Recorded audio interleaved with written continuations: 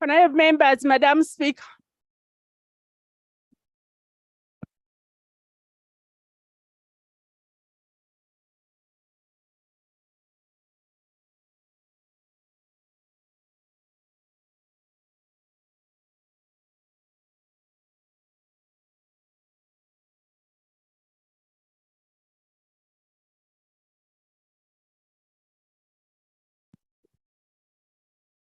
Prayer. Almighty God, who in faithful and prudential goodness have appointed for leaders and parliaments for the welfare state and just government of humanity, we beseech you to look upon with the abundant favor these your servants, whom you've been pleased God for the performance of such trust in this land. Let your blessing descend upon you assembled, and granted may as in your presence, treat and consider all matter that shall come by their deliberation, is so just and faithful in manners promote your honor and glory, and to advance the good of those whose interests you have committed their charge.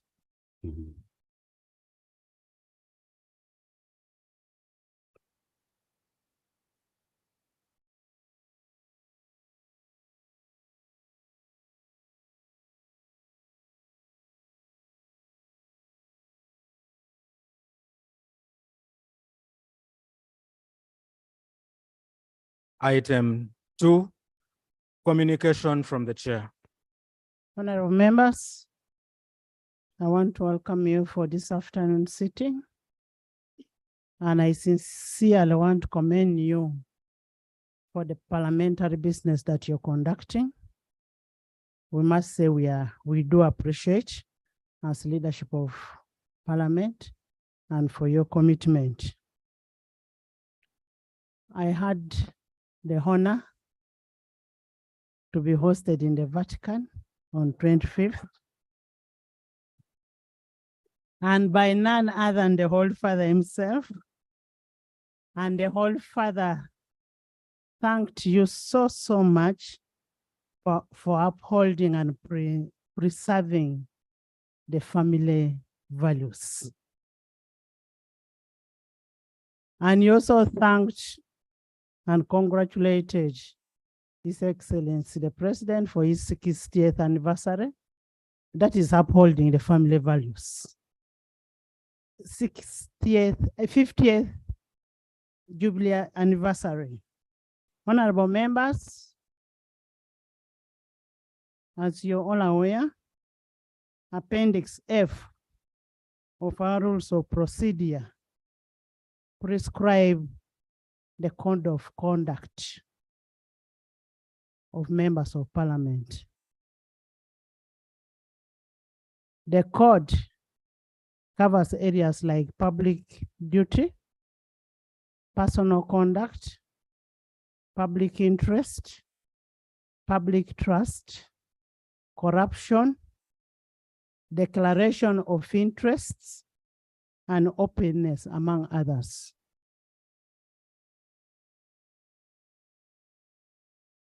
It has also come to my knowledge that some members of Parliament, and I will not be shy to say this, you know, when you're in this seat, you use both stick and carrot for the good of the institution.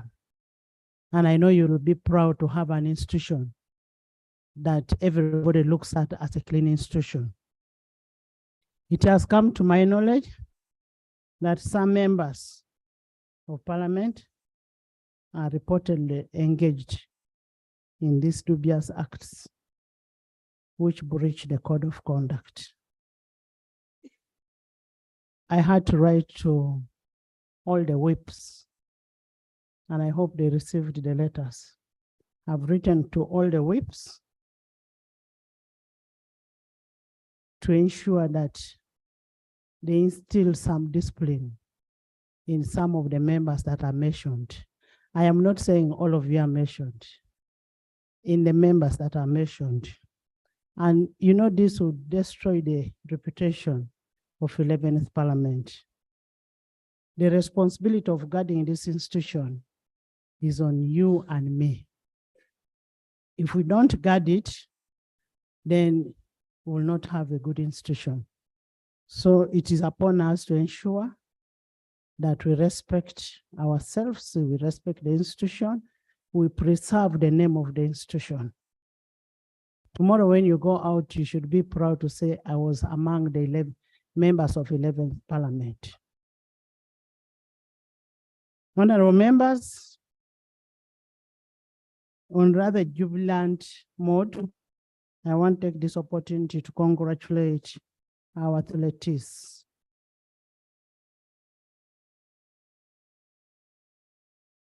We have got 2 gold medals, and that is courtesy of Joshua Cheptegei and Victor Chiplangat in the marathon. I want to congratulate Team Uganda, and I know the government chief whip was there. Congratulations. Thank you for bringing the medals. And as we celebrate this achievement, we need to match it with the logistical support to these people. We need to fund the sector to ensure that they are fully funded, they get the money, they are facilitated. But in the same vein, I also want to congratulate the sports fraternity for the law that has been assented to. The sports law was assented to. It's now upon the minister to bring the statutory instrument to ensure that the implementation of the law is put in place. I want to thank His Excellency for assenting to those laws. He also assented to the Financial Institutions Act, and that is a very good achievement for us as a country. Honorable members, I will vary the order paper and accommodate a motion from Honorable Akamba Paul, seeking leave to introduce a private member's bill entitled the Magistrates Court Amendment Bill. Honorable members, this morning I had a privilege to meet one of the Uganda's decorated artists. I don't know if she's in the gallery. I met Madame Chan, she's there. Jackie, you're welcome. Chandiru, you're most welcome. Last week, we passed a bill in this house on narcotics and narcotic drugs. She came to me this morning and told me her experience. I want you to listen, get time and listen to her experience. What she has gone through because of being a drug addict. She has gone through a lot. And I am happy we have some few Ugandans who can come out and speak out. We want to thank you so much for opening up. That will be able to help our children outside there, should be able to help the public on how they should guard on drugs. Jackie, we want to thank you as Parliament of Uganda. We pledge to work with you to ensure that we reduce the effect of drugs in society. We will even call you to have a talk with our members of Parliament, with the staff. These drugs, we'll invite you to come and have a talk with us. We all need that talk. It's a hard talk, but we need it. We want to thank you so much, honorable members.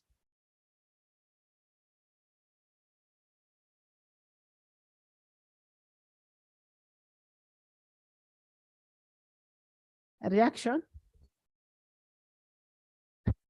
I want to promise you that I'm not going to allow a lot of reaction because I have a congested order paper. Yes. Yeah, thank you, Right Honorable Speaker. Right Honorable Speaker, I first of all want to wholeheartedly congratulate you upon your visit to the Pope and I thank God that I've taken the blessing to be the first to congratulate you in the parliament. And I know Honorable members, you blessing- all have the blessings the from blessing the will Pope. pour directly. You all have the Pope. blessings, and the Pope wishes you well and prays for all of you. Right Honorable Speaker, I rise on your communication and I want to add my voice, Right Honorable Speaker, on the issue of our sports people and especially the sports field in this country, Right Honorable Speaker. Right Honorable Speaker, as Parliament, we do our part and appropriate money for football, for netball, and for every sports field in this country, Right Honorable Speaker. But Right Honorable Speaker, whenever you interact with these people, they do not receive all the money that Parliament has appropriated for them. We celebrate when we are successful. We celebrate when Cheptengei wins. We celebrate and jubilate together. But Right Honorable Speaker, when will government sort this out completely?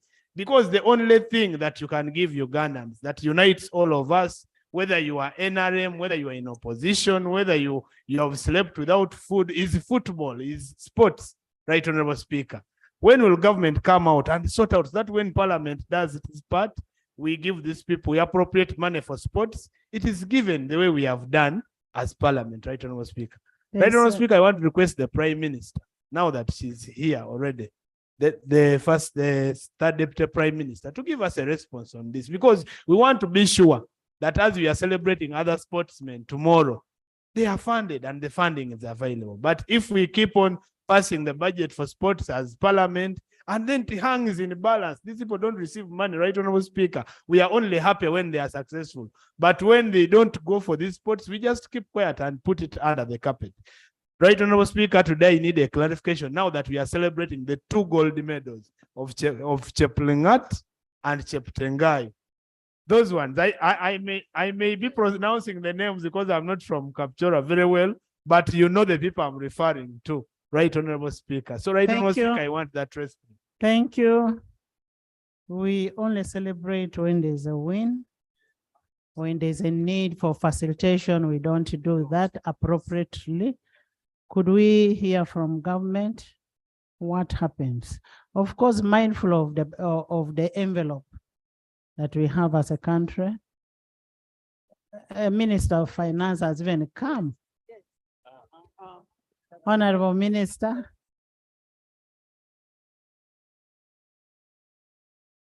Thank you, Right Honorable Speaker. I welcome you back from that holy place, and we thank you so much for all the blessings that you brought to us. Right Honorable Speaker, I know there is a budget for sports, but it depends. I think the budget depends on what has been collected in the envelope. So the releases depends on that. Right Honorable Speaker, that's what I can say for now. There's a clarification on this side. I thank you, Right Honorable Speaker. Right Honorable Speaker, it is true Parliament does appropriation. Money goes to National Council of Sports, and National Council of Sports sends this money to some of these federations. But what is also true, Right Honorable Speaker, is that there is a lot of financial mismanagement in these federations. The Public Accounts Committee has been investigating sports, especially National Council and the federations. And we've been able to discover a lot of maladministration and financial mismanagement. As a matter of fact, monies go to these federations and it does not reach the players. Honorable, are you discussing your report now? The fact is the money does not go to federations in time, and what is appropriated is not received by federations. What should follow is the accountability aspect. That is what you're supposed to do as an oversight. What is important as of now? I want to find out in this quarter, how much have you given to sports? If you don't know, I can tell you offhand, you have given 4.3. instead of 15 billion.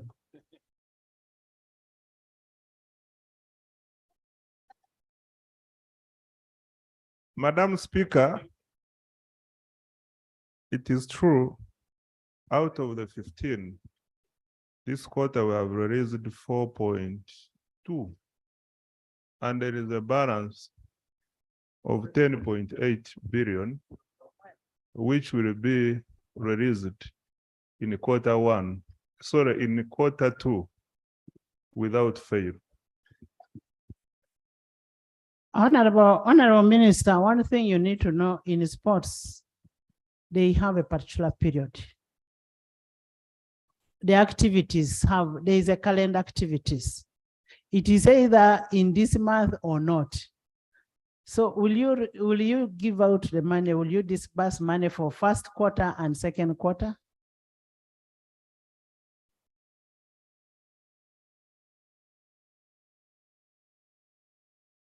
Madam Speaker, what I can assure you and the House is that as much as possible, all the budget released, all the budget for sports shall be released. The only challenge I have now is the cash flow challenges, but the commitment to release it is there, Madam Speaker. Thank you. Honorable members, he says the money is going to be released.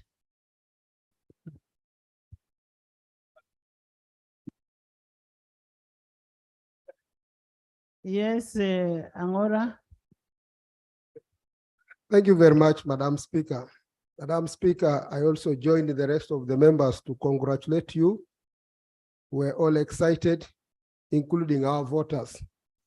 In fact, your visit to Rome has trended everywhere. We congratulate you for the good messages that came from there.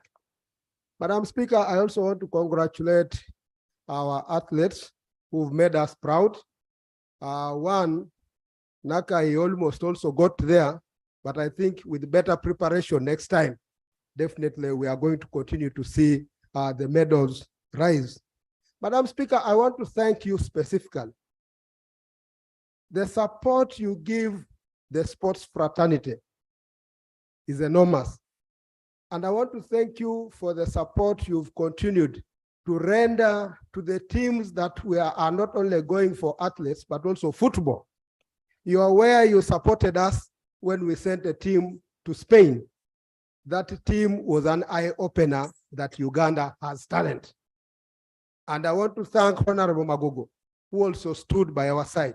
As I speak to you now, Madam Speaker, through those efforts, we have now Scottish League 3 players who are rising in the rank. And just last week, we sent another 2 players. These ones have already accessed clubs in Europe, and one started on the weekend. Over the weekend, one started as a goalkeeper for one big club abroad. And as I speak to you, the names are Madoy. Madoy has joined in. We have Mwerusi Ali. I will give you the details with the time. Mwerusi Ali started today. He started over the weekend in one of the clubs in Italy. And allow me, to get people there is a process. Is a process. And that is why I'm thanking Madam Speaker. As I speak to you now, this evening, Madam Speaker, another 2 boys will be flying out this evening. And this is all because of your good support, quietly. So where at times government does not come in very fast, the good working relationship and mobilization that the Speaker puts, and also through the Honorable Magogo, we are already preparing to have a team that will support us when we shall be hosting the Africa Cup of Nations here in Uganda. Thank you. Others of Angura here and many others. I thank you very much. Thank you. Honorable members.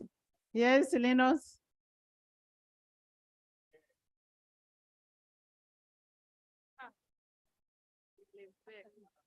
Thank you, Right Honorable Speaker. I would like to commend you for the journey from POP. It was a holy journey indeed, and I'm happy I was part of the delegation And as I speak now, I'm filled with a lot of holiness. The message about family values was a good message.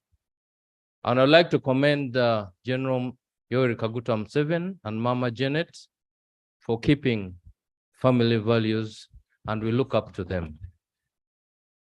Today, Honorable Hasman is not smart for nothing, or is not neat for nothing. We spent the whole day yesterday in hospital as he welcomed a baby. I want to congratulate him also for that good work of keeping family together. I thank you, Right Honorable. Thank you. Honorable members.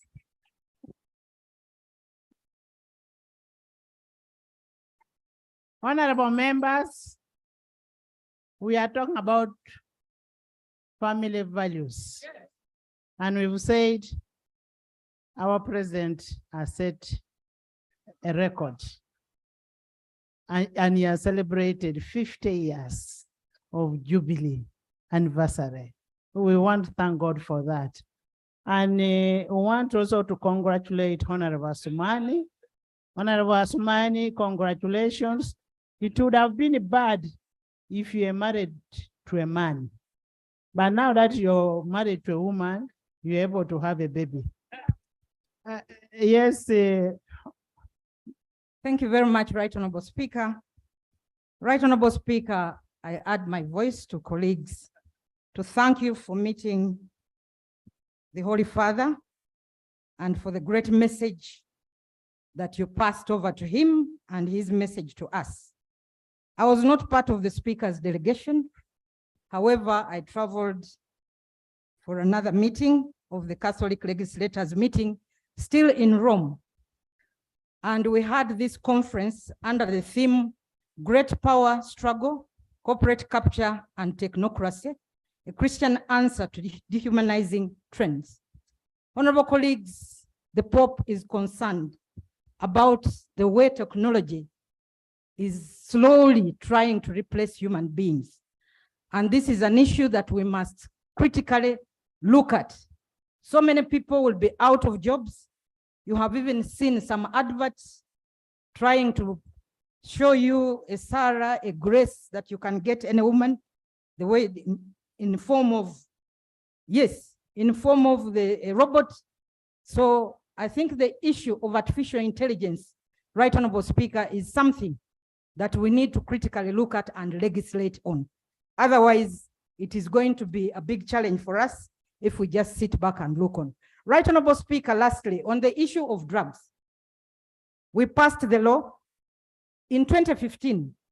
Government forever did not work on the regulations, despite the various reminders that I personally made to the Ministry of Internal Affairs.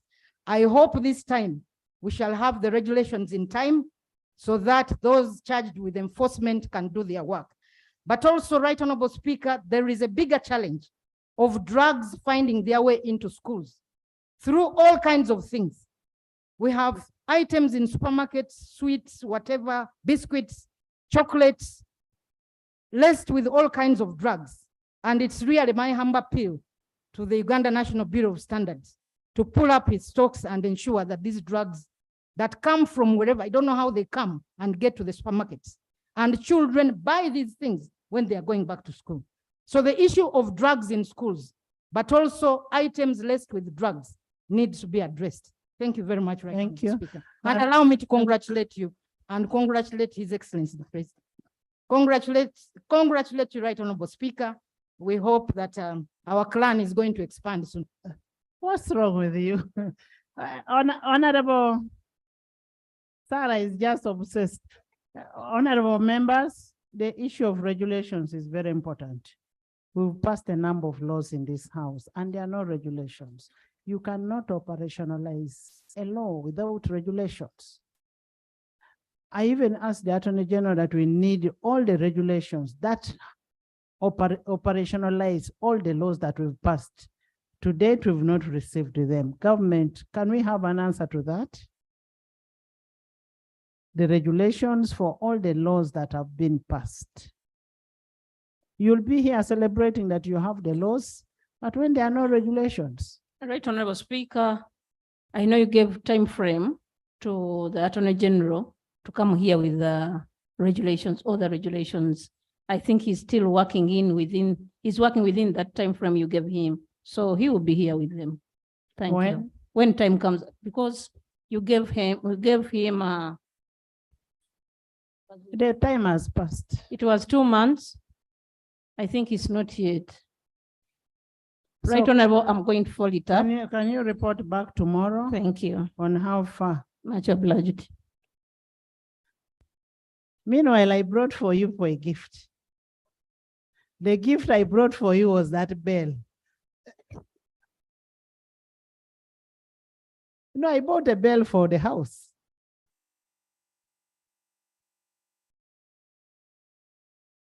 Yes, Uncle, my neighbor.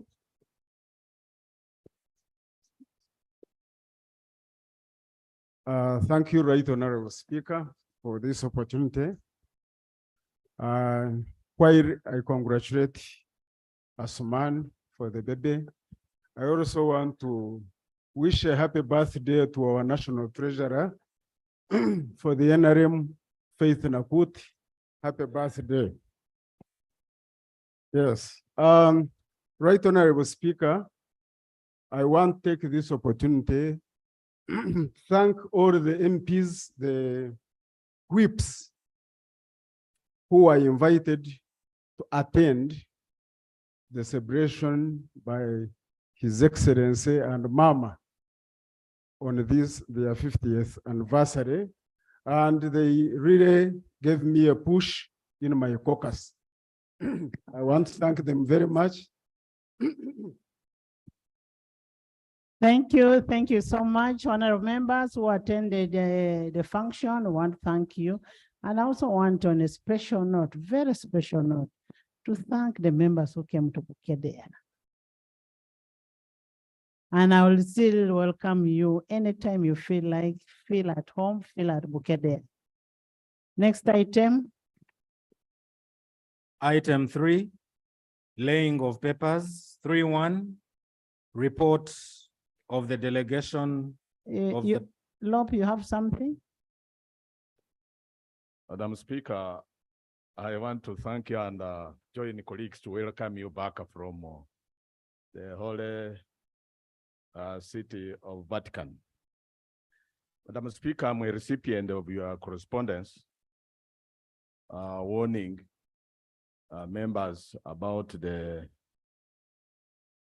financial impropriety and solicitation and the subsequent establishment of the complaints desk in the clerk's office. Madam Speaker, you are spot on, because at this level, we ought to be men and women of proven integrity and of impeccable character. But the truth of the matter, Madam Speaker, is that this institution, incidentally in Uganda, is much more hated than loved by the public. And the public, we ought to be on a sharp alert, may use this opportunity also to get at members by concocting all manner of stories, although it doesn't rule out the fact that also this house comes and curves around us with all manner of temptations, especially those that are in accountability committees.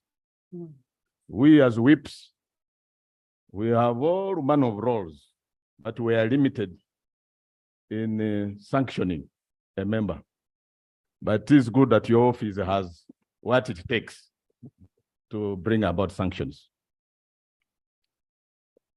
That aside,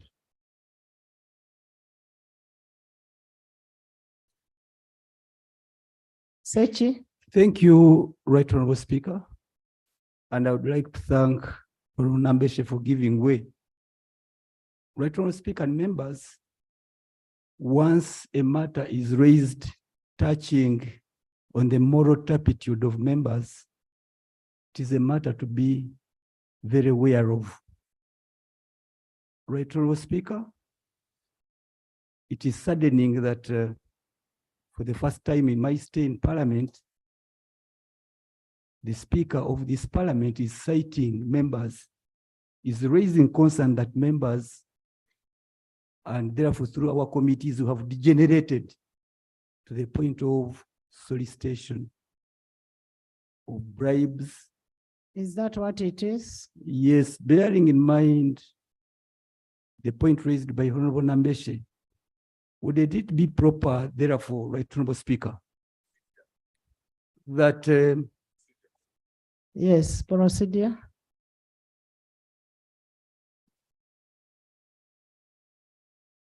Thank you, Right Honorable Speaker, for the opportunity.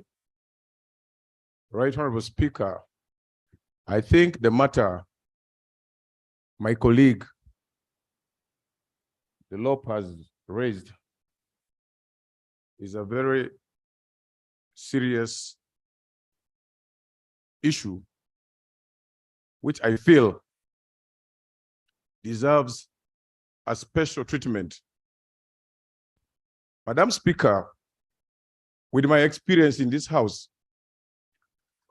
wouldn't it be procedurally right for this matter to be handled by your office with utmost urgency and also in line with the legal committee? Wouldn't it be procedurally right for your office to handle this matter privately than raising it on the floor of Parliament? Honorable members, I wrote to the whips. It is the whip who has opted to discuss it. And I wanted the whips to take actions as the leaders of political parties. That is why I wrote. If I wanted, I would have come to the House and read the letter to the House. But I wrote to the whips. And let's not just say that the public does not like us. No. We will only take an action if there is an evidence. It should be evidence-based.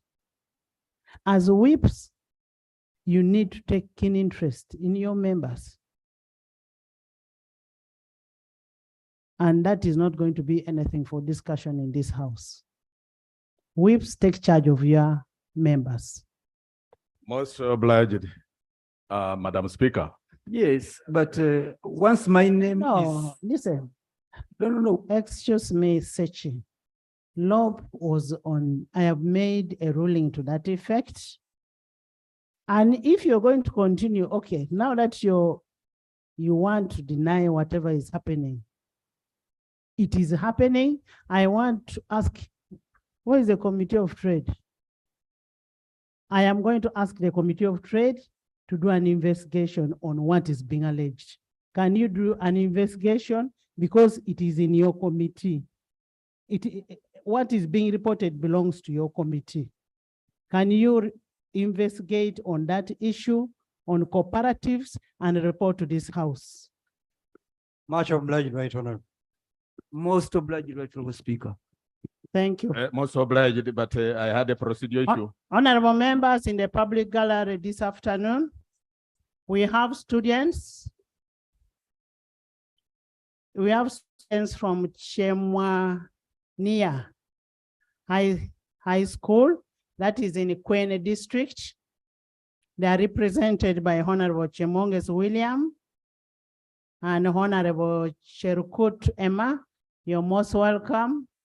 You have a very good leader. When you go back, tell your parents to vote them back. Even Honorable Soy. Hey, that was your school. Honorable Chema Sweat is also there. He's one of the best. Yes. Thank you so much for coming. Join me in welcoming the students and the teachers. Yes. Madam Speaker, a brief one is to join you in the praises to our gold medal honors and finalists. But Madam Speaker, as a matter of procedure, last week when we were praising the sterling performance of Jeptekei. And then the issue of the National High Altitude Center in Teriet in Kapchorwa came up. The minister pledged at the express instructions of the speaker, directive of the speaker, to come here with a comprehensive statement refuting the claims about the shoddy works on the construction of that center. And it was supposed to be today, which has not yet, it is today. In fact, even it is today, Madam Speaker. Even the member of Quen is in total support because his memory serves him better than my good friend here. So can we have a motion thanking and paying tribute to the athletes and then a response to that effect? And then we'll debate. I don't see the minutes of sports here, but let's have a motion on the floor. Let's have a motion.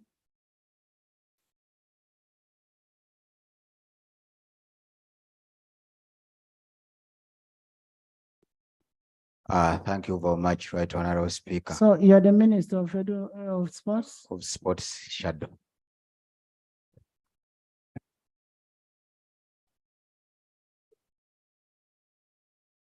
Yes, Shadow.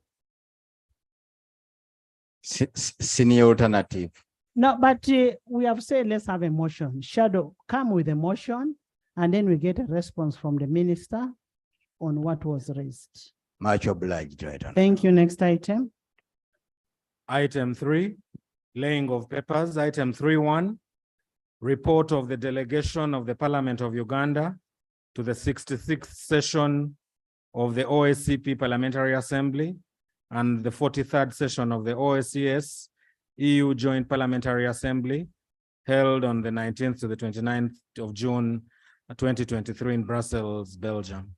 Honorable members, this report is laid pursuant to Rule 33 of the Rules of Procedure, and I'll require the chairperson, who is none other than Emat Cecilia, to make a brief summary of the report, highlighting the lessons that were learned and the recommendations. And thereafter, this report will be deposited to the library for your own use, for easy access. Honorable Cecilia. Thank you, Madam Speaker. Madam Speaker, I stand here to present a report of the delegation from the Parliament of Uganda to the 66th session of the OACPS Parliamentary Assembly and 43rd session of the OACPS EU Joint Parliamentary Assembly held from 19 to 29th of June in Brussels, Belgium. Right Honorable Speaker, I will not be able to go through the report as the rules compels, but I will be able to highlight just a few issues of interest to this House. First of all, Right Honorable Speaker, the European Union is still insisting on us operating a separate entity. That's the African group, the Caribbean group, and the Pacific group. And we went through the rules of procedure for the 3 separate entities. This, of course, hurt us a lot, but there was nothing we could do because they said the Council of Ministers had already agreed to the general principle. So we agreed to the general principle of the rules of procedure for the 3 separate houses. But all of us were more or less similar, but we focus more on the African region. The most important thing, which of course of interest to this House, is that the Ugandan delegation played a critical role in amending the rules to make it favorable for our operations in the Assembly. So I think that is where Uganda should feel proud of our leader of delegation, the deputy speaker, and the membership of the delegation. Finally, Right Honorable Speaker, we were very hurt that it looks as if the theme of the assembly, particularly the closing session, was targeting Uganda, because the deputy president of the European Union Parliament came with that theme in his mind. And what he said was to condemn Uganda and any other country that would want to go against the homosexuality practice. Now, this to us, we felt that as Uganda delegation, it was unfair to us because we are legitimate members and we did not join in order to forego our sovereignty. And we did demand that the European Union must withdraw that statement. And I hope the diplomatic team will follow it up. But Right Honorable Speaker, we cannot continue transacting business after we were condemned officially, and we were condemned even knowing very well that the terrorists attacked Uganda. So we were suffering from the attack of terrorism. At the same time, we are being condemned by the same people who should be protecting us, Right Honorable Speaker. Finally, Right Honorable Speaker, the committee was able to pass a number of resolutions, which I will read just for record. Number of resolutions which are of interest to us. First of all, we have been able now to formalize the Women Forum, which will now be institutionalized with a budget to ensure that we follow up how the women emancipation issue is being handled by OACPS and European Union. We also have now formalized the Youth Forum, and that will also be followed up with a formal budget and institutionalization. Right Honorable Speaker, the resolutions which were passed, of course, you'll find them in the library, but briefly, Right Honorable Speaker, the committee one was able to deal with enhancing cooperation on maritime security and promoting the rule of law on the seas. And I want to put on record that Uganda was on record to condemn the damming of dangerous chemicals on African seas. This is a very dangerous issue, and I think we need to follow it up at all forums. Committee 2 was able to come up with a list of non-cooperative tax jurisdiction and list of third countries regarding anti-money laundering and counter-financing of terrorism. Right Honorable Speaker, third countries are being targeted for not following the law of anti-laundering. Even some of us who have done so much on that line, we are being condemned that our laws are still not strict enough. The Committee 3 came up with strengthening parliamentary solidarity and political will for road safety in member countries of the OACPS and EU, including safe infrastructure.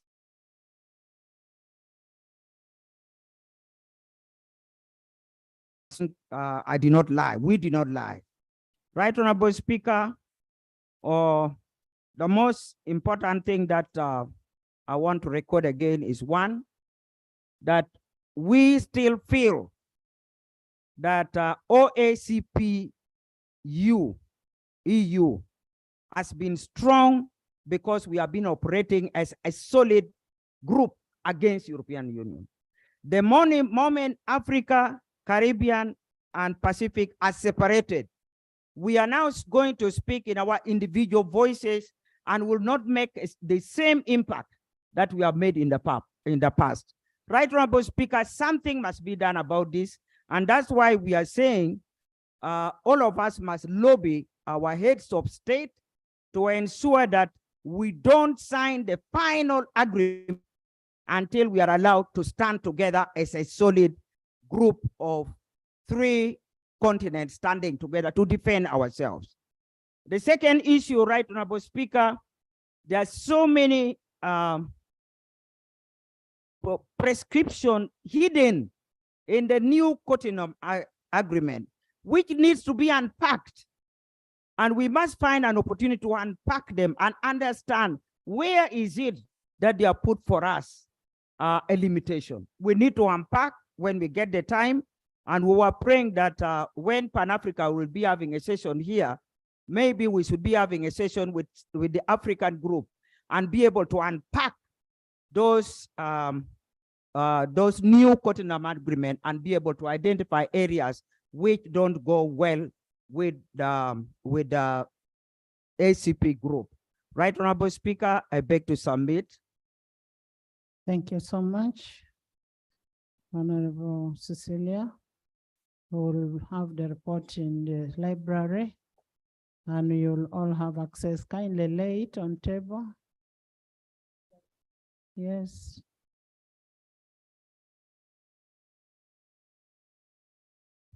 Thank you, Right Honorable Speaker. Right Honorable Speaker, it is not the first time we are talking about this post-Cotonou agreement.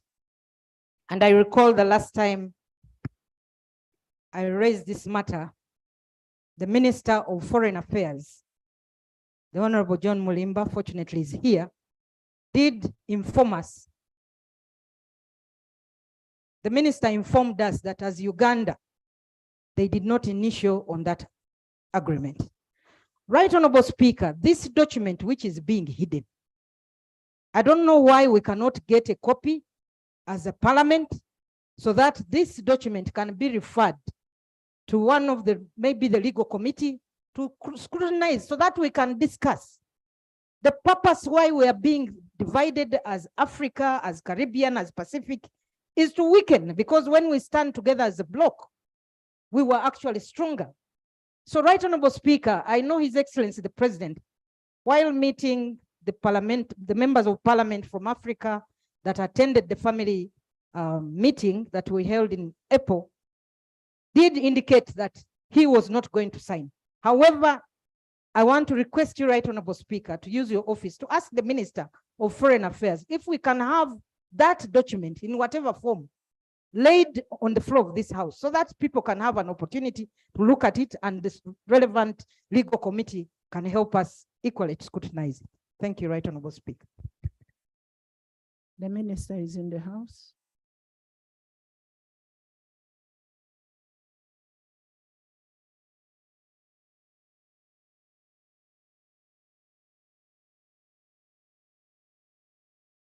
Right Honorable Speaker, thank you. Indeed, I want to acknowledge that this matter came up that time, raised by the Honorable Sarah Pendi. Madam Speaker, the responsibility of foreign affairs. And I want you to respond in according to Rule 40. Check Rule 40. Madam Speaker, the responsibility of foreign affairs, in as far as treaties, conventions, and agreements concerned, is to act as depository of concluded treaties, conventions, and agreements. When they are not concluded, we cannot pursue them.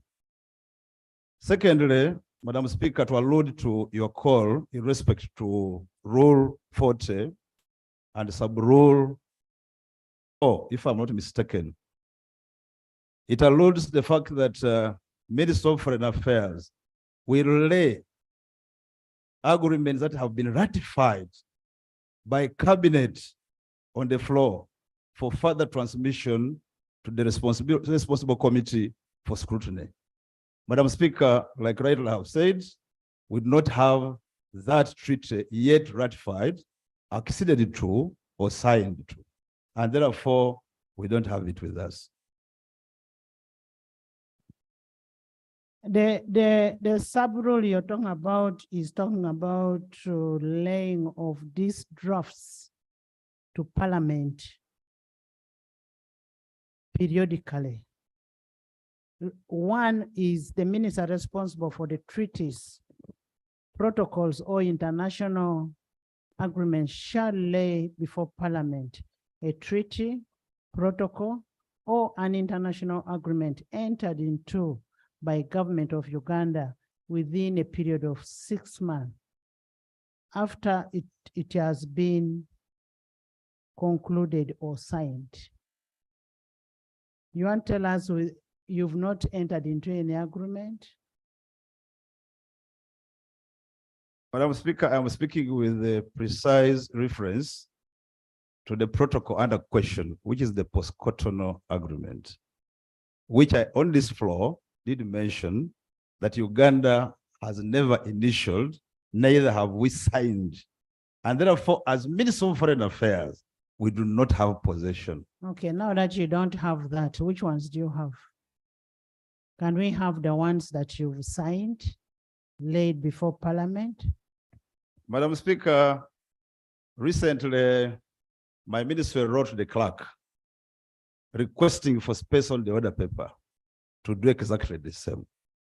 And I'm very sure that that letter was received because we have received a copy with our ministry requesting that we lay a protocol which recently was passed by cabinet on this floor.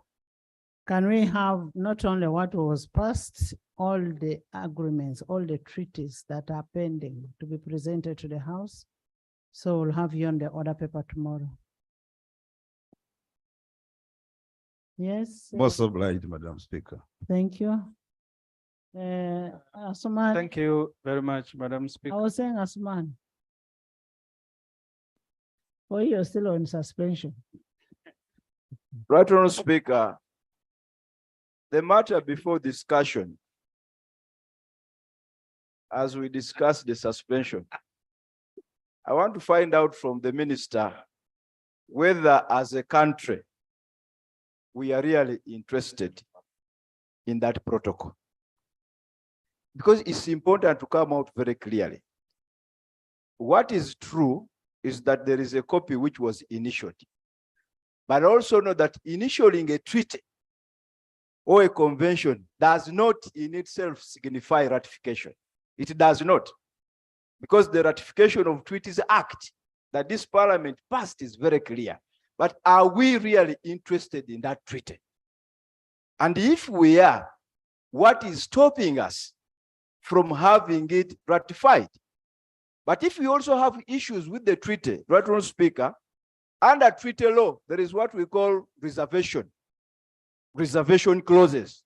You get a treaty, you are uncomfortable with the provision, you express a reservation. What that means is that that particular provision will not bind the country. So you have the treaty signed subject to reservations. So what is stopping us from having that treaty concluded so that we cease to have this ping pong that seems to be affecting us? Why are you initiating a document that you don't want to bind you? I think, Right Honourable Speaker. Where is the document which was initialed? No. First of all, Right Honourable Speaker, the document which was being referred to by Honourable Saro Pendi, at that time, there was confirmation here that it had actually been initialed too by the minister. I am saying, where is it? They have it. They themselves. Let's talk with the facts. Yes. Yes. Madam Speaker, Honorable Basaliro has made a reference to the Treaties Ratification Act. And under that law, it is either cabinet or parliament that must ratify treaties. So I wanted him to clarify to me who is responsible for ratifying that treaty we are talking about. Is it cabinet or it's parliament? If it's cabinet, we will have to ask cabinet why they are not ratifying it. If it is parliament, Madam Speaker, you will have to provide leadership so that we can ratify that treaty. Thank you. Yes. Right Honourable Speaker, our constitution in Article 123 talks about execution of treaties, conventions, and agreements. And specifically, clause 1, the president or a person authorized by the president may make treaties, conventions, agreements, or other arrangements between Uganda and another country and international organization or body. And that what Parliament does ratification, because ratification is actually domestication. So conclusion of a treaty, the one who signs is actually the president or a person authorized by the president. This is what our constitution says. There's a procedural matter. Thank you, Madam Speaker. Madam Speaker, I think you ruled on this matter. And you clearly said tomorrow the ministry will be on the order paper. You should come and relay any other document that they have so that we can go through. So, Madam Speaker, are my colleagues procedurally right to continue debating on a matter that you've ruled over? Thank you. Actually, that's why we missed you, Leone. Honorable members, tomorrow we shall have the treaty. All the treaties laid on table. We also have the treaties that we refer to the Committee of Foreign Affairs. That is as per Rule 40, Sub-Rule 2. The report should be ready soon. Chair, when do we have the report on treaties? You're supposed to examine all the treaties.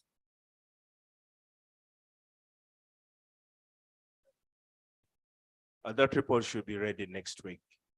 Right on. We need to have that report and see how many treaties were ratified, and we will debate on that issue. Yes, Budu, Nsereko.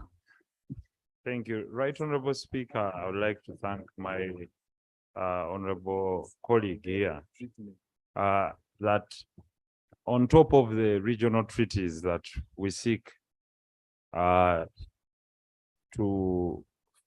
that you present to this House, there is something that is making rounds in the minds of people, was the bilateral that was signed between the government of Saudi Arabia and the government of Uganda on externalization of labor. You've heard our young people, they are starting to say that there have been deductions on their wages and that their employers have been instructed to deduct certain amounts of money from their wages at the request of some agencies from Uganda in lieu to a contribution meant for their social security.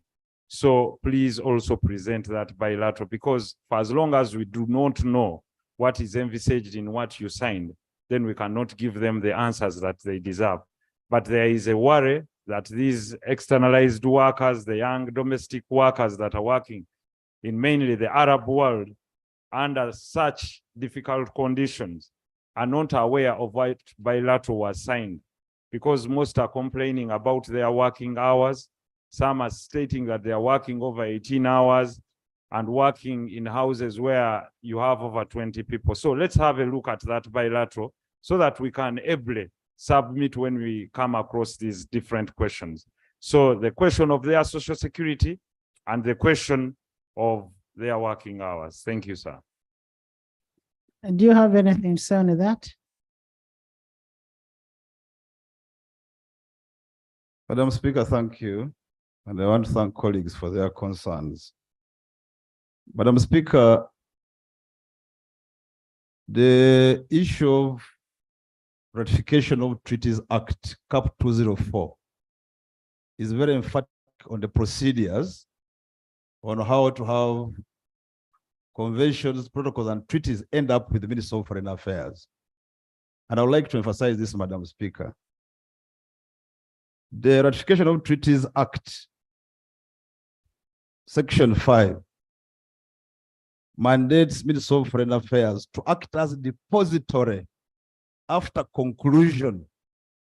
I do agree, Uganda has signed with the Royal Kingdom of Saudi Arabia. But before they are deposited with the Minister of Foreign Affairs, Madam Speaker, we can't go searching for them. And as far as I'm concerned, Minister of Foreign Affairs is not depository yet. So therefore, we will be constrained to bring any information with respect to that. And I know the respective MDA is Minister of Gender. Thank you. I thought it was collective responsibility. Cabinet passed that, and it was from cabinet. You mean you're not coordinated? Madam Gender, Speaker, Madam foreign Speaker, affairs? most obliged. Yes, we play a collective responsibility, but in this very law, if you look at ratification of treaties, No, we are talking specifically on this agreement of I am Saudi co- Arabia and Uganda. It's about our children who are working there. Yes, Right Honorable Speaker, there is something that is so controversial. Our young domesticated children were supposed to receive a certain cap of wages. And what happened, the Ministry of Gender or the Republic of Uganda entered into an agreement because there was a lot of hulabalu, you remember. There was a lot of talk about how they are being treated. And our girls, and we are saying it's good for them to go and work, but they are saying even the little monies they have been getting, someone is threatening to impose another collection of social security without them being aware.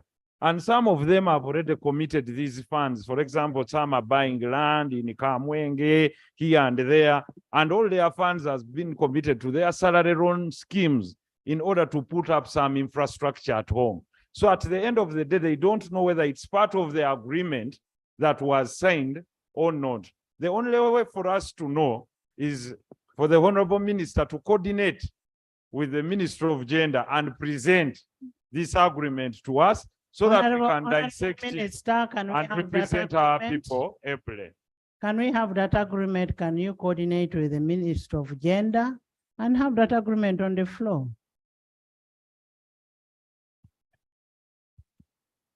Madam Speaker, I do agree. The role of coordination rests in Minister of Foreign Affairs.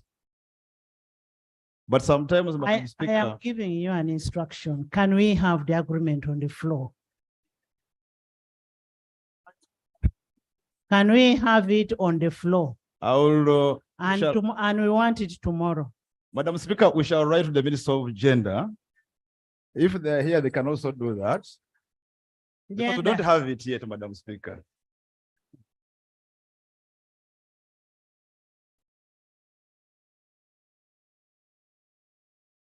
Thank you, Right Honorable Speaker. It is very true that the government of Saudi wrote to us telling us that, but as we speak now, Right Honorable Speaker, we are in negotiations with them because we gave them our minimum wage. So, Right Honorable, maybe What was we there in can. the original? What was there in the original agreement? Right Honorable Speaker, I was requesting that you allow us to present this tomorrow. Thank you so much. No problem. Bring it tomorrow and present it. Next. Item 3.2, report of the Committee on Foreign Affairs on its oversight visits to A, the Consulate of Uganda in Mombasa, B, the High Commission of Uganda in Nairobi, and C, the High Commission of Uganda in Dar es Salaam.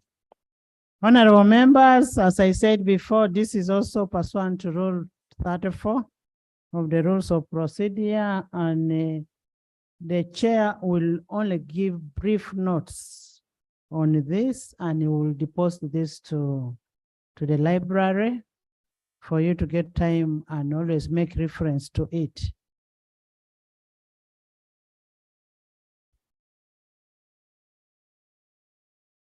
Thank you very much, Right Honorable Speaker, for the opportunity to be able to present this report at law table, our findings when we went for the oversight visit.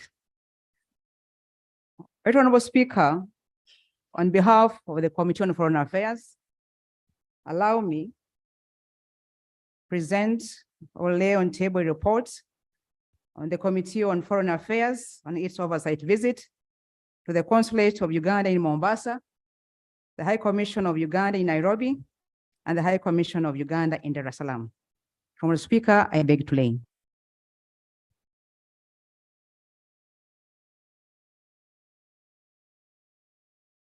Honorable Speaker, I want to appreciate you as a Commission on Foreign Affairs for supporting us to execute our mandate in the missions, that 8 of them in number, and we've been able to move some of them, and we are here giving a number of reports. In accordance with Rule 33, Sub-Rule 1 of our Rules of Procedure, as I've indicated, I've laid the report on table. But also, Right Honorable Speaker, in accordance with Rule 33, Sub-Rule 2 of the Rules of Procedure, I beg to represent a brief summary of the report and highlights of the key observations and recommendations contained in the report an oversight visit to the Uganda Consulate General in Mombasa, the Uganda High Commission in Nairobi, and the Uganda High Commission in Dar es Salaam. Honorable Speaker, as a committee, we had a number of terms of reference we're looking at, and among them, we had to establish the status of mission charters, to establish the status of missions infrastructure and their capacity to implement economic and commercial diplomacy. We also had to assess the staffing levels of foreign service officers and matters pertinent to human resource, and among others, also to examine the relation between missions and Ugandan nationals living within their respective areas of jurisdiction. Honorable Speaker, many of these issues in our missions are cross-cutting, and therefore the observations and recommendations that we're coming up with in summary are also cross-cutting, and I want to be very brief. One of the issues we're looking at are the issue of property and property development. Uganda owns a number of properties in Mombasa, and Mombasa alone has got 23 properties which are managed by Uganda Property Holdings Limited. And a list of these properties, Madam Speaker, I would like to lay on table 23 properties that belong to the country or to our government, Uganda. In Nairobi, government of Uganda also owns Uganda House. It's a prime commercial structure located along Kenyatta Avenue in the central business district. I want to appreciate government for the money that have been extended to this mission this far. The renovation of Uganda House is going on, and I request government to complete the remaining monies that we can be able to fully complete it, because you know that we shall be able to increase our NTR if the structure is Honorable members, don't go. We have a bill, and you know, with the bill, we need a quorum. Koluo, come back.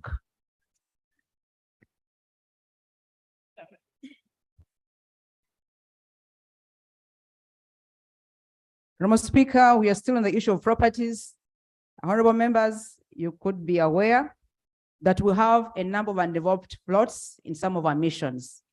And as a country, we risk losing these very, very strategic plots.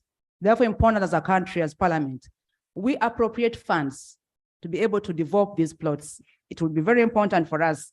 And if we do not, it's going to be a very big embarrassment for us as a country. In Dar es Salaam alone, we've got an undeveloped plot, very prime indeed. Secondly, official residence of the High Commission was condemned, and therefore it's not being occupied, but we are having a lot of costs in trying to maintain it. It's as if it's also not being occupied, and fully aware that we are supposed to relocate Dodoma. This specific mission was not given monies for development. Therefore, important as parliament, as a country, we try to appropriate funds to Dar es Salaam to enable us have a phased way of developing. The plot was given to us 2 acres of land by the government of Tanzania to prepare for relocation. Honorable Speaker, and economic and commercial diplomacy. The East African region remains a vital and strategic market for Ugandan's exports, where Kenya and Uganda have been top trading partners for decades, despite some bilateral trade challenges. It is very unfortunate that some time back, Minister of Foreign Affairs and yet government came up with a project, and very key indeed in appropriating funds under ECD. The pilot project was 7 missions, but to date, even the 7 have been reduced to 5.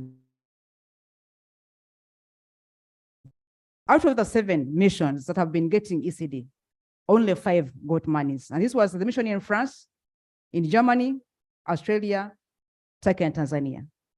We thought that would have been the interest of government to have a roll out of some of these activities. But to date, nothing has been done. on this very important activity. And yet we thought ECD would be like a cash cow on our missions abroad. And therefore, our missions abroad are grappling with limited funding for economic and commercial diplomacy.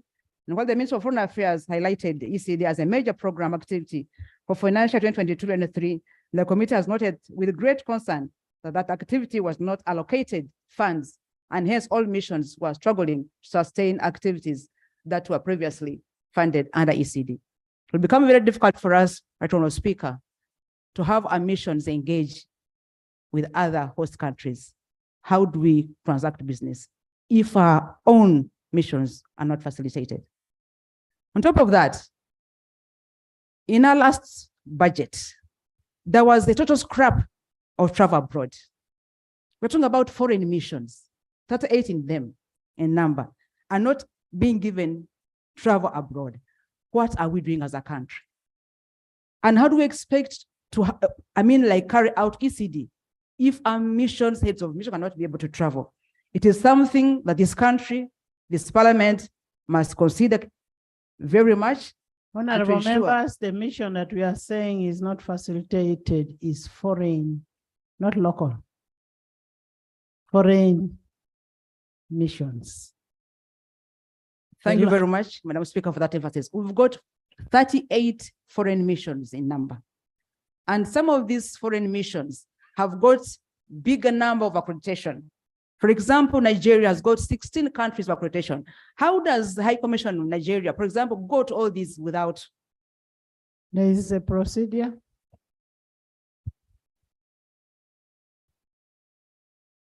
Madam Speaker, we invited the Chair of Foreign Affairs to present a report on Mombasa, Nairobi, and Dar es Salaam. She seems to be presenting a general report on all the missions, something she did when we were doing the policy statement. She mentioned cross-cutting issues.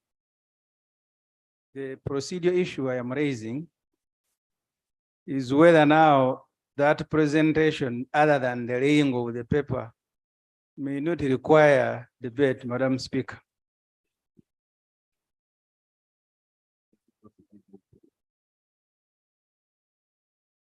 If you want to debate, I've said it's good for you for information. It's going to be in the library, and it is under Rule 34. It's according to the rule. She's just making a summary and giving cross-cutting issues that are affecting these foreign missions. So can you make a summary? Yeah, thank you indeed very much, Madam Speaker. Can you conclude? For that guidance.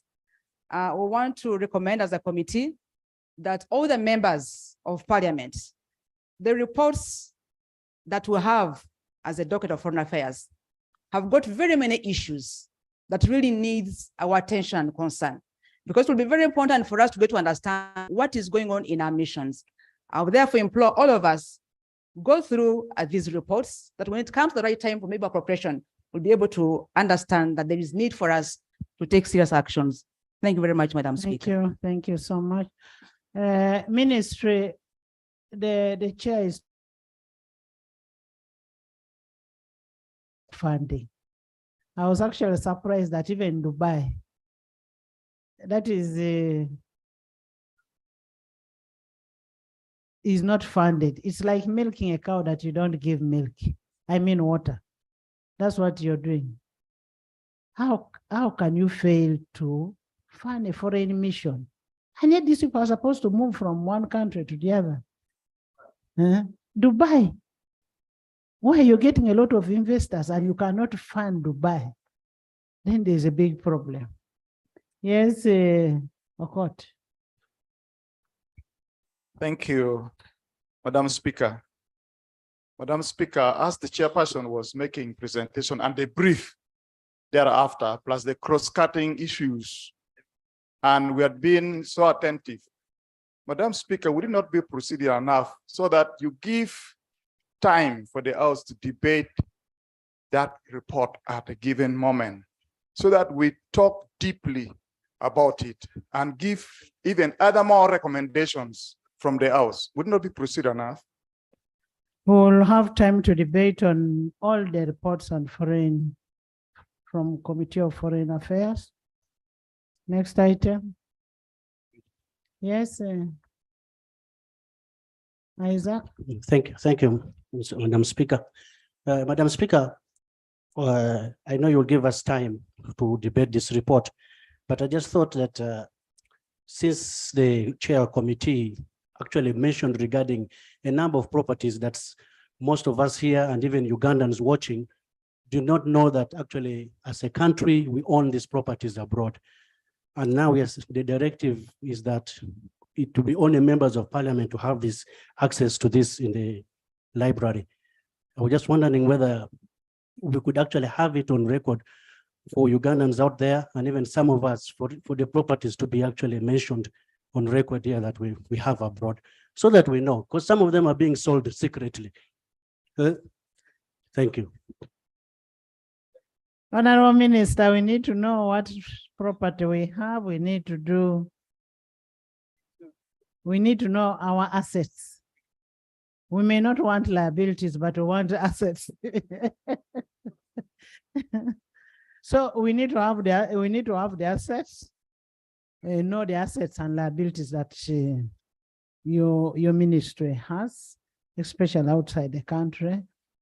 Because I've also had this. Anyway, I visited them when I was still in the committee. Those ones which are in Mombasa, the ones which are in London, whichever country. So we need to have that information in place. Yes. Thank you, Right Honorable Speaker.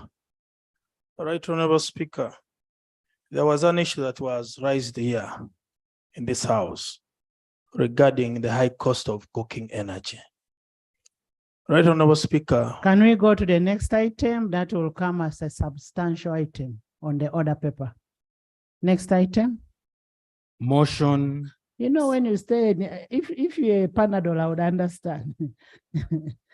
Yes, next item. Motion seeking leave of the House to introduce a private member's bill, the Magistrates Court's Amendment Bill. Honorable members, this motion is in line with furtherance of Article 94(4)(b) of the Constitution of Republic of Uganda, which grants a private member the right to move or initiate a private member's bill. As we all know, the prompt and effective, when you deprive a member from doing this, you're denying him justice.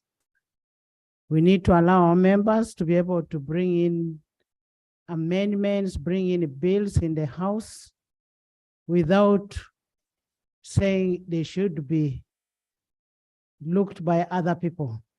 It is your right as a member of parliament, according to the Constitution.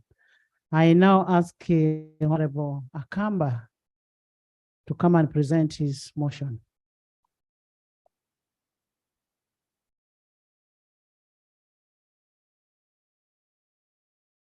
Thank you, Madam Speaker.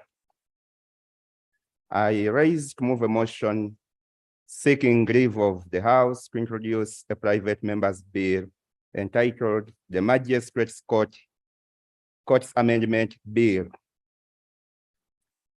I move under Rules 56, 121, and 122 of the Rules of Procedure of this Parliament. Whereas Article 79 of the Constitution of the Republic of Uganda empowers Parliament to make laws on any matter for the peace, order, development, and good governance of Uganda. And whereas Article 94, Clause 4B of the Constitution and Rules 121 and 122 of our Rules of Procedure permit a member of Parliament to move a private member's bill. Where that Articles 122 and 223 of the Constitution of the Republic of Uganda create the Office of the Director of Public Prosecution and Inspectorate of Government, respectively, and bestows on them the power to institute criminal prosecution against any person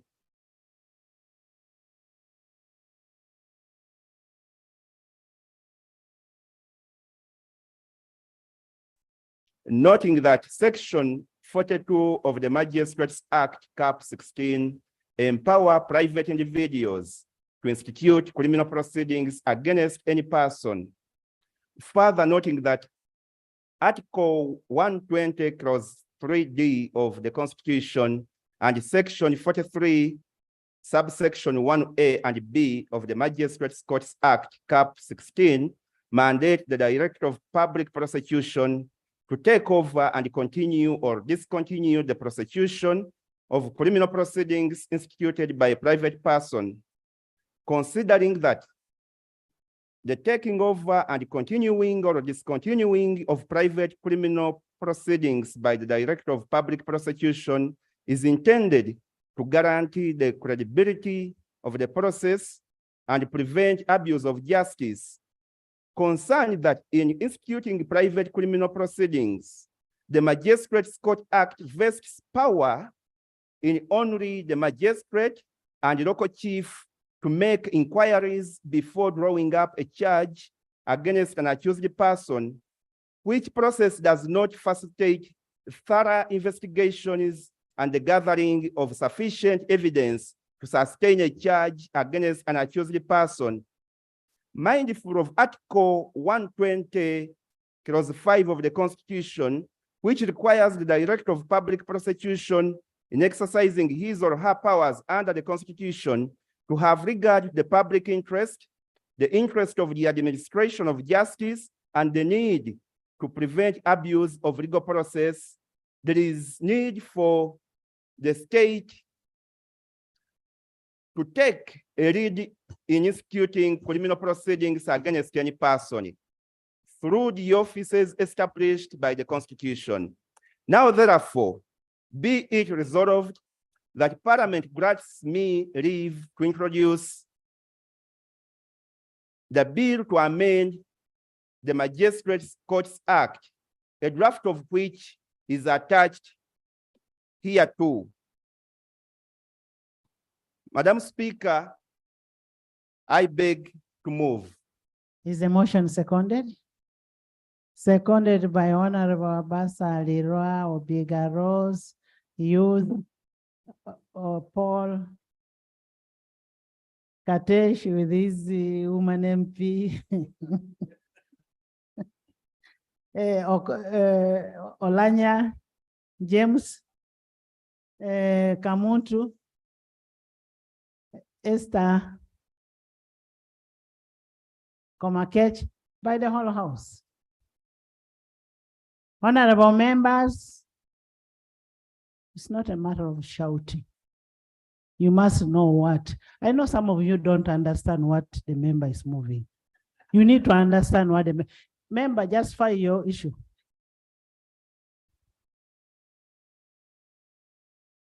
Right, Honorable Speaker, I wish to re-echo the provisions of the Constitution on the institution of criminal proceedings, which is Article 122, Article 120, Article 223 of the Constitution, create the office of the DPP and the office of the IG, respectively. Right, Honorable Speaker, the state is better placed to handle prosecutions as envisioned in the Constitution for the following reasons. Since the Office of the Director of Public Prosecution and the Inspector of Government are a creature of the Constitution, the state sets aside significant resources for the offices to carry out their roles. As such, the offices have employed a significant number of public prosecutors and established themselves in different parts of the country to ably handle prosecutions. The structures of the two offices have stood the test of time and grown to handle the institution of criminal proceedings. The officers also are vested with skills and competencies to institute criminal proceedings, which the magistrate or local chief cannot be said to have. Criminal proceedings by their nature require the collection of sufficient evidence. The Office of the DPP and the IGG carry out in-depth investigations before they can sanction a file.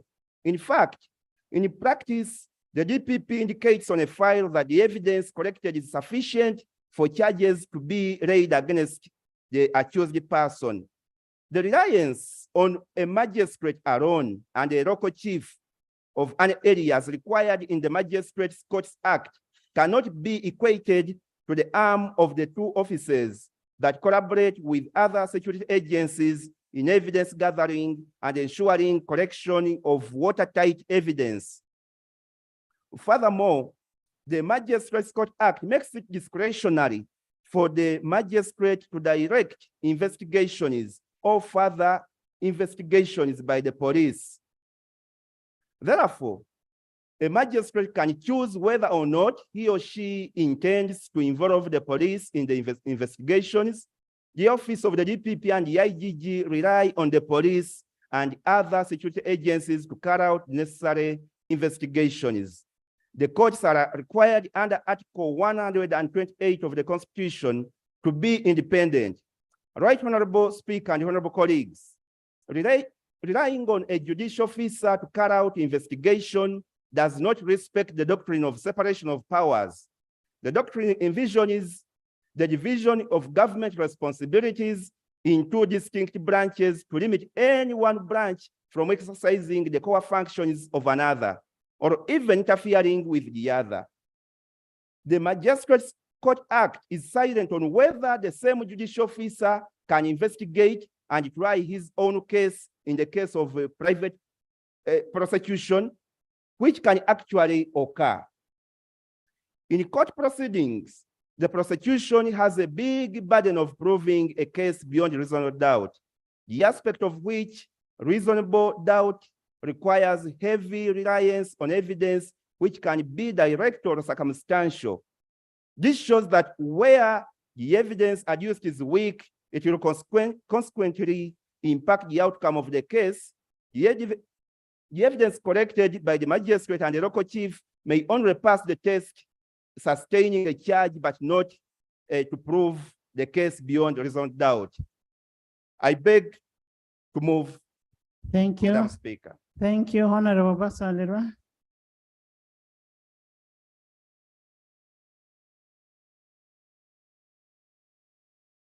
Much, Right Honourable Speaker.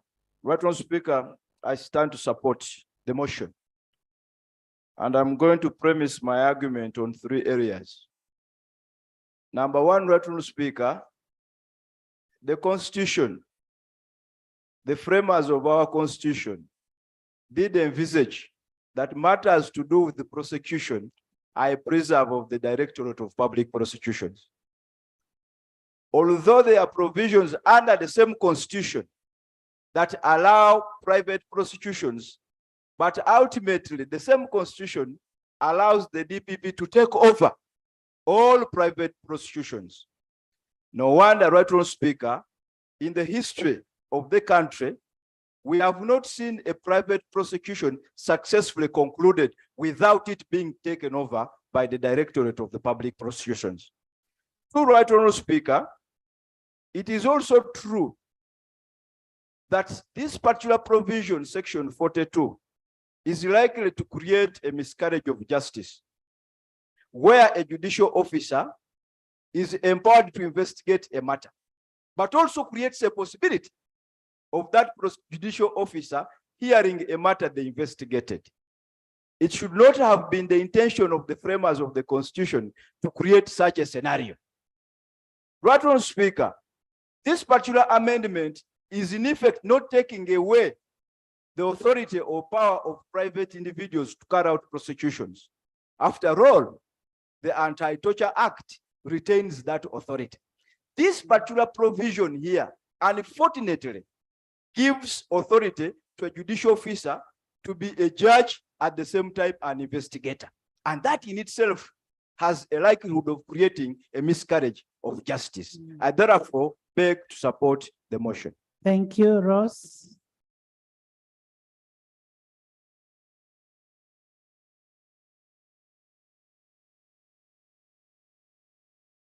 Thank you, Right Honorable Speaker. Right Honorable Speaker, in the same vein, I stand to defend this motion. Right Honorable Speaker, the presumption of innocence and the burden of proof is squarely on the prosecution, and it's to prove beyond reasonable doubt. Now, if we leave this particular section to the chiefs to justify, Right Honorable Speaker, definitely there will be miscarriage of justice. And we have a structured DPP with all the manpower and capacity to handle all the criminal cases in this case, in this country. And in this particular case, Right Honorable Speaker, I know they will be able to dispense justice, and they will do it professionally, other than having the chiefs involved in a critical area. Right Honorable Speaker, this particular area can also be abused, especially by political enemies or by any business enemies.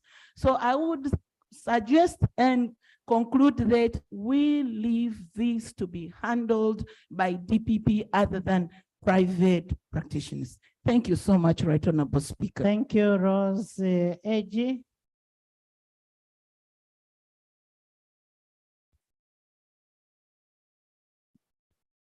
Thank you very much, Madam Speaker. I have listened to the mover of the motion and the seconders. They do present some kind of conundrum that would ideally require some scrutiny. I seek that you give us at least 2 weeks as Attorney General's chambers with the First Parliamentary Council, Law Reform Commission, and the DPP's office to harmonize with the mover of this motion, and we see what needs to be done. Thank you. The mover is only seeking for leave. It is only seeking for leave. When it comes for the first reading, we will give you to harmonize. For now, let's give the mover leave. I put a question that this House grants leave to Honorable Kamba Paul to introduce a private member's bill, the Magistrates Amendment Bill, the Magistrates Court Amendment Bill. Those in favor say on the contrary, nay. The ayes have it, honorable members. In furtherance to Rule 1212, I will urge the clerk to offer assistance to the member. Thank you. Thank you, Honorable Campbell. Thank you, Madam Speaker. I would like to take this opportunity to thank you, Right Honorable Speaker, and the colleagues, honorable members of Parliament, for supporting my motion and granting me leave to bring this private members bill. I want to assure you that I'm going to handle it expeditiously, and very soon the bill will be tabled. I thank you. Thank you. Next item. Item 4, motion for adoption of the report of the Committee on Tourism, Trade and Industry on investigations into the utilization of supplementary budget for the financial year 2021-2022 by the Ministry of Trade, Industry and Cooperatives for rent of new office premises. Honorable members, Rule 159189 of the Rules of Procedure prescribe the functions of the committees, and this includes monitoring public funds and performance of entities which fall under them. The Committee of Trade was requested to inquire into the public expenditure, and that is where it's going to report. I now ask the chair of the Committee of Trade, Tourism, Trade and Industry to present the report. And then after that, we'll debate on that report. Yes. And honorable members, I also have information that there are mercenaries on this matter in this house. There are mercenaries.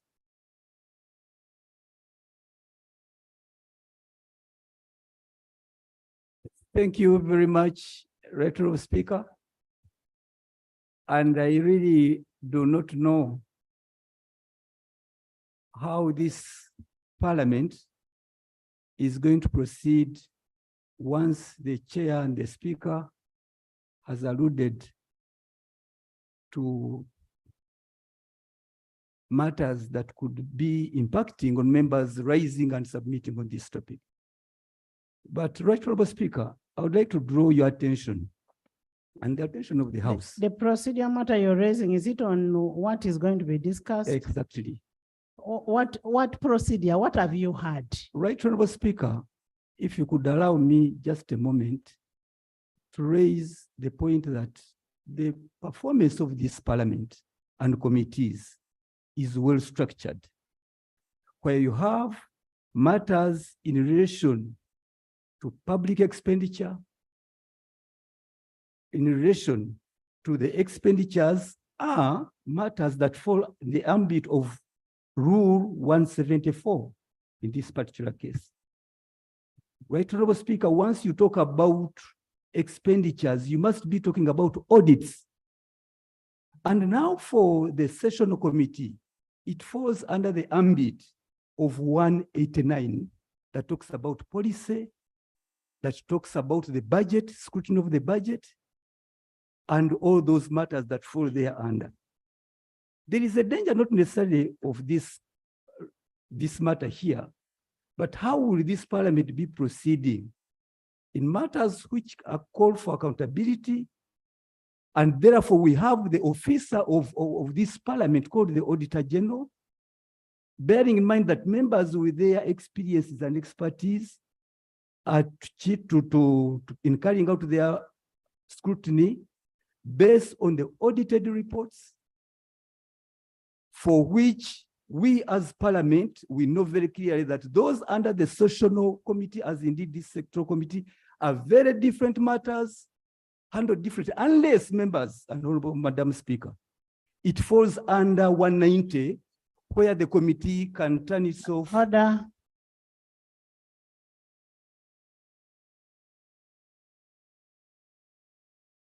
Yes, you may be proceeding wrongly. Right, Honorable Speaker, I want to raise on a point of order. The Honorable Sechikubo is one of the most senior members of this parliament, and I really respect him, and I was constrained, but I had to do this, Right, Honorable Speaker. Right, Honorable Speaker, we are barred by our rules to debate in anticipation in this house, Right, Honorable Speaker. Is it in order, Right, Honorable Speaker, for the Honorable Theodore Sechikubo, a senior member of this house, Honorable to bring a members. procedure matter, anticipating what is going to happen when the report has not been Honorable members, by the Honorable member? I want to take you to rule 189, functions of sectoral committees. Specifically, E and F, to monitor the performance of ministries, departments, and agencies. F, to monitor government compliance with approved plans and programs. That is one of the functions of a sectoral committee. And exactly that is what the committee did. And as I said before, and I'm repeating this without fear or favor, some of you are machineries. Can we go on? Can we go on, chair of the committee? Right, Can Honorable you, Speaker. can you present? Right, Honorable Speaker. Sechi. Right, Honorable Speaker. Sechi, first sit. Sechi, first sit.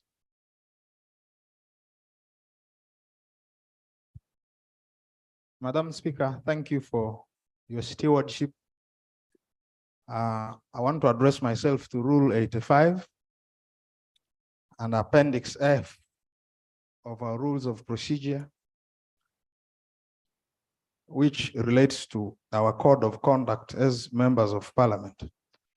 Madam Speaker, Code of Conduct 9 talks about acting as a paid advocate, which is against our rules. Wouldn't it? Honorable, they are asking, they have not heard. Wouldn't it be procedurally right? For once, we get to identify who is acting as a machinery or a paid advocate in this house, such that we do not impute improper motive on this house, because some of us are scared that out there the public is looking at me as a machinery, something I'm not, and yet the rules have clearly guided on how I'm supposed to be. Can't we find who is a machinery? We shall before we find out proceed on from this the matter? debate. We shall find out from when they are presenting. Honorable Sechkubo,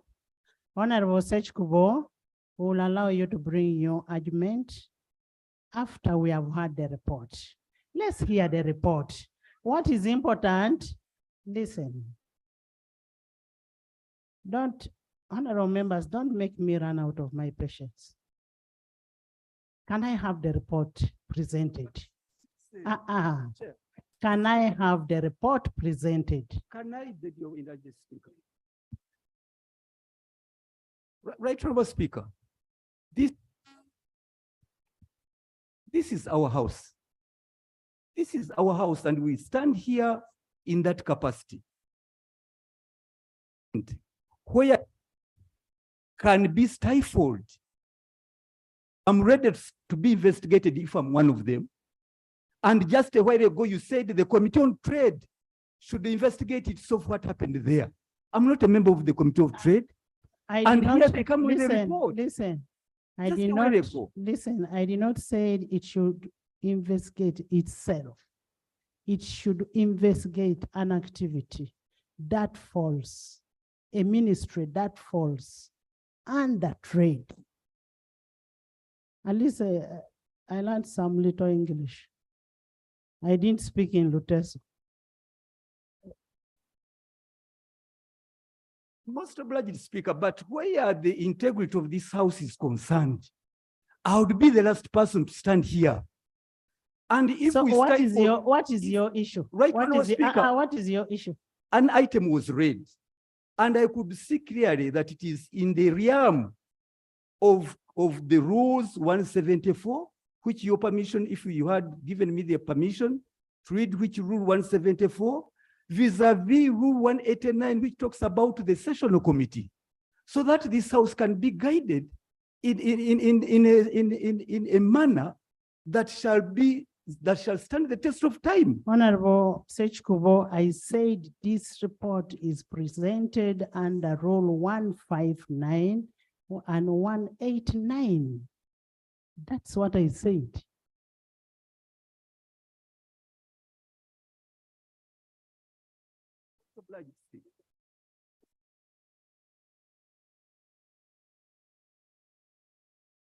Thank you, Right Honorable Speaker.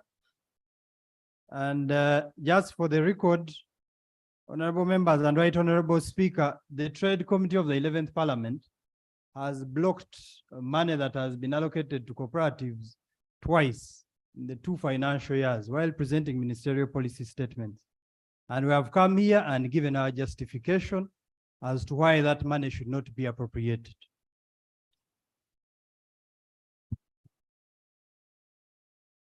I beg to lay the minutes of the report of the Sectional Committee on Tourism, Trade and Industry on the investigations into the utilization of the supplementary budget for the financial year 2021-2022 to the Ministry of Trade, Industry and Cooperatives for rent of new office premises. I beg to lay the report.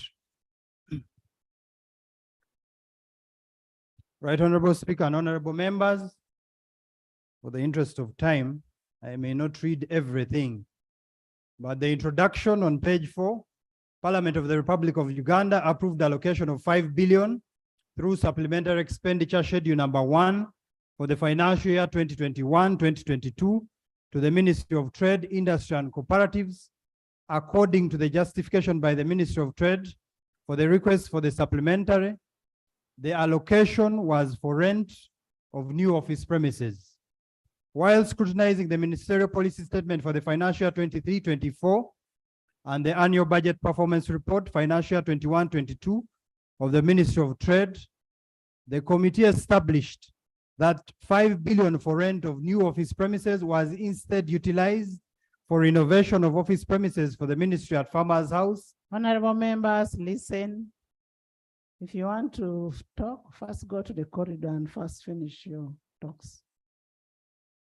At Farmers House, as opposed to the purpose for which the same ministry had requested for the supplementary.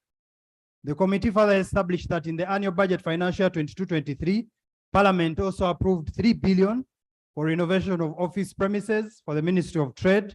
In view of the above, the committee has therefore established that the Ministry of Trade had a total of 8 billion to utilize on renovation. Parliament is mandated under Article 164(3) of the 1995 Constitution to monitor all expenditure of public funds. According to Article 90, Parliament efficiently executes its mandate through its committees. It is therefore under this preserve of the Committee of Tourism, Trade, Industry and Cooperatives to monitor the performance of the Ministry of Trade, Industry and Cooperatives and its agencies as provided under Rule 189A, D, E, and F of the Rules of Procedure of Parliament. On page 5, honorable members, the methodology. The committee applied the following methods of work during the investigations. We had meetings with several stakeholders. We had written memoranda, including memoranda from the Cybercrime Unit, UDC, URA, and so many more. We also had document review on page 6.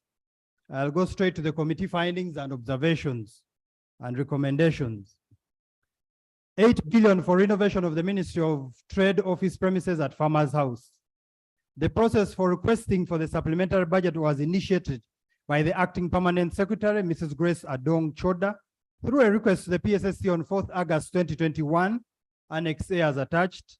In her justification for the request, the Acting Permanent Secretary stated that the ministry premises on the 1st, 2nd, 4th, 5th, and 6th floor of Farmers House had become dilapidated and unsuitable contrary to the requirements of the Occupational Safety and Health Act 2006.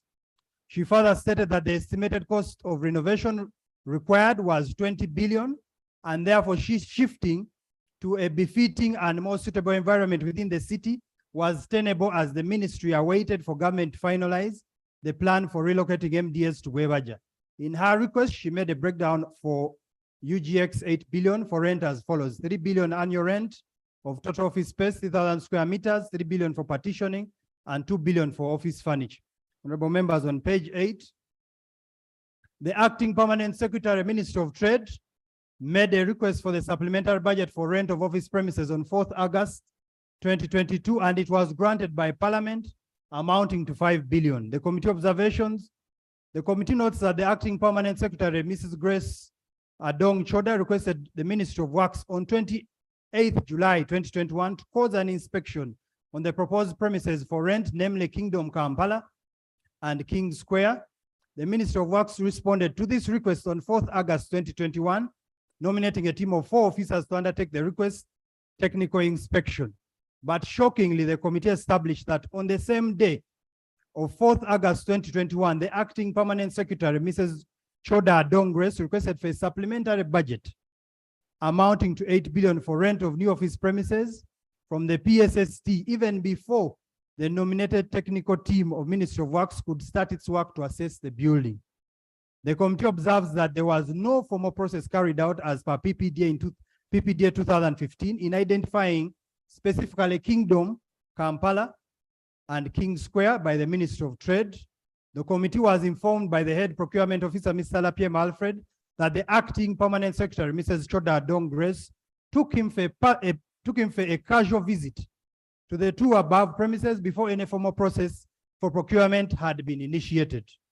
The committee observes that the acting permanent secretary, Grace Adong Choda, did not base her assertions that Farmer's House was dilapidated and unsuitable on any technical report from the Ministry of Works or any other competent authority before she requested for the funds for rent of new office premises. It is therefore the committee's considered opinion that by requesting for 8 billion supplementary budget to rent new office premises in her letter dated 4th August 2021 to the PSSC, where she stated that Farmer's House had become dilapidated and unsuitable contrary to the requirements of the Occupational Safety and Health Act number 9 of 2006, the acting permanent secretary, Grace Adong Choda, was basing her opinion on personal conviction. The committee is alive to the provisions of the Occupational Safety and Health Act number 9 of 2006, specifically sections 13 and 26, which provide for the duty of employers to protect workers and provide safe premises respectively. The committee observes that section 41 of the Building Control Act 2003 gives mandate to a competent authority to condemn a building as dilapidated or in need of remedial action. Regulation 36 of the Building Control Regulation 2020, a building control officer shall inspect the building at regular intervals to detect any deterioration or defects in the building in accordance with the Building Control Act 2013. The committee finds that the acting permanent secretary, Mrs. Adong Grace Choda, should have based her assertions on technical advice in view of the above provisions of the law. In a nutshell, it's the observation of the committee that the acting permanent secretary, Adong Choda, did not have the technical competence to declare Farmer's House unsuitable for occupants. The committee is aware that there are several other user departments, stroke tenants, occupying Farmer's House, including Education Service Commission, Public Service Commission. The said user departments or tenants have never sought any funding from government to relocate from Farmer's House on the basis of the reasons the acting permanent secretary, Mrs. Grace Adong Choda, gave to the PSSC as justification for the supplementary budget. Furthermore, the property manager of Farmer's House, Uganda Property Holdings Limited, while interfacing the committee, informed the committee that none of the user departments, stroke tenants, including the Ministry of Trade, has ever lodged a formal complaint regarding the alleged dilapidated status of Farmer's House. The committee established that Parliament has been approving funds for maintenance of the ministry premises as evidenced in the budget financial year 2018, 2019, 2020, 2021, 22. Through the analysis of the annual budget performance reports, the committee established that the Ministry of Trade has been budgeting and receiving funds for maintenance civil for their office premises at Farmer's House as indicated. They can project, but it's a total of 210 million. Yes, Madam Speaker. It's because search is disturbing me. Honorable Our Senator. rules exactly protect you, Madam Speaker, by not allowing unnecessary movement. The rules don't allow. So it's the Honorable Sechikubo in order to keep moving, waving, and even disturbing the Speaker. Is he in order?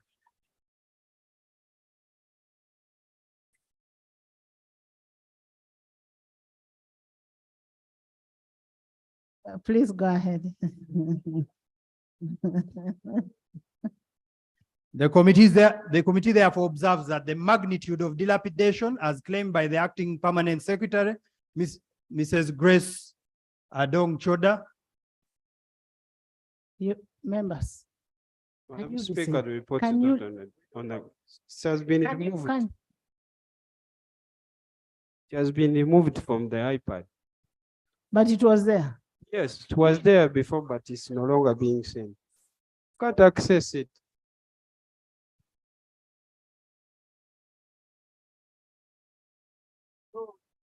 Honorable members. Honorable members. Honorable Lanya, you first tell them whether you've seen it or not. Whoever doesn't have data, kindly inform us that there is no data. But what we can do, we can follow. It is there on the screen. Yes. It is there on the Yeah, screen. thank you. Please, members. Thank you, Right Honourable Speaker. Right Honourable Speaker, you said what I wanted to say. Maybe other iPads do not have data. Uh-huh. But That- but in my iPad, I have the report. I Thank you, have Chairman. That is the chair of PAC. Our chairman, please. The committee therefore observes that the magnitude of dilapidation as claimed by the acting permanent secretary, Mrs. Grace Adong Choda, in a letter dated 4th August 2021 to the PSST, where she claimed Farmers House building had become dilapidated and unsuitable contrary to the requirements of the Occupational Safety and Health Act 2006, could not be justified due to the fact that the financial year 2022-23 Parliament, by financial year 2022-23 Parliament had approved a total of 210 million in the preceding financial years for maintenance civil to the Ministry of Trade. The committee is constrained to conclude that unless the above said funds were being misused or diverted to other purposes, the Ministry of Trade premises at Farmers House could not have been dilapidated to the extent envisaged under Section 13, 23, and 26 of the Occupational Safety and Health Act 2006, necessitating relocation to other more suitable premises. The supplementary budget for the financial 21-22 was approved by Parliament on Thursday, 18th November 2021. Allocation for the rent of office premises was 5 billion and released to the Ministry of Trade during the fourth quarter, April to June 2022, and another 3 billion was approved for renovation to the Ministry of Trade in the financial year 22-23. The acting permanent secretary, Mrs. Grace Adong Choda, was transferred from the ministry in November 2021, and she handed over office on 25th November 2022 to Mrs. Geraldine Sally, the current PS and accounting officer, Ministry of Trade. On page 11, authorization of change of work plan from rent to renovation. In a letter dated 20th May 2022, the PS, Ms. Geraldine Sally, requested the permanent secretary, Minister of Finance, and secretary to the Treasury, Mr. Ngobi Ramadan, to authorize virement of 5 billion from rent to renovation of the ministry premises, Annex F. On 2nd June 2022, the PSST responded to her request, stating that your request does not satisfy the requirement of virement under Section 22(2) of the PFMA as amended 2015, which stipulates that virement should not be more than 10% of the money allocated for an item or an activity, or a vote where the virement is from one item or activity to another. Given that renovation of government offices at Farmers House is more cost-effective in the long run, pursuant to Section 14, Section 7 of the PFMA Regulation 2016, this is therefore to authorize you to change your work plan to enable you utilize the above funds for renovation of ministry premises as requested. Observations, honorable members, on page 12. The committees of the considered opinion, the last paragraph on page 12.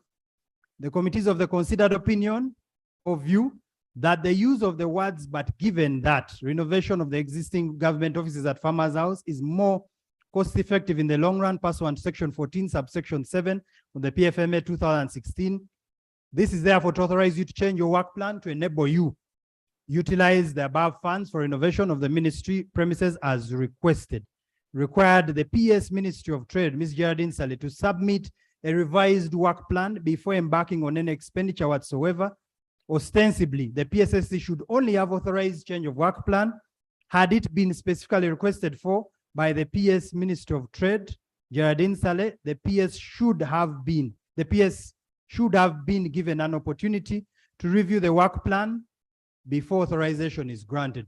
On page 11, honorable members and right honorable speaker, the committee further observes that the PSST authorized change of work plan on 2nd June, and the same was received by the Ministry of Trade on 7th June, see Annex H. However, to the utter shock of the committees, it was established that 14 days earlier, 14 days before even the PSST approved change of work plan, on 24th May 2022, even before a revised work plan could have been received and approved by the PSST, the PS Minister of Trade, Ms. Geraldine Sally, had authorized the initiation of a procurement process for renovation of office premises, and the bids were issued on 30th May.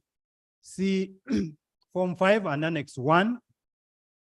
This was before the PS Minister of Trade received guidance by the PSSC and therefore raises suspicion, doubt, distrust, and is underwhelmingly as to how the PS Minister of Trade, Geraldine Sally, intended to utilize the technical guidance of the PSSC, yet her request was for virement, which was not legally tenable. While appearing for the committee, the PS Minister of Trade, Ms. Geraldine Sale, was tasked to present a detailed expenditure of the supplementary allocation for rent of office premises, which he instead utilized for renovation of Farmer's House. The PS presented the document detailing the expenditure of 8 billion, as stated. The committee observes that from the submission of the PS, all monies for renovation works has been expended and yet works still ongoing. To make it worse, the contractor was only paid 4.8 billion out of the 6 billion contract price, which leaves a balance of 1.2 billion. It is also worrying that according to the submission by SARIC, this was the company that did the renovation, the contractor expected to be paid 8 billion, 8.4 billion by April 2023, an amount over and above the contract price. The committee was left in a state of astonishment as to wonder by the contradictory submissions between the accounting officer, PS, Ministry of Trade, Geraldine Sally, and the contractor, SARIC Construction Company. Both submissions are produced here below. You can put the submissions on page 14.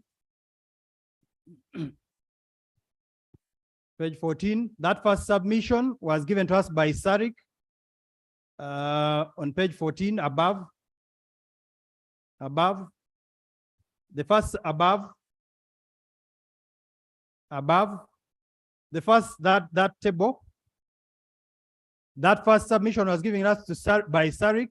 SARIC's contract price, the total contract price, if you can go to the table, was 6 billion, but when you look at that submission, they're expecting for 8.4 billion. The second table, that is the expenditure for the 8 billion, which was given to us by the PS, Geraldine Sally. You can see how they spent the money. Part payment for renovation contract, they gave the contractor 4.8 billion. They purchased 38 laptops worth 200 million. They purchased office furniture worth 1.196 billion. They gave UDC additional cash limits worth 1.164 billion. They did a reconciliation of a journal to offset encumbrance, 85 million. And they spent 570 million, 939 million on renovation related activities, specifically the transportation, as you will see as we present. This is a document that was given to us by Geraldine Saleh, and it is attached as evidence. Renovation contract. On 1st November 2021, the PS Minister of Trade requested the Minister of Works for the development of bills of quantities and a structural integrity report to facilitate renovation of Farmer's House and assess its viability to accommodate another floor. On 23rd November 2021, the Minister of Works responded with a request to facilitate them with necessary documentation and facilitation to undertake the assignment. In the same vein, Minister of Works informed the Minister of Trade that the same team that had been nominated for assessment of the premises for rent would be retained by the Minister of Works to assess viability of Farmer's House to accommodate another floor. The Minister of Works preliminary assessment report was presented on 8th February 2022 and had the following findings. The offices were in a fair condition, although some of the components, most especially the fittings, had seriously deteriorated or would deteriorate within a few years. Therefore, a comprehensive rehabilitation or replacement was required. 2, the roof terrace on the 4th floor could be used to provide additional offices required by the ministry, but a detailed assessment was necessary to determine the building structural integrity. Once renovation and remodeled, the building could continue to serve as office for the ministry. On 9th May, the Minister of Works submitted to the PS Minister of Trade, Geraldine Sally, the initial cost estimates for the required renovation works and the standard specifications for building works, which would form part of the contract document once the contractor was procured. The preliminary cost estimate was 3.136120159 billion, inclusive 5% contingency and 18% VAT. Upon presentation of the preliminary report on cost estimates, a number of concerns were raised by the Ministry of Trade management, such as flooding in the basement, parking timelines for the works, and management of the renovation works while utilizing the premises. The committee was informed that the Ministry of Works teams considered the concerns, including the prevailing market rates, which entailed a review of the unit rates of some items, inclusion of a provisional sum to address the flooding concerns and the correction of some observed arithmetic errors. This resulted in a revised final cost estimate of 4.664,315,682 billion for renovation. On page 16, in a letter dated 16th May 2022, the PS Geraldine Sally requested the Minister of Works to take up the role of procurement for renovation works, as the Minister of Trade did not have a strong procurement and disposal unit. See Annex N. In a letter dated 19th May 2022, the Minister of Works responded to the PS Geraldine Sally accepting to take up the procurement role for renovation, but warned that the procurement process could not be completed within the remaining time to the end of the financial 21-22. The Minister of Works stated that they needed approximately 3 months to procure the contractor and have the contract signed, and that the 3 months would only be effective when the procurement requisition was initiated with a detailed statement requirement BOQs and received by the Minister of Works.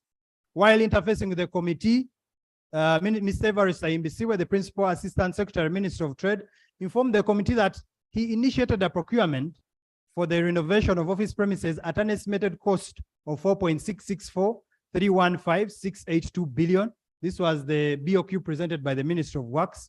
He further informed the committee that Form 5, Form for Initiation of Procurement, indicating an estimated contract price of 6.2 now for the same procurement of renovation, was later presented to him for signature. He informed the committee that the variance in the estimated contract price was not familiar to him, prompting him to decline to sign the document. Maybe for the interest of time, but if there's time, we can play the audio. We have the time. Okay, maybe I read the entire, then we can play the audios. When tasked by the committee to justify the origin of the 6.2 billion, Ms. Rosa Simwe, the Senior Assistant Secretary, Minister of Trade, who signed on Form 5 and therefore initiated the procurement as a member of the user department with an estimated contract price of 6.2, informed the committee that Mr. Tom Achwera, the head procurement Minister of Trade at the time, had presented the same to her and requested her to append and requested that she appends her signature on the basis that Mr. Everest Imbisiwe was not available. Now, this was the person who refused to sign the initial 6.2. Mr. Everest Imbisiwe, the Principal Assistant Secretary, Minister of Trade, informed the committee that when he later tried to access the electronic government procurement system, EGP, he had been deactivated at the request of the accounting officer, Minister of Trade, Ms. Geraldine Sally. See Annex O, and we verified with when we wrote to the Accountant General that Mr. Everest indeed had been removed. When you look at Annex O, the committee established that on 24th May 2022, the PS Minister of Trade authorized the initiation of a procurement for renovation of property at Farmers House for an estimated unit cost of 6.2 billion. You can see Form 5, Annex H. When tasked to explain, when we asked the PS, Geraldine Sally, to explain, she informed the committee that she was not in the country at the time of the initiation of the procurement process for renovation and only signed upon her return at a later date. She informed the committee that she trusted her technical team, which should have carried out due diligence and therefore did not question the estimated contract price quoted on Form 5. Ms. Sarinda Asha, the Senior Structural Engineer, Minister of Works, informed the committee that on 27th May 2022, she received a request from Mr. Tom Achwera, the Procurement Officer, requesting for necessary documentation to carry out the procurement for renovation of office premises. She shared the information and all documentation regarding the procurement renovations at an estimated cost of 4.664,315,682 billion via email to Mr. Tom Achwera, and she provided these emails to us.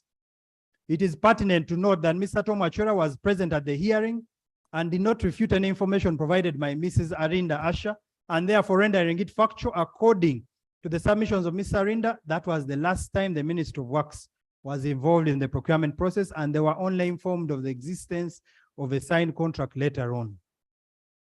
On 30th May 2022, a contracts committee meeting chaired by Mr. Cleophas Ndorore was held to consider the request for approval of repairs and renovation of offices at an estimated cost of 6.2. The contracts committee agreed with the evaluation committee that the method of procurement should be restricted domestic bidding. During the hearing, the committee established that a letter of invitation of bids was issued on 30th May to 4 companies through restricted domestic bidding, to wit, Sayan Brothers and Company, Yan Jean Company, Ambitious Construction, and Bresco Services, under procurement reference number MTIC Works stroke 2021-22-00007, see Annex P. The committee was, however, astonished at the discovery that on the same day, 30th May 2023, another procurement process for the same renovation with the same dates for submission, closure, and opening of bids was undertaken under the same procurement reference number, inviting now another different set through restricted domestic bidding. These 3 companies, to wit, Sari Construction, Jax Consult, and Silkal Engineering Limited. The committee observations. Availability of funds. An accounting officer is mandated under PPDA Act and regulations to ensure availability of funds before initiating a procurement process. The committee established that the PS confirmed the availability of funds by signing on Form 5 with an estimated cost of 6.2 billion, and yet the money available at the time was actually only 5 billion. Parliament had approved only 5 billion. But she signed on Form 5, giving a contractor 6.2. This is contrary to Section 26F of the PPDA Act 2003, which provides an accounting officer shall be responsible for certifying that the availability of funds to support the activities or disposal activities, as if this was not enough. Whereas it was the submission of the Permanent Secretary Geraldine Sally that she only appended her signature on Form 5 upon her return from abroad at a later date. Maybe we can play that audio. At a later date, the committee established that the date she appended besides her signature on Form 5 was 24th May 2022, the same date on which Rosemary Asimwe, Under Secretary, signed on Form 5 initiating the procurement for renovation at an estimated contract price of 6.2, see Annex H.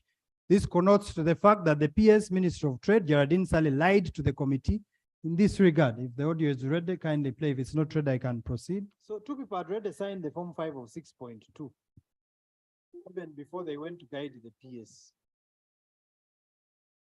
Honorable members, this is my Undersecretary, Mr. Andima Alfred Oyo. He signed it when I had traveled, but it was, I think, in consultation with me. So he signed when you had traveled. When you came back, you also signed? Yes, I signed when I came back. Okay. Honorable members, you can see Annex H. Look at her signature and the date she appended next to the signature. Section 45 of the PFMA Act 2015 mandates an accounting officer to control the regulatory and proper utilization of government funds. The committee therefore finds that the PS Minister of Trade, Geraldine Sally, is personally liable for the dubious and mysterious inflation of the estimated contract price from 4.664315,682 billion to 6.2 billion without any formal or legal justification. Further, still, Regulation 7 of the PPDA Contracts, Regulation 2014, provides that a procuring and disposing entity shall not issue a contract document, purchase order, or any other communication in any form conveying the acceptance of a bid that binds procuring and disposing entity to a contract with the provider until the accounting officer confirms that the contract price is not higher than the market price established prior to the commencement of the procurement process. The committee is dismayed that whereas the above elaborated provisions are couched in specific terms, the PS Geraldine Sally undertook a procurement process that bound the Ministry of Trade and therefore Government of Uganda to a contract price that was higher than the market price established prior to the commencement of the procurement process of the Ministry of Works. The PS Geraldine Sally did not carry out any other market assessment prior to the award of the contract, yet she had only 5 billion available. This was irresponsible for an accounting officer and amounted to negligence of duty. 2, failure to adhere to preliminary assessment structure integrity reports and bills of quantities by the Ministry of Works. Under the Uganda Public Service Standing Orders, the procurement, utilization, and disposal of goods and services in the Public Service Standing Order 15 on Works instructs the responsible officer to consult the ministry responsible for works before engaging. In a nutshell, honorable members, page 19 and 20, the PS consulted Minister of Works. Minister of Works gave her BOQs but they ignored the BOQs of Minutes of Works and came up with another procurement of 6.2. Honorable members, on 21, it is ironic to note that the documents provided by the Ministry of Trade on procurement for innovation indicated that two different procurements initiated for innovation under restricted domestic bidding with different sets of companies bidders had the same procurement reference numbers. Honorable members, there's a table on page 21. Either Ministry of Trade forged and forgot, or the entire process was a scam, because you cannot have two different procurements started for the same job and you invite 6 different companies or more under restricted bidding. So when you look at that table there, procurement 1 for innovation, those are the companies they invited under restricted domestic bidding. These companies provided us with the emails of their invitations. The same procurement for innovation, they invited another set of companies, same date. You can see invitation to bids, same date, 30th May, closing date, 7th, date of display, 11th, date of removal, 14th. And all these documents are signed and they are attached. They were given to us by the same ministry. 2 procurement processes happening at the same time with the same reference number for the purpose of renovation and all invited under the same procurement method is a clear indication that the procurement process for innovation was tainted with fraud and therefore rendering it illegal and void ab initio. The Black's Law Dictionary 6th edition defines fraud as follows: the intentional use of deceit, a trick of some dishonest means to deprive another of his, her, its money, property, or a legal right. In the case of Frederick Zabwe versus Orient Bank and others, number 4 of 2006, court defined fraud to mean a false representation of a matter of fact, whether by words or by conduct, by false or misleading allegations, or concealment of that which deceives, and it is intended to deceive another so that he or she shall act upon it to his or her legal injury. In Makula International Limited versus Cardinal Subuga, Civil Appeal number 4 of 1981, it was held that a court of law cannot sanction that which is illegality, once brought to the attention of court, overrides all questions of pleading, including any admissions made therein. Thereon, no court ought to enforce an illegal contract or allow itself to be made an instrument of enforcing obligations alleged to arise out of a contract or transaction, which is illegal if its illegality is duly brought to the notice of the court. Honorable members, I will not read the next one for the interest of time. Procurement and disposal activities are sequential processes, and one cannot move to another stage of the process without fulfilling the first one. The objective of the PPD Act for all intents and purposes is to achieve fairness, transparency, and value for money in procurement, among others. On the expounded facts, the provisions of the law, the committee is constrained to deduce that all the procurement processes that resulted into the ongoing works for innovation at Farmers House were irregular, illegal, and a nullity. The PS, Geraldine Sally, while appearing before the committee, unsuccessfully labored to justify the origin of the inflated estimated cost price of 6.2 on Form 5, and informed, because you invited us several times to give a fair hearing, and informed the committee that the same was a result of a pre-bid meeting between Ministry of Trade and prospective bidders prior to the commencement of the procurement process. You can play the audio. The committee established without... Chair. What I understand the process is like is that they normally do market surveys, and they even hold something I learned that was called a pre-bid meeting, and they get all this information. I did evaluate SARIC, and in the committee established without a shadow of doubt that it was not possible that a pre-bid meeting can take place before a procurement process is initiated by the user department and availability of funds is as estimated confirmed by the accounting office. The confession that a pre-bid meeting was carried out prior to the signature of Form 5, initiation of the procurement process for innovation, only confirms collusion and fraud between the purported best evaluated bidder and the Ministry of Trade. The PPDA guidelines 2014 under clause 51 detail the criteria for a pre-bid meeting. For the choice of procurement for innovation, they used restricted bidding. Restricted bidding is provided under Section 82 of the PPDA Act 2003 as a procurement method where bids are obtained by direct invitation without open advertisement. The method is used to obtain competition and value for money to the extent possible where the value or circumstances did not justify or permit the open bidding process. The PPDA guidelines number 1, 2014 provide under regulation 1.2 that restricted domestic bidding or restricted international bidding shall be used if the estimated value of the works is greater than 200 million, but does not exceed 500 million. Honorable members, in a nutshell, the contract price was 6.2 billion. Therefore, it was over and above the process, the method they chose. Honorable members, for the interest of time, page 24. The best evaluated bidder was displayed for only 3 days. The Solicitor General cleared the contract on the 3rd day of display, and the contract was signed on the 4th day of display of the best evaluated bid. Regulation 5 of the PPDA Contracts Regulation 2014 provides under Clause 5.1 that a procuring and disposing entity shall not take any action on the contract award until a lapse of 10 days after the date of display of the notice of the best evaluated bid. The essence of the display period is to enable the unsuccessful bidder in the bid process to appeal or rectify their bid documents. The requirement of display for the 10 days is couched in specific terms. The Attorney General is here.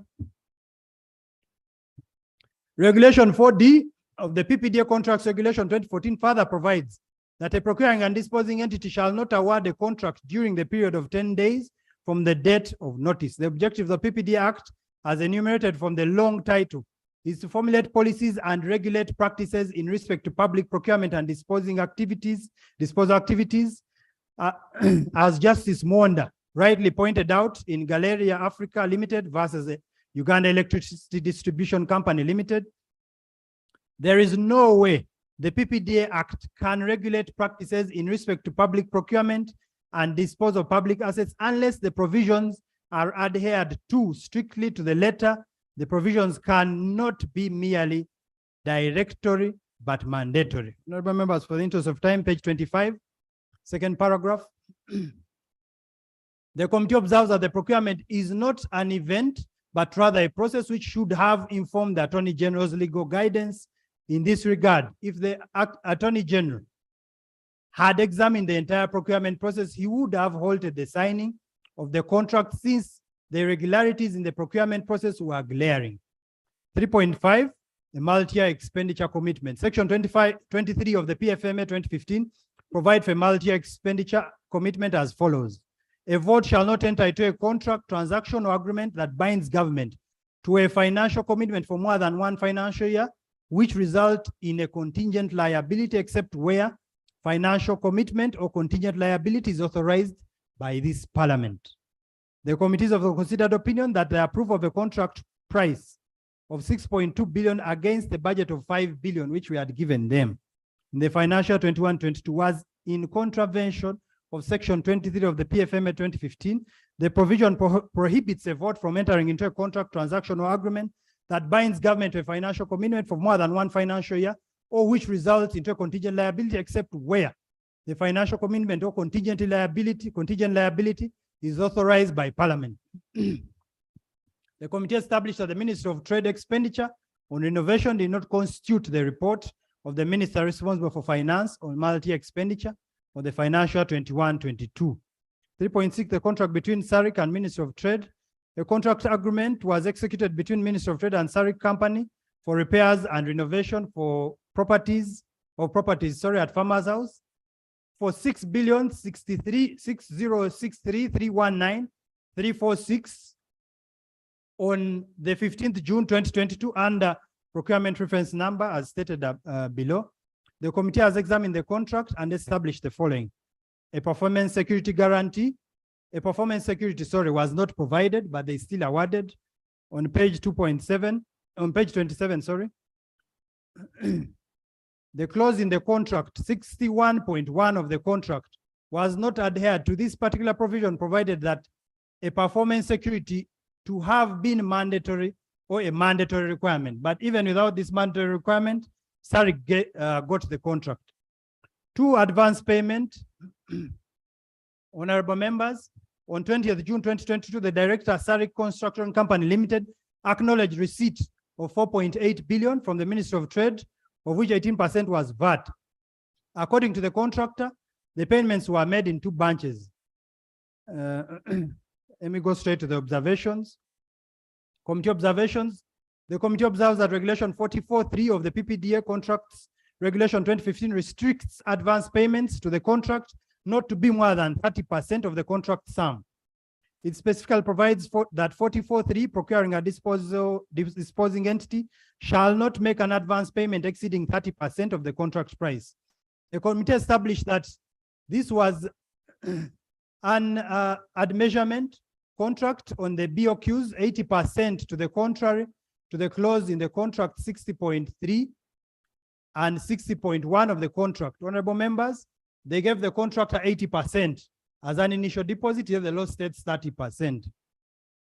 While appearing before the committee, the director of Sarik Construction Company, Mr. Samuel Okrut, stated that the company did not actually have a bank guarantee by the time the Ministry of Trade advanced 4.8 for the renovation of the renovation to the company account in Cairo Bank, which was a legal requirement for the said funds to have been disbursed.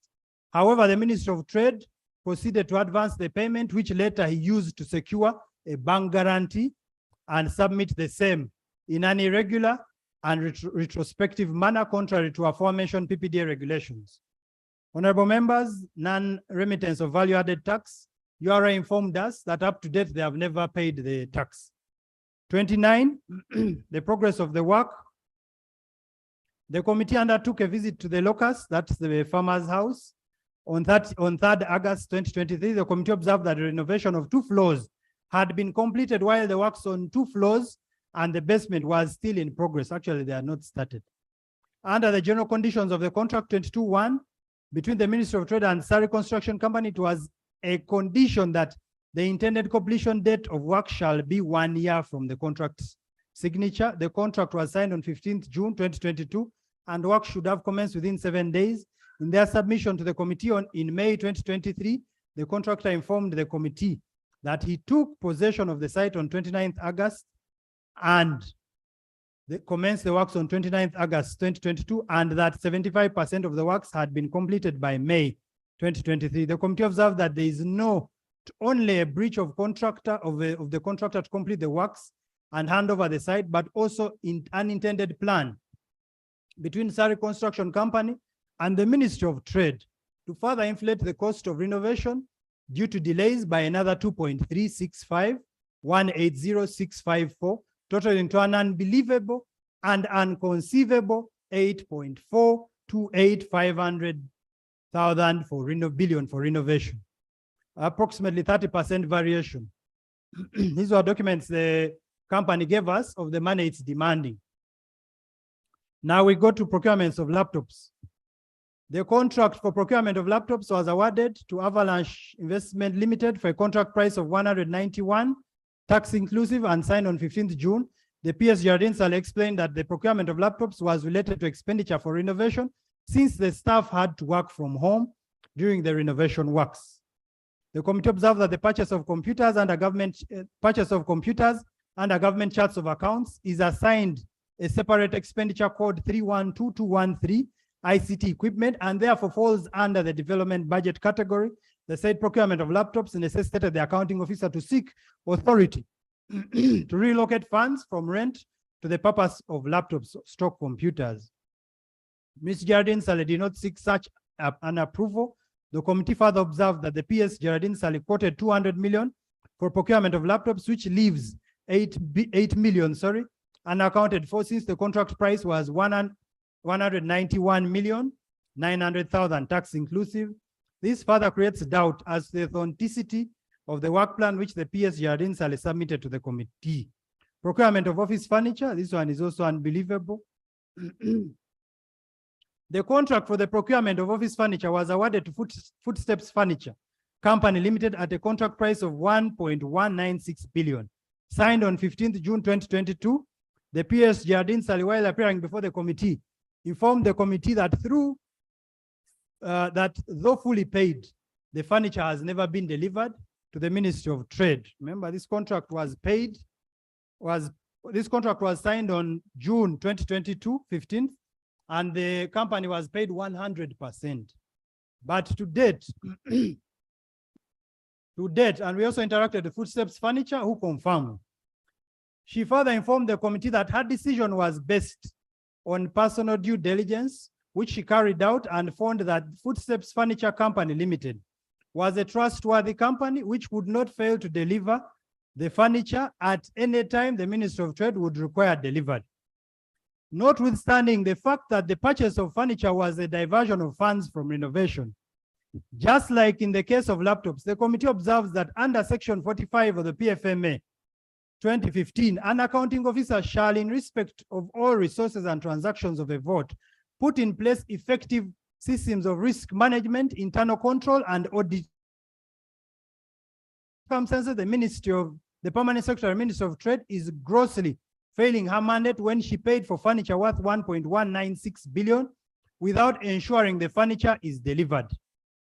For the interest of time, page 32, 3.9, additional cash limits. UDC is a subvention under Ministry of Trade. While appearing before the committee, they submitted that UDC requested for additional cash limits to cater for critical unfunded priorities, and she therefore transferred 1.16 billion, part of the 8 billion for renovation, to UDC. Committee observations. Committee observes that the PS Geraldine Sally executed her mandate irregularly and in contravention of Section 45(4) of the PFMA 2015. UDC informed the committee that they did not request for any cash limit and did not receive any.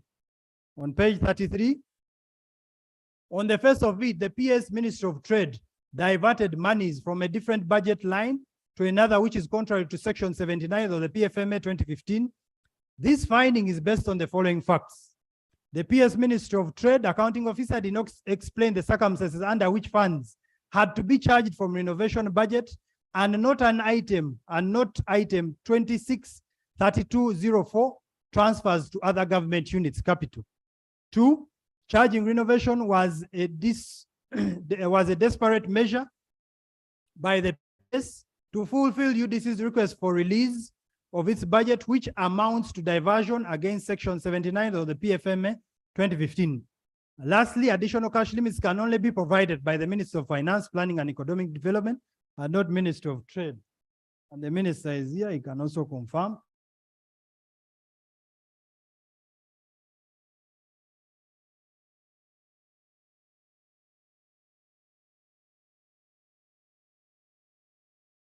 Subvention was irregular. Reconciliation of journal to offset encumbrance of 85,210,752. Reconciliation of journal to offset encumbrances and over expenditure during environment of 1.3 billion was used to account for part of the 8 billion for renovation. According to the PS, this was done to restore the ministry's overall budget and avoid overdrawn or over encumbrance budget lines. The committee was not convinced with the explanation, since journal entries to correct errors do not involve actual cash movement. Be that as it may, the expenditure should not have been charged on the funds for renovation, as was the case. Honorable members, for the interest of time, page 35. Transportation of items from farmers' house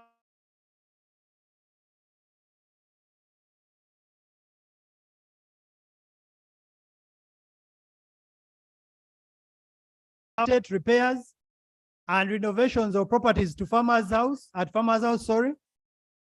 Honorable members, kindly listen. You need to know the kind of items that were transported.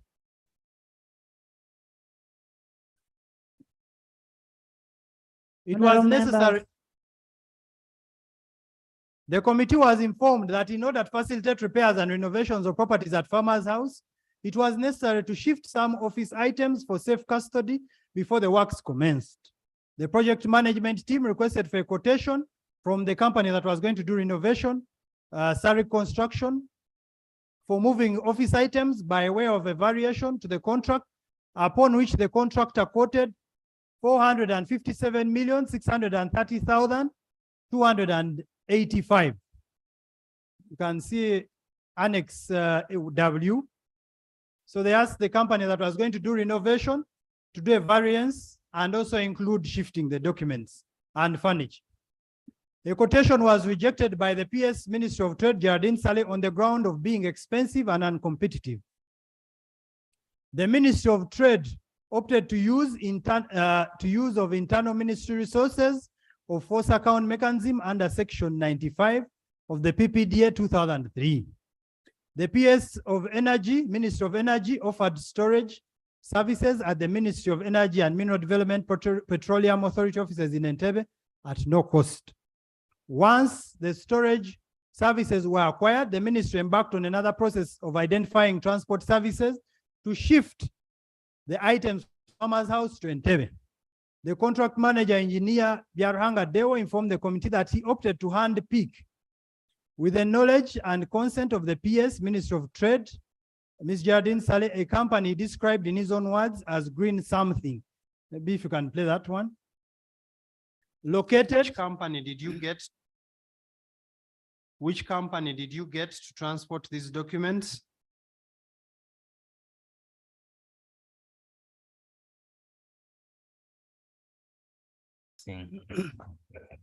This is the company that. And that he did not have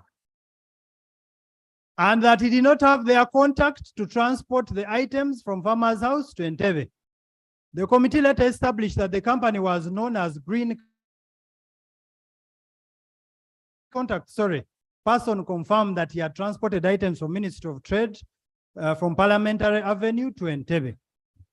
The contract manager, engineer Deo, further informed the committee that he contracted services of transportation of office items from Farmer's House to Entebbe at a total cost of 2 million per trip, and that in some instances he used this fuel card to withdraw the cash and pay for the transport services.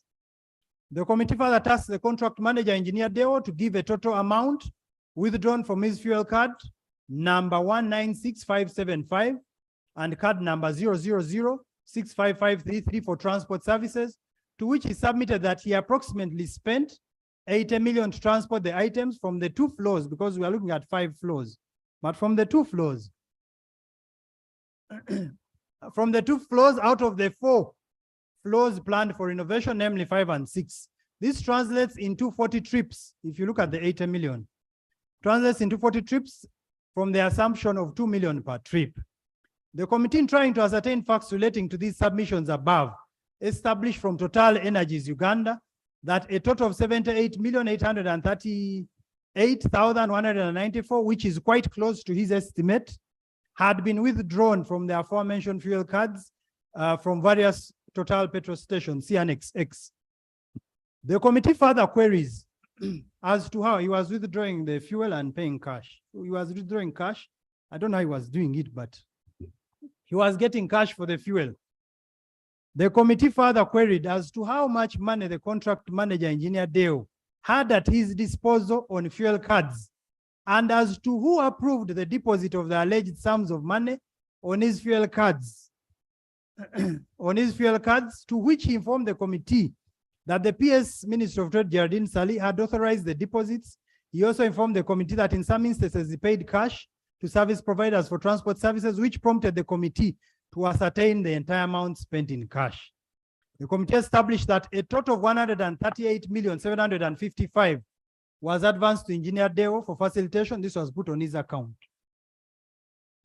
For facilitation of movement of items from Farmer's House, this was not the fuel card, his personal account.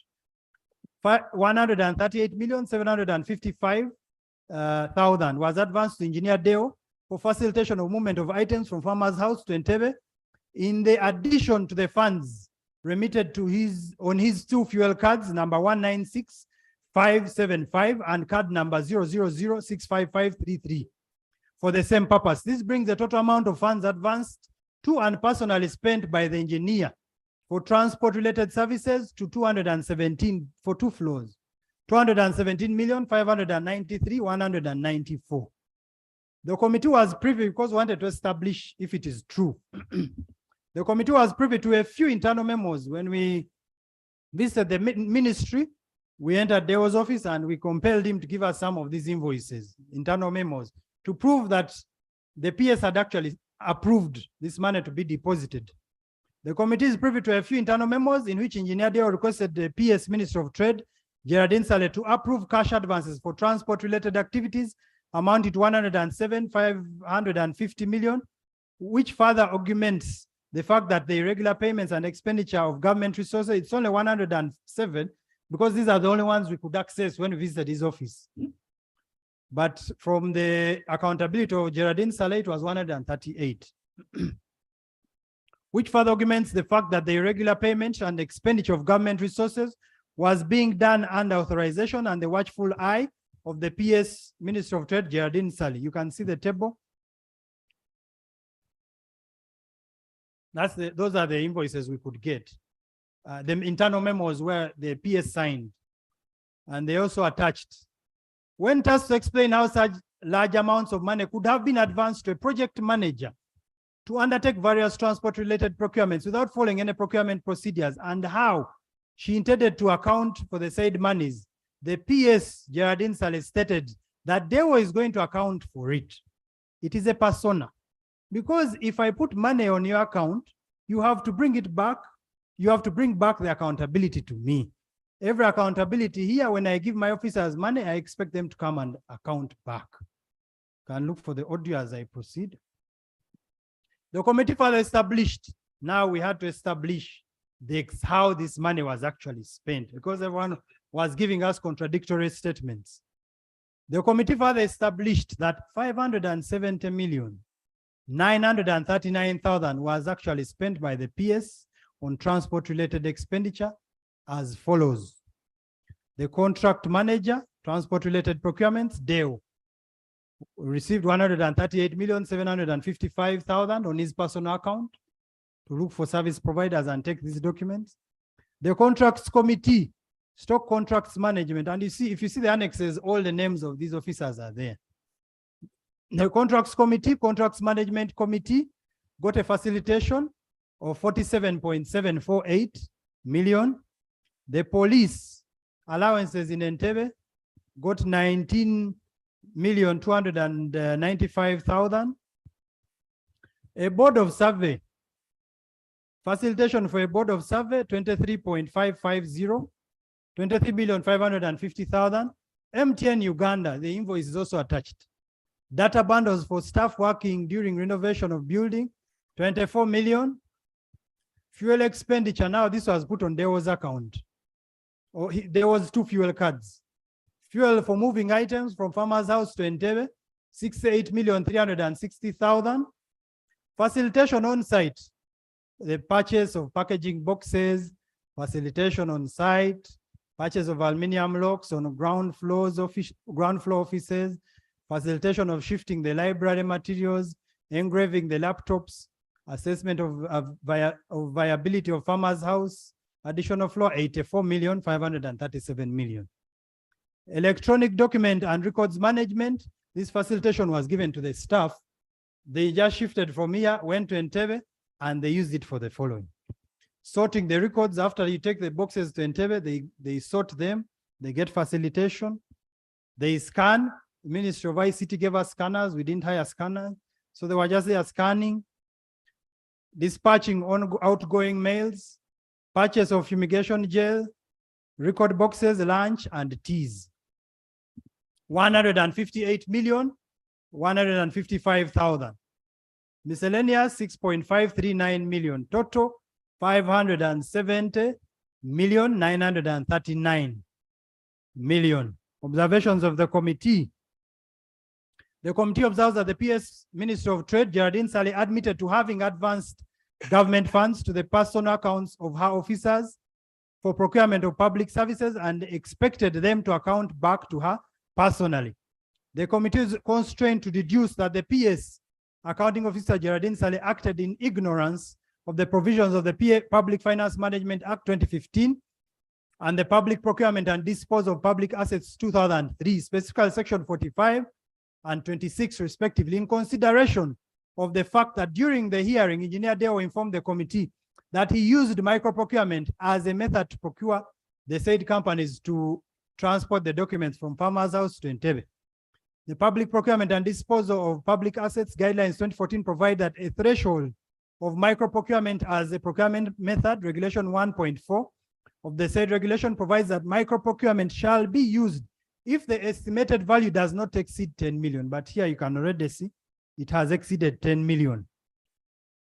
During the hearing, Engineer Deo admitted that he had spent about 80 million and even the 24 million on MTN. In short, the expenditure was already above 10 million and therefore could not warranty a micro procurement as stated by the law. Be that as it may, on page 40, a contract manager should not be involved in procurement, but rather in execution of the contract. Engineer Deo therefore should not have been involved in the procurement of any services for innovation of works. Since he was the contract manager, the mandate for such procurement is initiated by way of local purchase order by the PDU. The contract manager is provided for under Regulation 53(1)(b) of the PPDA Contracts Regulation 2014, which states that the accounting officer or a person appointed by the accounting officer shall closely monitor the progress of the contract and ascertain the payments claimed by the provider are appropriate and in accordance with the contract. The committee further observes that there were irregular duty facilitation allowances, allowance payments contrary to those provided by the Ministry of Public Service, whereas the daily provided rate for duty facilitation allowance is 160. It was established by the committee that between the month of August 2022 and March 2023, a records officer, if you look at the annex, her name is there. A record officer received a total of 92,975,000 in cash advances as facilitation to carry out activities related to record management during the renovation. The said services should have ideally been provided in line with her duties as an employee of Ministry of Trade or tendered out, since these included scanning, packaging, sorting documents, and fumigation of records boxes inter alia. The committee further established that all expenditures on duty facilitation charged on budget line item 228001, maintenance civil, instead of budget code 21106 allowances. This amounts to diversion contrary to section 79 of the PFMA 2015. Contrary to the accountability in regards to the process of scanning documents, at tune of 158,150,000, the committee established that the Ministry of Trade was given 2 scanners by the Ministry of ICT, and therefore no procurement of scanners was done, but rather an exaggerated facilitation of packaging, sorting, records, and scanning for Ministry of Trade staff. The committee observed that the Ministry of Trade moved documents from Entebbe to sort and scan them from Farmer's House to sort and scan them in Entebbe, yet they could have done this even here at Farmer's House. Further, since the ministry is implementing the electronic document system, the expenditure was not necessary.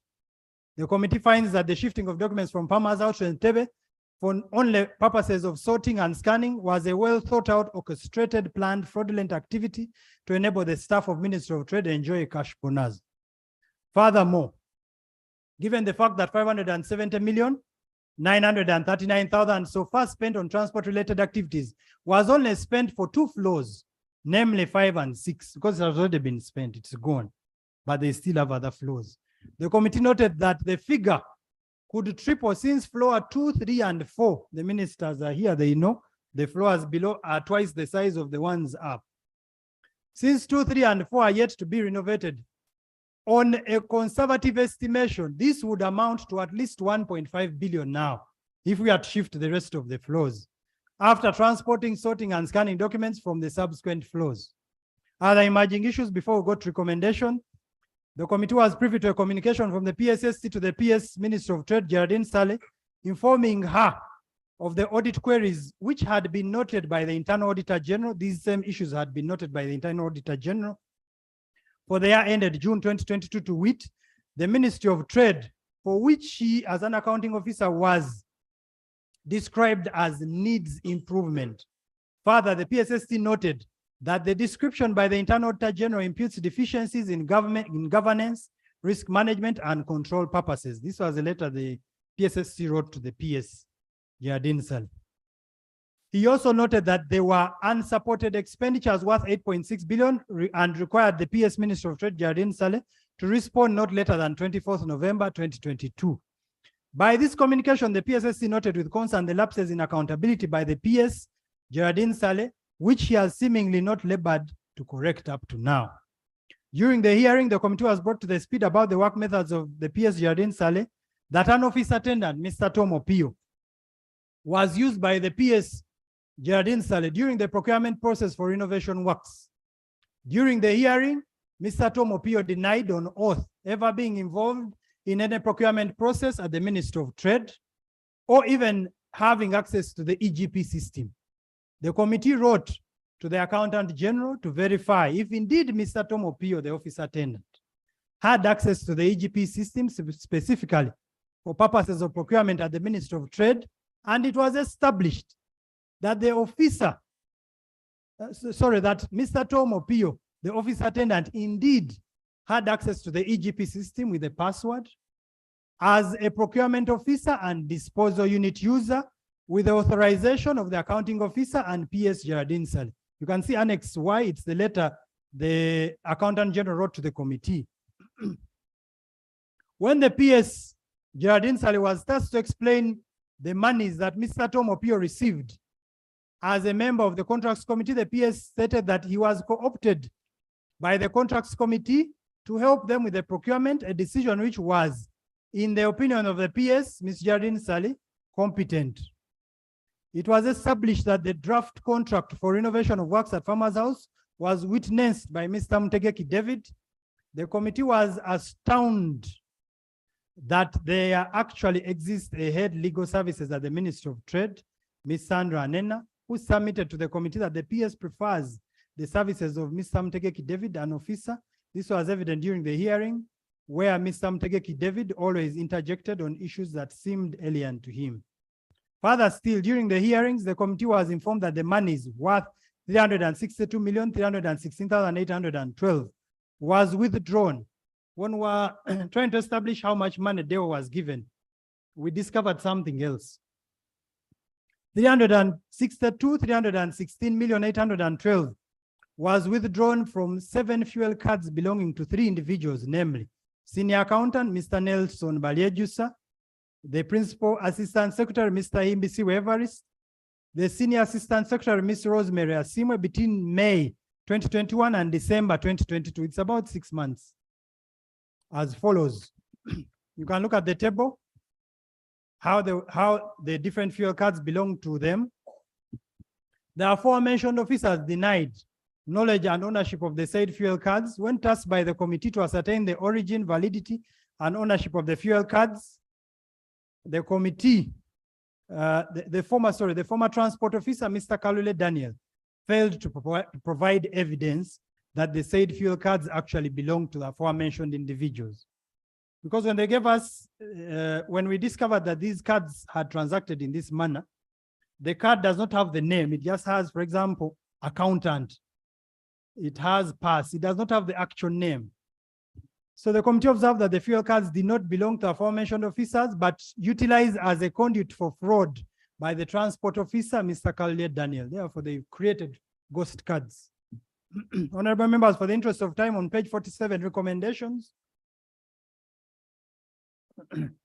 The former accounting officer, Minister of Trade, Ms. Grace Adong Choda, being investigated by the Inspectorate of Government and the DPP with a view of prosecution under Section 11 and 20 of the Anti-Corruption Act 2009 for initiating a request for a supplementary budget worth 8 billion for rent of new office premises at Kingdom, Kampala by the Ministry of Trade based on personal conviction and sentiments that Farmers House was dilapidated and unfit for occupancy in contravention of Section 45 and 79 of the PFMA 2015.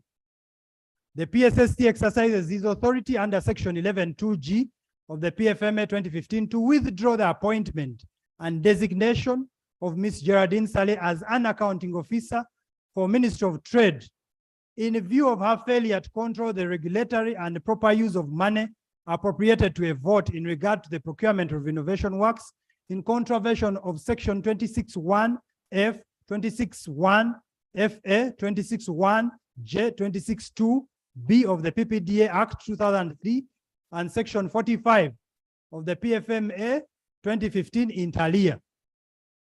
3, the Office of the Attorney General and the Office of the Auditor General should cause a special investigation and reconciliation of accounts to be carried out between Ministry of Trade and Surrey Construction Limited, the company that got the contract for renovation, with a view of establishing the actual payments due to the contractor to avoid further gross financial loss to government and unnecessary litigation, due to the fact that whereas the contract price for renovation of works amounted to 6 billion, Surrey Construction expected to have been paid up to 8.428,500 by April 2023. 4, the Public Procurement and Disposal of Public Assets Authority carries out an investigation under Section 26, 94, and 95 of the PPDA Act 2003 on the procurement process that has resulted into the award of renovation works at Farmers House to Surrey Construction Company, with a view to enabling the amendment or cancellation of the contract in the interest of government. 5, Surrey Construction Limited be held accountable under Section 4, Section 439(1) and 62 of the Value Added Tax Cap 349 for non-remittance of taxes, and Uganda Revenue Authority should claim the unremitted taxes and undertake its mandate under Section 62 of the VAT Act Cap 349 to enforce collection where necessary. 6, the DPP causes an investigation of Mr. Tom P. Office Attendant, Minister of Trade, with a view of prosecution for the offense of perjury under Section 96 of the Penal Code Act Cap 120, and he should be removed from the EGP system immediately. Mr. Daniel 7, Mr. Daniel Kalule, the transport officer, be investigated with a view of prosecution by the DPP under Section 20 of the Anti-Corruption Act 2009 for facilitating the creation of ghost fuel cards that resulted into the loss of government funds amounting to 362,316,812 between 21st May 2021 to December 2022.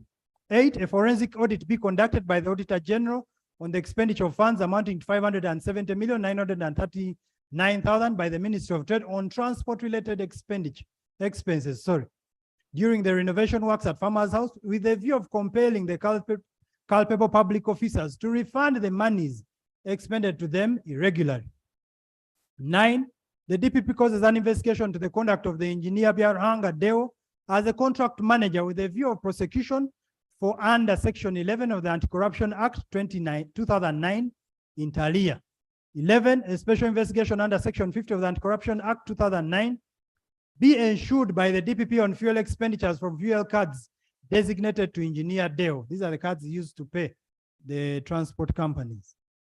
The DPP causes an investigation 11 on all the members of the Contract and Evaluation Committee in the procurement for renovation works with a view of prosecution for negligence of duty and causing financial loss pursuant to Section 33 of the Anti-Corruption Act 2009. These are the ones who approved the 6.2, yet Minister of Works had quoted 4.6. Mr. Simo Rosemary be investigated with a view of prosecution by the DPP for initiating a fraudulent, irregular, and alien procurement of an estimated contract price of 6.2, and further for carrying out unlawful orders contrary to the roles, obligations, and conduct of a public officer under Public Standing Order FA10. 13, Mr. Mtegeki David be investigated with a view of prosecution by the DPP under Section 20 of the Anti-Corruption Act. This was the lawyer who was advising the ministry. 2009, for his role as a legal officer in advising an irregular procurement process. 14, the PS Geraldine Sally be investigated with a view of prosecution by the DPP for offenses committed under Section 79 of the PFMA 2015, negligence of duty. 4, under Section 26 of the PPDA Act 2003 and 45 of the PFMA 2015, offenses committed under Section 95 of the PPDA 2003, disobedience of statutory duty under Section 116 of the Penal Code Act, Cap 120, abuse of office and causing financial loss to government under Section 11 and 20 of the Anti-Corruption Act 2003, among other offenses, as the DPP may deem fit. This is because all the mistakes that were carried out in the ministry the accounting officer is held liable. Government, 15, government should finalize and undertake deliberate measures to implement the strategic plan for relocating, all government ministries, departments, and agencies to Bwebaja as a means of decreasing government expenditure through rent of office premises. And lastly, Right Honorable Speaker and honorable members, accounting officers should desist from undertaking expenditures that exhibit lack of appreciation of accounting laws, regulations, and procedures that require strict adherence while dealing with public funds. I beg to submit. Thank you so much, Chairman. Thank you. Honorable members, I have keenly listened to this report. And when you listen to the report, you find a number of issues. What I have noticed is there's a willful breach of Regulation 7B of the Public Finance Management Regulations. Failure to adhere to the preliminary assessment and structural integrity of reports on the bills of quantities from the Minister of Works, as you heard what the chair was saying. And then there's a mismatch between the method of procurement and the contract sum that was given. You'll hear all this. Then there's a lapse in the contract management, notably lack of performance security. Where does it happen? Really? Tax evasion. And we are here crying, we want money. But when you're not paying taxes, what happens? So the contractor did not pay the taxes. And then there's a lapse of internal controls. The impunity in the ministry. Honorable members, you've heard all of that. Maybe we could first hear from the minister. You know, honorable members, I first want to hear from you. Will find what has been said is not correct. Let the minister first bring in. Honorable Minister, you've heard the report. Do you have any comment?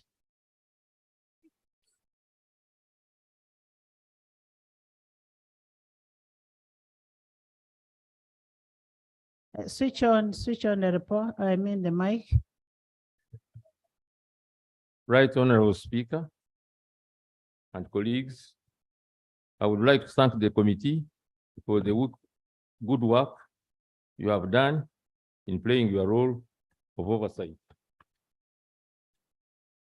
We all have a duty to fight corruption in this country, and my ministry will be working with other authorities to take action on the recommendation by the committee.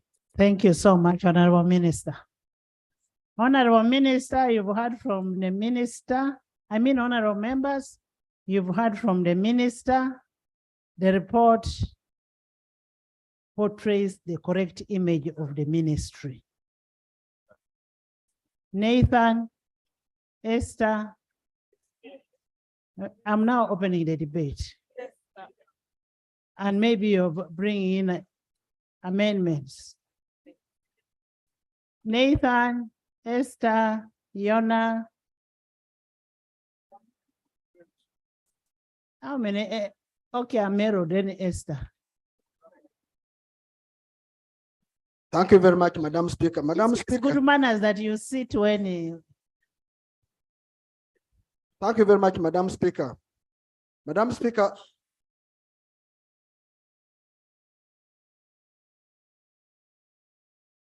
Thank you very much, Right Honorable Speaker. Right Honorable Speaker, I seek your indulgence on this matter. And if with your permission later you allow me to have the way forward. But before that, Right Honorable Speaker and honorable members, the work we do here is under the purview of the Constitution.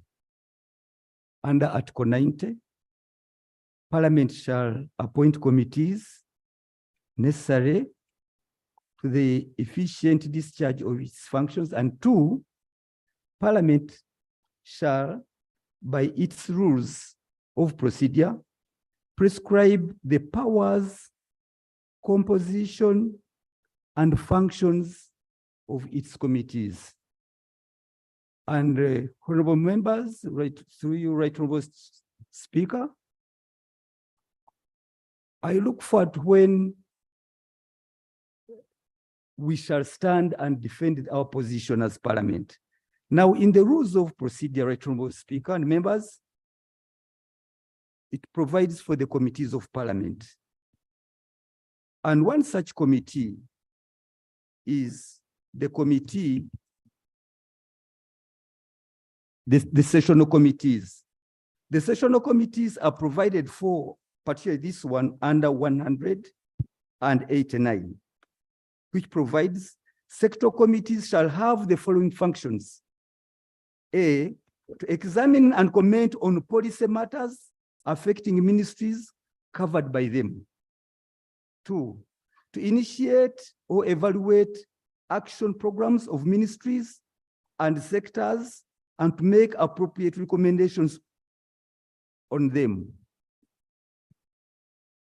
He's on procedure. About procedure.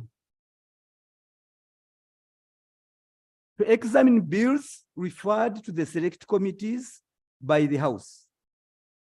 To examine government recurrent and capital budget estimates and to make recommendations on them in general debate to the House. To monitor the performance of ministries, departments, and agencies. To monitor government compliance with approved plans and programs. And G, to monitor the progress of the implementation of the Sustainable Development Goals made by the sectors that fall within their jurisdiction. But members, I would wish to draw your attention. What is the procedural matter? The procedural matter I'm raising, right over Speaker, is that if you could allow me to get through to 174 of our rules, which puts the entire matter this under the ambit of a standing committee called the Public Accounts Committee. Honorable Sechkubo, in one way or the other, this report is going to a standing committee, accountability committee, because the sectoral committee has asked for a forensic audit. And after that forensic audit, the Auditor General's report will have to go to accountability committee. This matter was out of the ministerial statements, policy statements. That is how this matter came into under investigation. And when you look at Rule 189,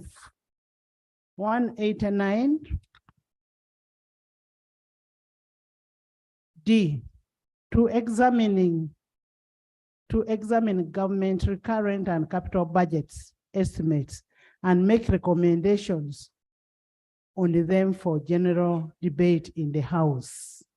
They looked at it when they're looking at the ministerial statements. E, to monitor the performance of ministries, departments, and agencies. F, to monitor government compliance with the approved plans and programs. I don't see where there's a problem here. Let's debate the report. Let's debate the report. If you want it to go to the standing committee, it is going to go. Most obliged, Honorable Speaker. There is a procedural matter. I have already responded to yours. Procedure, Madam Speaker. Madam Speaker, under Article 164 of our Constitution, it says accountability. And I want to read it for my brother's sake. The permanent secretary or the accounting officer in charge of a ministry or department shall be accountable to Parliament for the funds in that ministry or department. Shall. 2, any person holding a public or a political or public office who directs or concurs in the use of public funds, contrary to existing instructions, shall be accounted for any loss arising from that use and shall be required to make good the loss, even if he or she has ceased to hold that office. And finally, it says, Parliament shall monitor all expenditure of public funds. Madam Speaker, the Committee of Trade is in charge of the budgets of that ministry. It is supposed to monitor the performance of that budget, that ministry. It is supposed to, before it approves any more funds, it must know how the other one was used. And for them during their Honorable Nathan, actually the investigation started at the time of the budgeting process because there was underutilization of funds. And that's how the committee started the investigation. Underperformance. You cannot approve more money when you've not consumed what you've been given. It's like giving you too much. Madam Speaker, so is it procedure right for us not to agree with the report of the committee whereby it has really showed? It is not we. Because it is Honorable Sechikubo. No, it's part of us. Said you, Honorable. I beg to agree with your guidance, Right Honorable Speaker. And Honorable Nathan Nandala is most well known for his being the ex-chair of Public Accounts Committee. That's where he cut his teeth. But now when he wants to avoid the very committee on which he stood on this floor of Parliament, is what is buffering me. And No, he knows the no, very he's not avoiding, Honorable Sechi.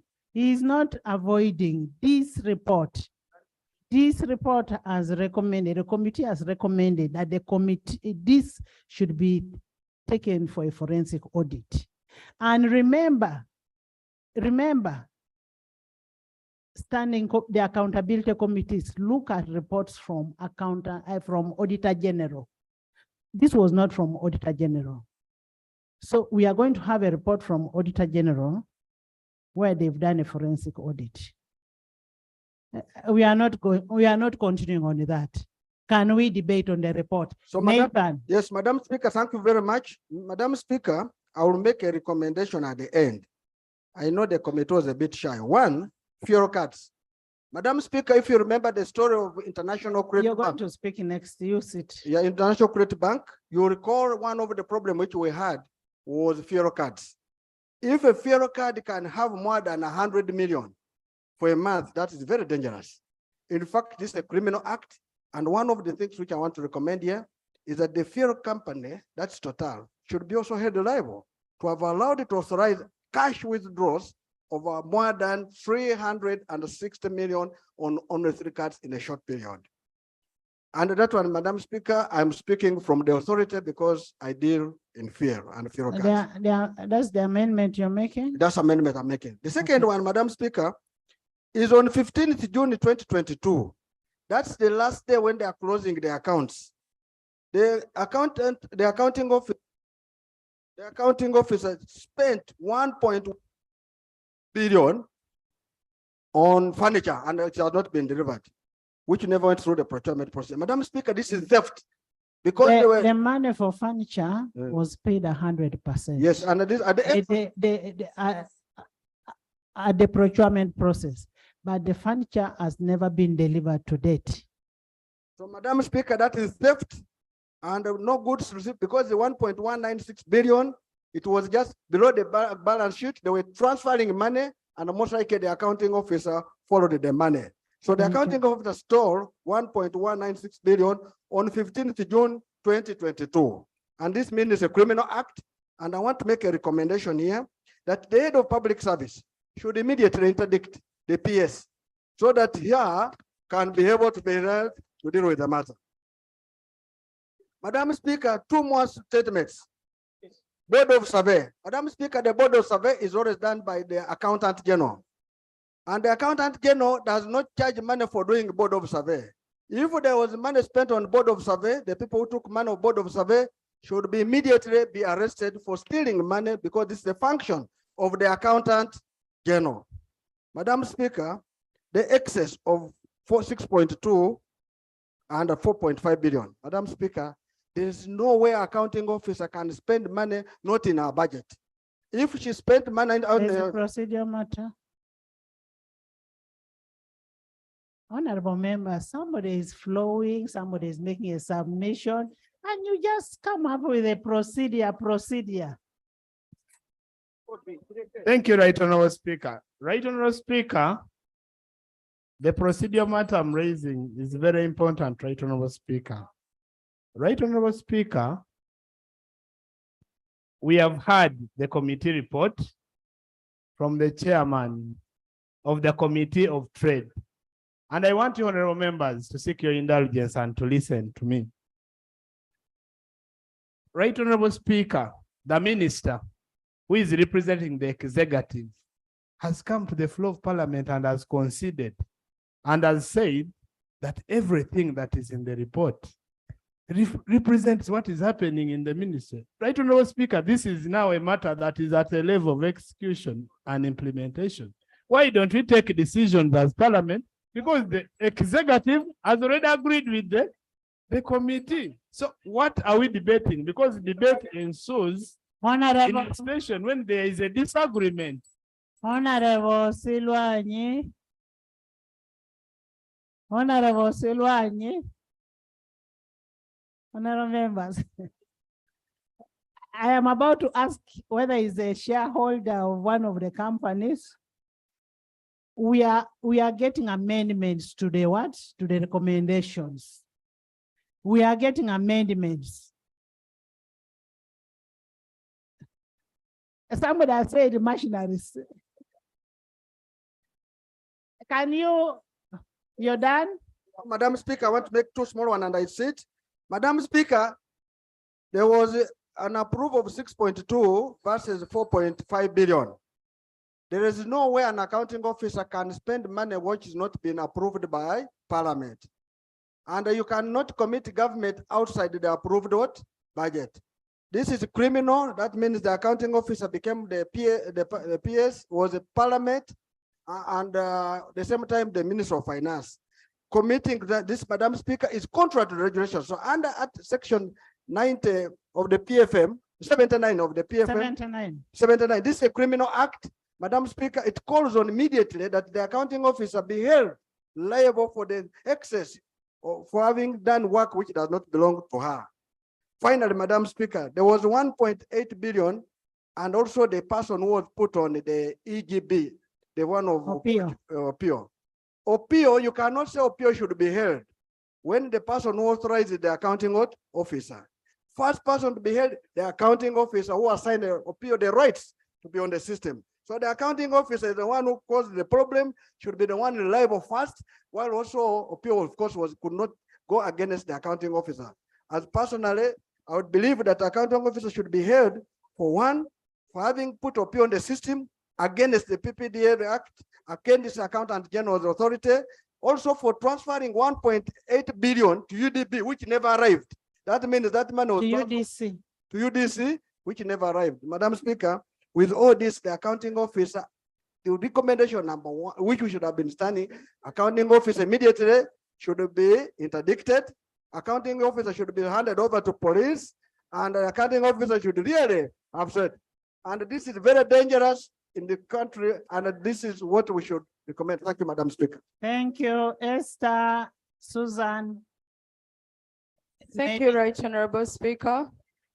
Honorable members, all of you are going to speak on this matter.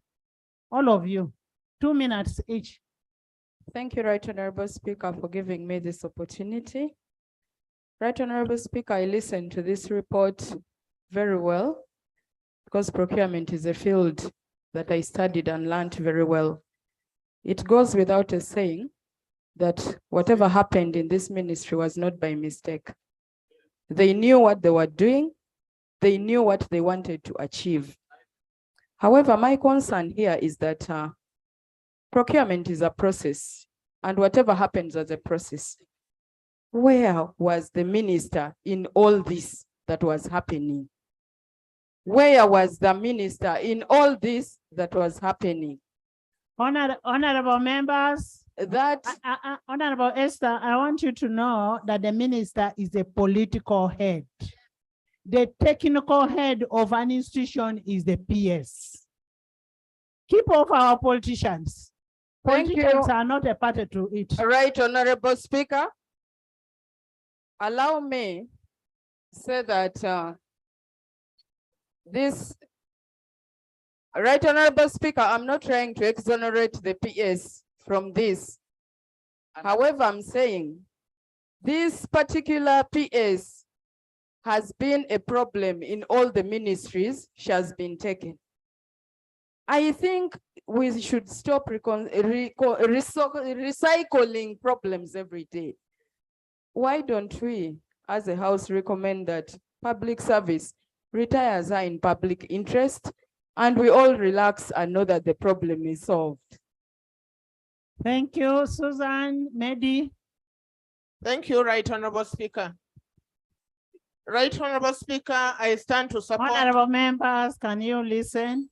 I stand to support the report of the committee in its entirety.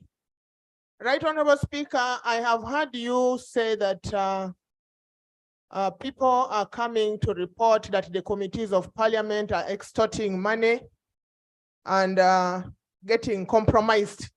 Right Honorable Speaker, I want also to seek your indulgence that you protect the committees of parliament. In this scenario, the PS we are talking about here, Madam Geraldine, from the word go, decided to go to the radio and talk very bad about the Committee of Trade, because we saw that lacuna when I was still in that committee. And when we were intending to ask more questions about it, she did not give us the information, but she opted to go to the radio. How shall we be protected as committees of parliament? Right Honorable Speaker, I think the PS should be not retired, should be sacked with immediate effect, so that she does not compromise or interfere with further investigations that are supposed to be carried out. Right Honorable Speaker, these are very glaring mistakes, and I'm surprised some issues of the purchase of the vehicles for the ministers have not yet come out. I don't know whether it is coming in a different report. Right Honorable Speaker, the PS has opted to do everything by herself and not following the laws of this country. I beg to submit. Honorable members, before you sack, you interdict to allow investigation, so you don't go to the extreme.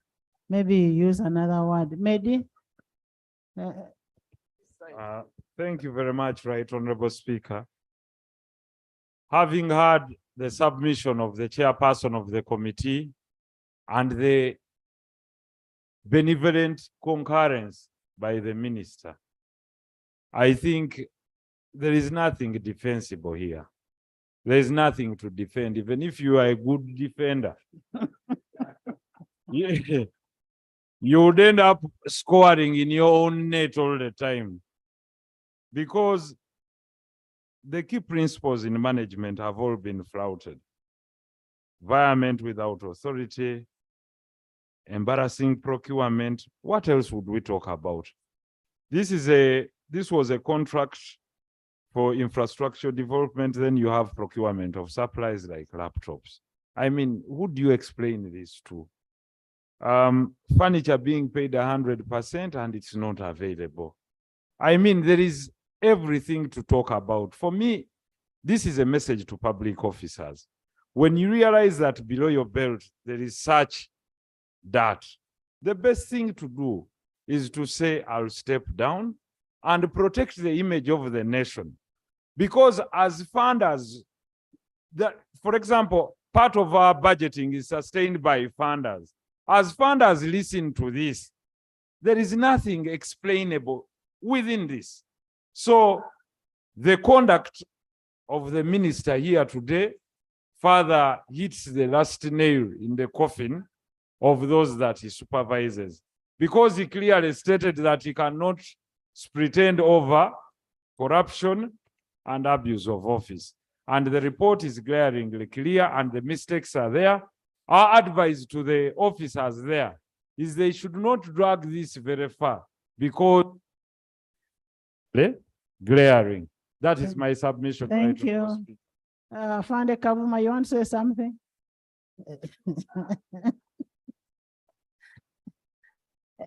Tinka, Rose, Tinka and Rose.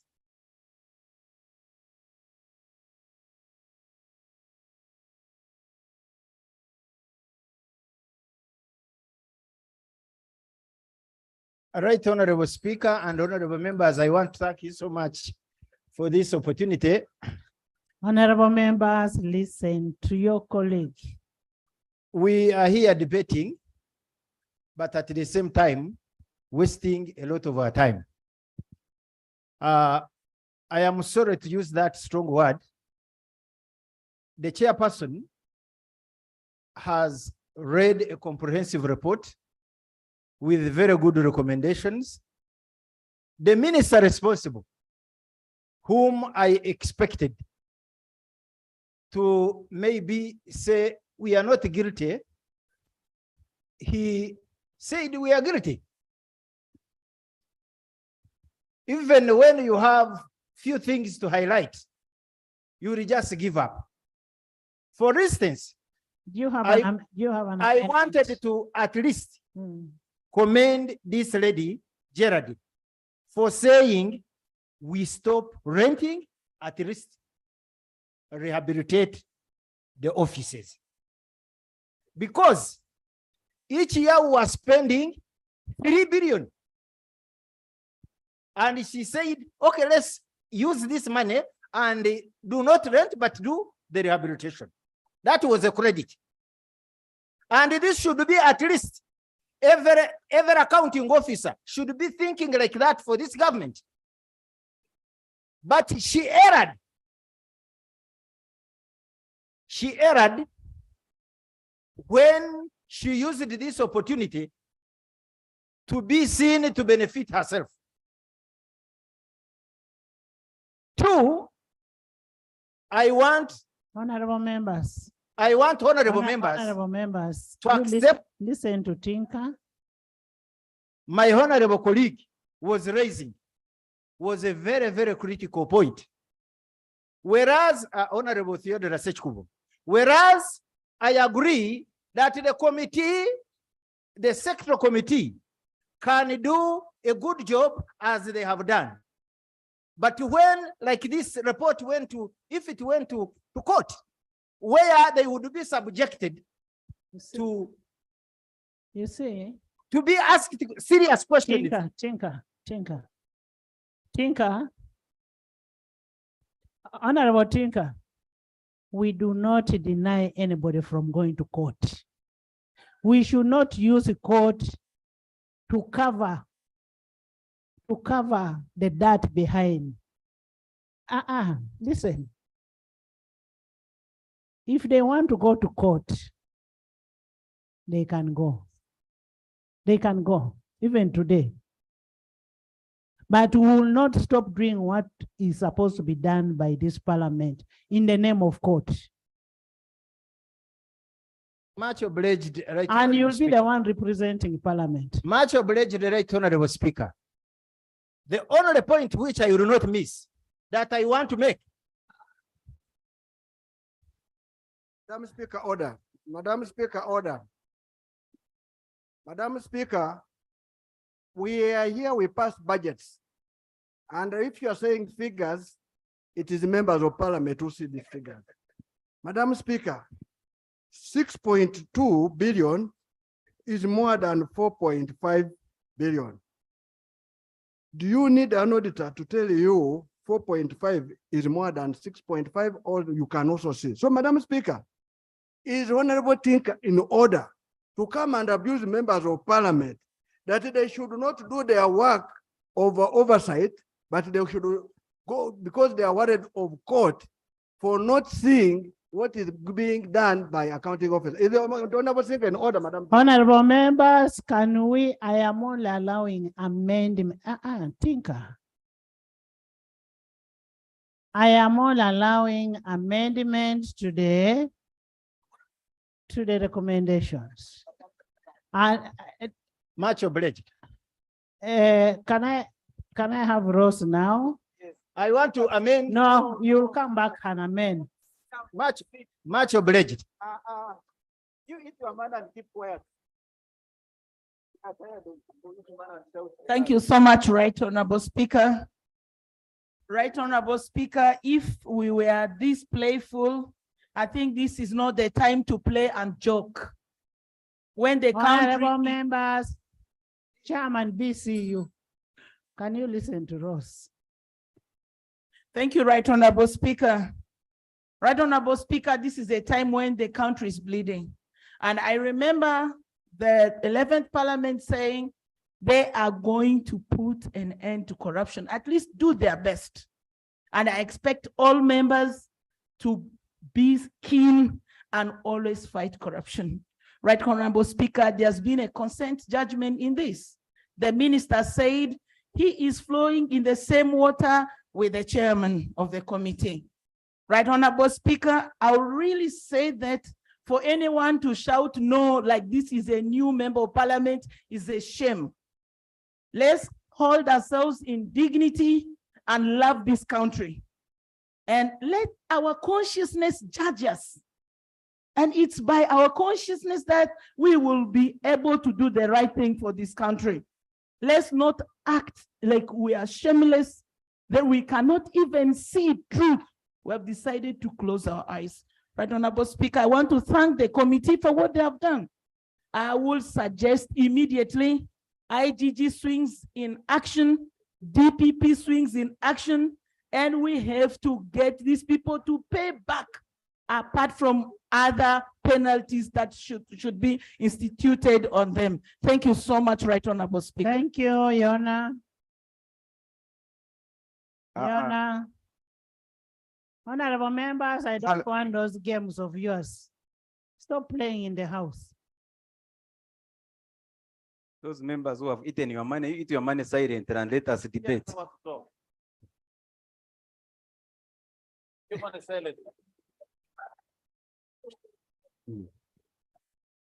Madam Speaker, I rise here to thank the committee. Yona, nobody has eaten money. It should be gotten out of the record. I withdraw. But You you see them withdraw. coming. No. See? Madam Speaker, Withdraw that statement. I withdraw What do you withdraw? for having thought that some people are disturbing us because there is exchange, but I withdraw. Okay. Madam Speaker, the person we are talking about, I have been following her since 2010 when I joined this parliament. Madam Speaker, her appointment was a reward of indiscipline because in 2011, she was working as a secretary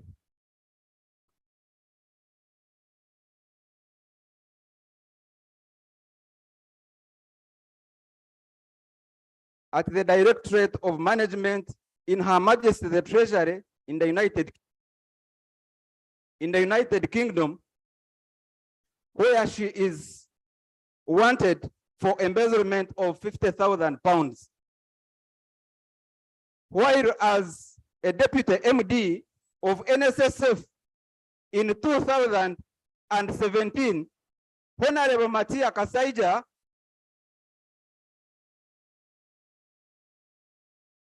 Matia Kasaija, our beloved Minister of Finance then and today, refused to renew her contract, and the reasons which were given by the board then, which were cited, were many, but in summary, the board said less than satisfactory performance and therefore dismissed. Therefore, in 2021, dear Honorable, appointing her to be an accounting officer of a big ministry of trade, where we hope to commercialize, to industrialize this country, and we make her head all the money we budget there, was a big mistake by the appointing officer who appointed her there. I don't want to go into the integrities of the report because my beloved friend whom I like so much, Honorable Mpaka and his committee, have elaborated everything in the report. My recommendation to this House, as we talk of zero tolerance to corruption, the country is bleeding. And the mafias are watching. They are waiting for you to allocate the money to the ministries and take the money. We should not think of IGG today. Today, let her be arrested today. Such that IGG and whichever office will find her in the cells. We in this country.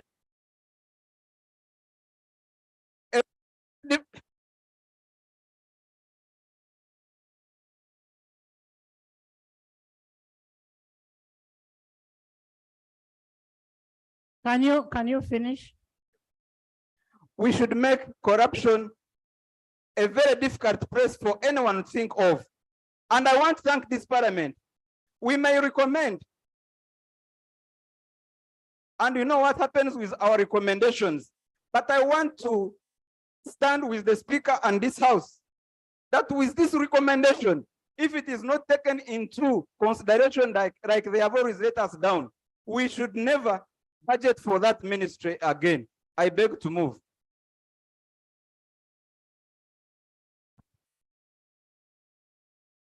Thank you, Right Honorable Speaker. It's me. It's me, Wambede. The report.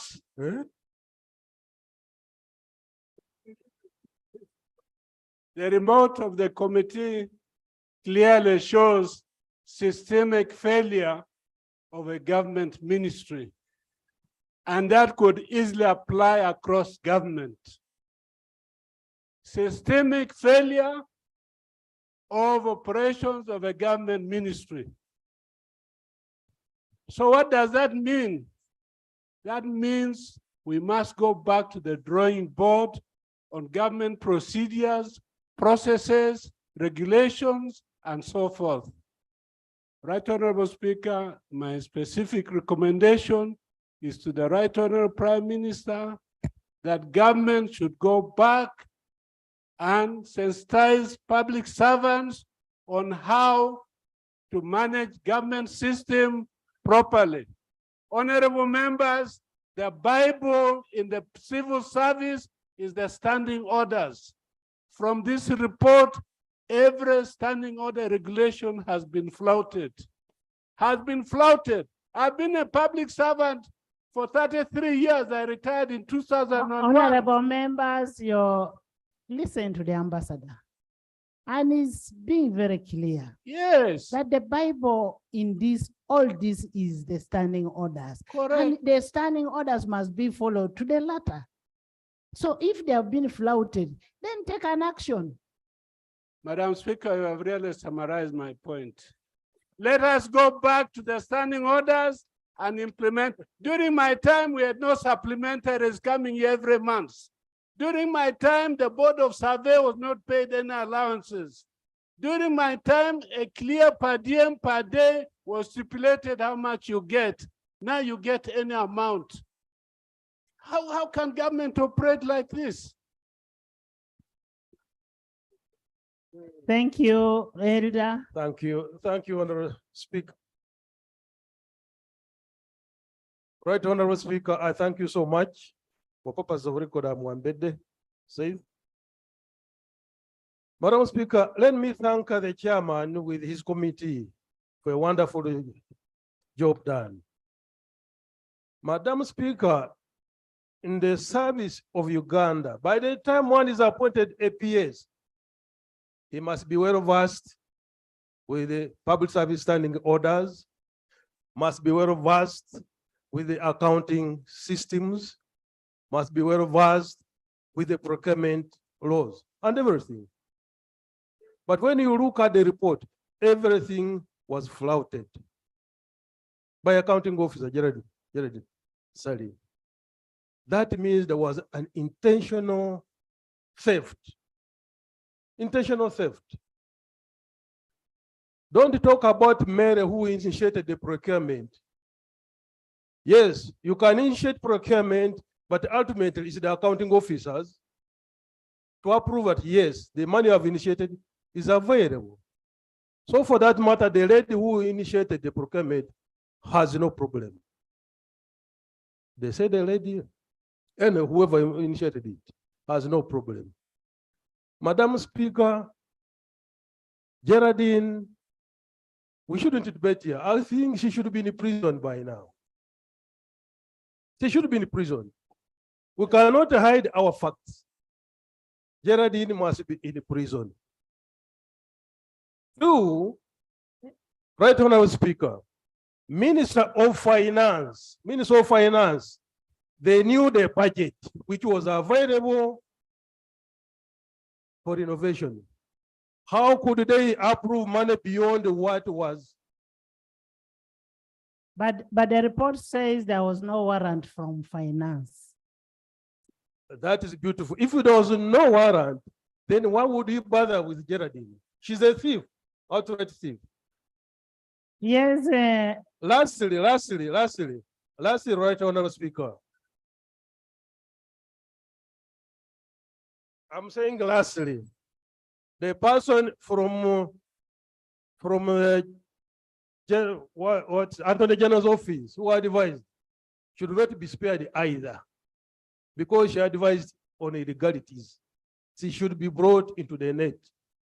Actually, I didn't see a recommendation on the person from AG's office. Honorable Speaker is there. There is no penalty. There is no. That one should be also be prosecuted. We need a recommendation on the person from AG's Solicitor General's office. I thank you, Right Honorable Speaker. Ethics. Madam Chair, I too want to congratulate the chair and his committee for a very effective report. But Madam Chair, I can't help think that our country is under siege, real siege. Just a short while ago, in your remarks, you talked about the conduct of some of our colleagues here. And I'm not surprised. As if it was planned, we now see this report giving us a detail that really leaves us completely amazed. And I wonder, where will our help as a country come from? Because what we are seeing now, Madam Speaker, is a situation where clearly lawlessness is obtaining. And it's not trade only, I can suggest, Madam Speaker. It's what we are listening to here is obtaining in other institutions. But what has ominously gone wrong is that even when we know things are getting out of hand, we have no one to effectively address this matter. May I suggest, Madam Speaker, that this report that is unanimously supported, we use it as an opportunity to make a statement that enough is enough. We've got to get away with this nonsense. I submit, Madam Chair. Thank you, Whopper.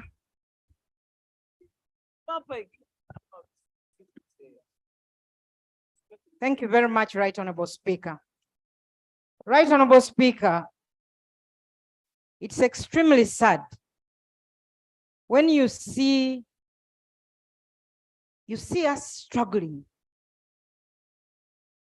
to provide services to Ugandans, and then you find money being allocated to a sector, and the money is misused in this way. You see the Ministry of Finance coming to the floor of this house to borrow funds to try and meet some of the expenditures in the budget when the money is actually being squandered. We actually have enough money in this country, but the money is being siphoned by a few individuals. It is a shame that somebody who was at the level of a deputy managing director and felt that she was unfairly removed from NSSF, and the president was convinced that maybe she was unfairly removed and given this position of permanent secretary. And then you see all that in the Ministry of Trade, right, Honorable Speaker. There is even more, right, Honorable Speaker. There is even more. This is just a tip. I don't want to talk about what other reports that we're handling under the Public Accounts Committee. But there is a problem, right, Honorable Speaker. So what How amendment are you making? Right, Honorable Speaker, looking at what has happened, not only in the Ministry of Trade, but Solicitor General's office that was also an accomplice in this fraud. Right, Honorable Speaker, all these people must be interdicted. For me, I'm not happy with the IGG's office. Right, Honorable Speaker, we have referred reports to the IGG's office and you have given them 60 days to report back. They have never reported. On the reports, there was one on the rats, the famous a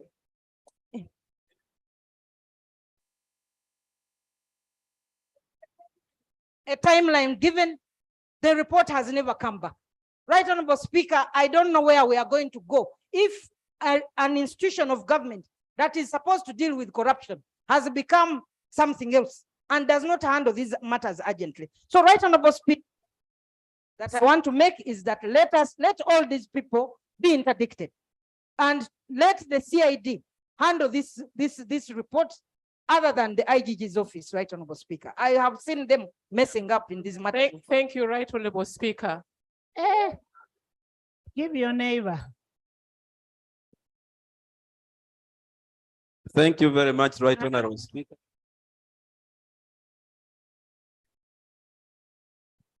Thank you very much, right, Honorable Speaker.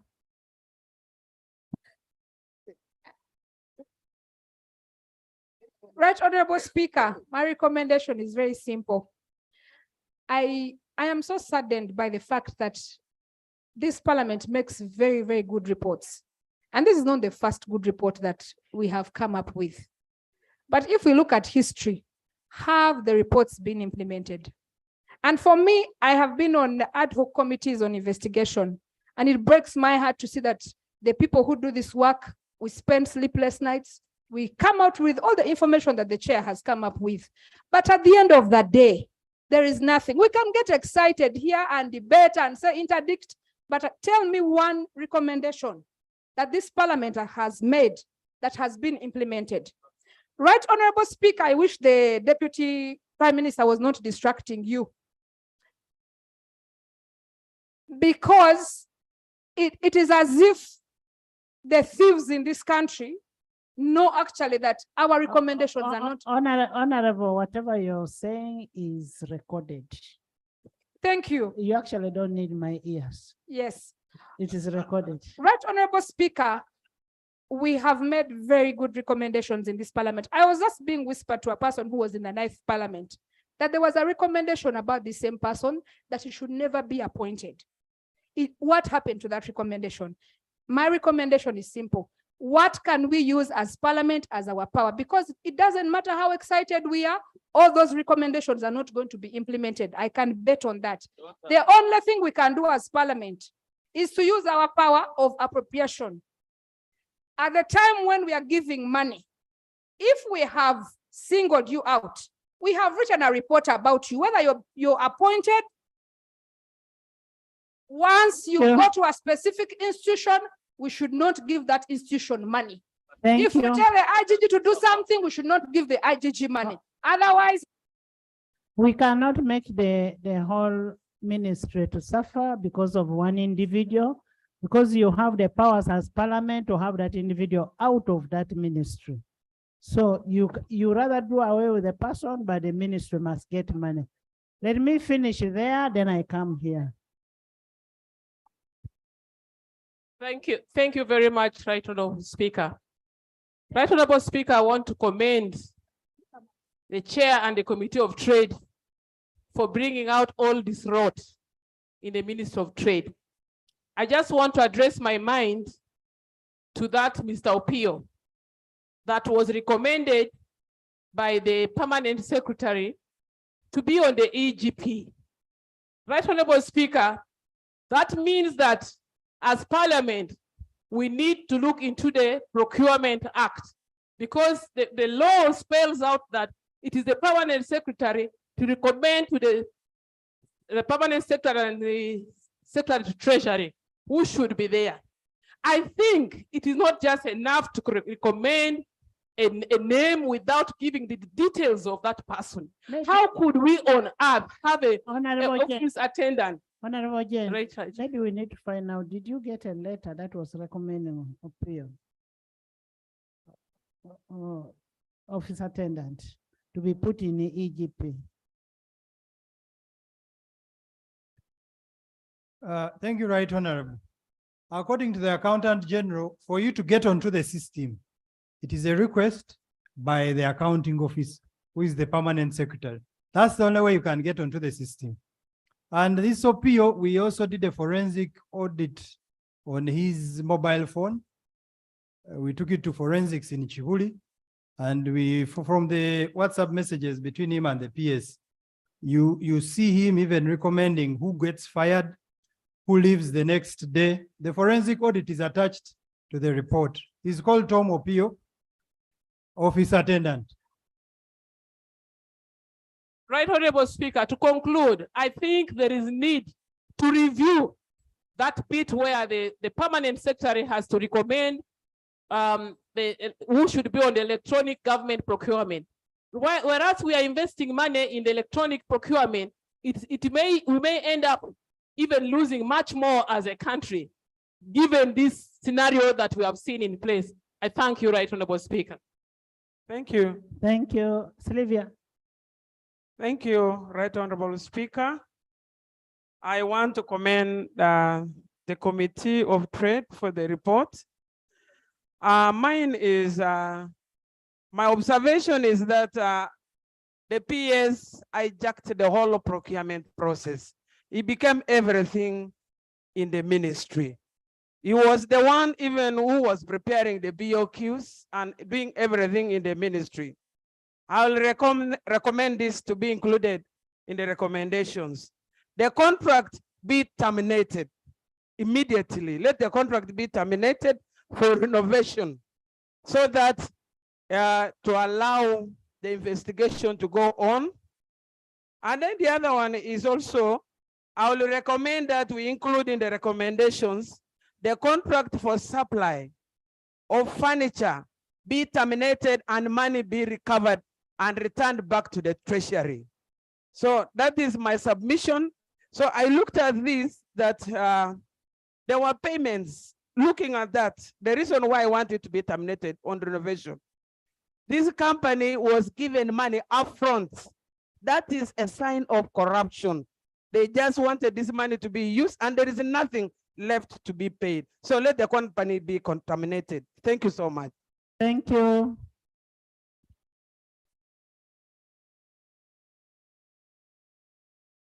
Madam Speaker. I am coming back to this line. Madam Speaker, I have listened to the arguments presented here. I want to say and agree with the saying in the world of IT that when you put garbage in, you should expect garbage out. The history of people who are in charge of what we're talking about is well documented. I've been asking myself how they got onto the system. And I want to believe the report of this committee is an indictment on our appointments committee. How do we clear these people without doing a background check on them? Secondly, Madam Speaker, there's syndicated corruption which has been proven. The Ministry of Finance and the permanent secretary must be investigated. I've been asking myself how money got spent without warrant, and yet this money is paid from Bank of Uganda through the IFMI system. How was that money paid? Who cleared that money? Secondly, Madam Speaker, the Office of Attorney General, having looked at all these, Who is that person who cleared that contract? The person in finance, the person in Attorney General's chambers. These two must be investigated. Ideally, the expenditure is based on new work plans. Who approved the new work plan? And what was the basis? This money should have come to Parliament. We should have actually complied with the Section 22 of the Public Finance Management Act to reallocate this money through a formal process. That did not happen. So the Ministry of Finance, individuals there, the Attorney General's office, the individuals there, I recommend they must be part of the investigation. Thank you. Santa Abedi, Youth. Thank you so much, Right Honorable Speaker, for this opportunity. Allow me join my colleagues in thanking of local government and public service. We had a similar issue with the PS, and the same PS, PS. not the same, another PS. And as a committee, a sessional committee, we had to make our recommendation to Parliament, and the PS was arrested and he was in Luzira. So my first recommendation, Madam Speaker, is that the PS, not even the initiator of this scam, the PS herself must be arrested and leave office. So that, because when we say that we are going to take it. If you are arrested, you leave office. Yes. Not always, Madam Speaker. She must be arrested and interdicted. Madam Speaker, this is coming from history that this Parliament did. We recommended this very recommendation. Then too, Madam Speaker, I want to join my colleague from Bale, who said the initiator of this has no issue. The PS was there. If somebody initiates, does it mean that she's responsible for what happens later? The committee must come in place, but when you look at all the processes, they were all flawed. So finally, Madam Speaker, I want us as Parliament to stand firm and send a clear signal. And tomorrow we want to see some of these people, starting from the PS, arrested, detained, and she's in Luzira. I want to thank you, Madam Speaker. Thank you, Dr. Bedi. Thank you, Right Honorable Speaker. Right Honorable Speaker, during our work of oversight as sectoral committees, we often come across such issues where there are corruption tendencies. And we are bound by the rules. Every time we want to touch them, we are told that that is a work of the Accountability Committee. Today, we receive a very good report from a sectoral committee. Very good report that reveals a classic example of corruption by an accounting officer in government. My recommendation, the rules should be amended and we expressly put where necessary, a sectoral committee can be involved in those investigations. So that There is no need of amendment of rules. Rules are very clear. The Constitution is clear. The rules are very clear. You just give me an amendment on the recommendations. Yes, we are not amending the rules. Yes, my recommendation. Unless if you're telling me you've not revised your rules well. Speaker, the reason why I'm saying that, don't listen to what Honorable somebody said. Yeah, because this is sectoral committee has produced a very good report. My recommendation is that these sectoral committees should be empowered wherever it is necessary for us to investigate these corruption tendencies so that we can save this country. Should you see, when you look at what the rules are saying,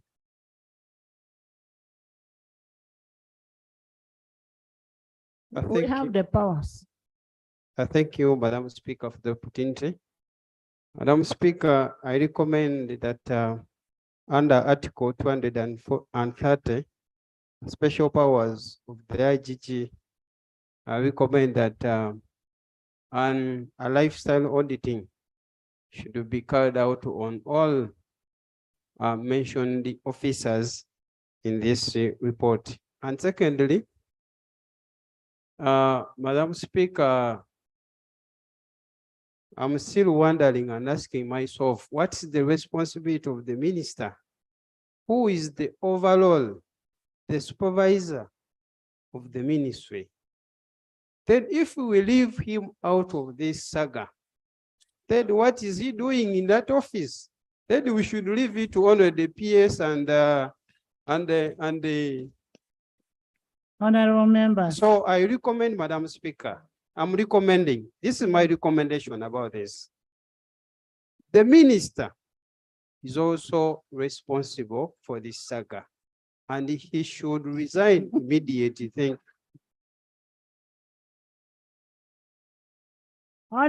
Honorable members, honorable members, honorable members, I want us to differentiate between technical head and political head. The political head, actually, I expected you to ask whether there is an internal audit in that institution, because the issues that it's about compliance, internal controls, all that kind of thing. It is about the technical work, the audit work, the compliance in the institution, basically that. Now, if you're going to talk about a politician, thank you, Right Honorable Speaker. I'm Stephen. Right Honorable Speaker, as we are deliberating now, former Permanent Secretary of Public Service, Jimmy Rwamaf, has been granted bail or released from prison by the President. Pardoned. Pardon, Right Honorable Speaker. Presidential pardon. Yes, presidential pardon. Right Honorable Speaker.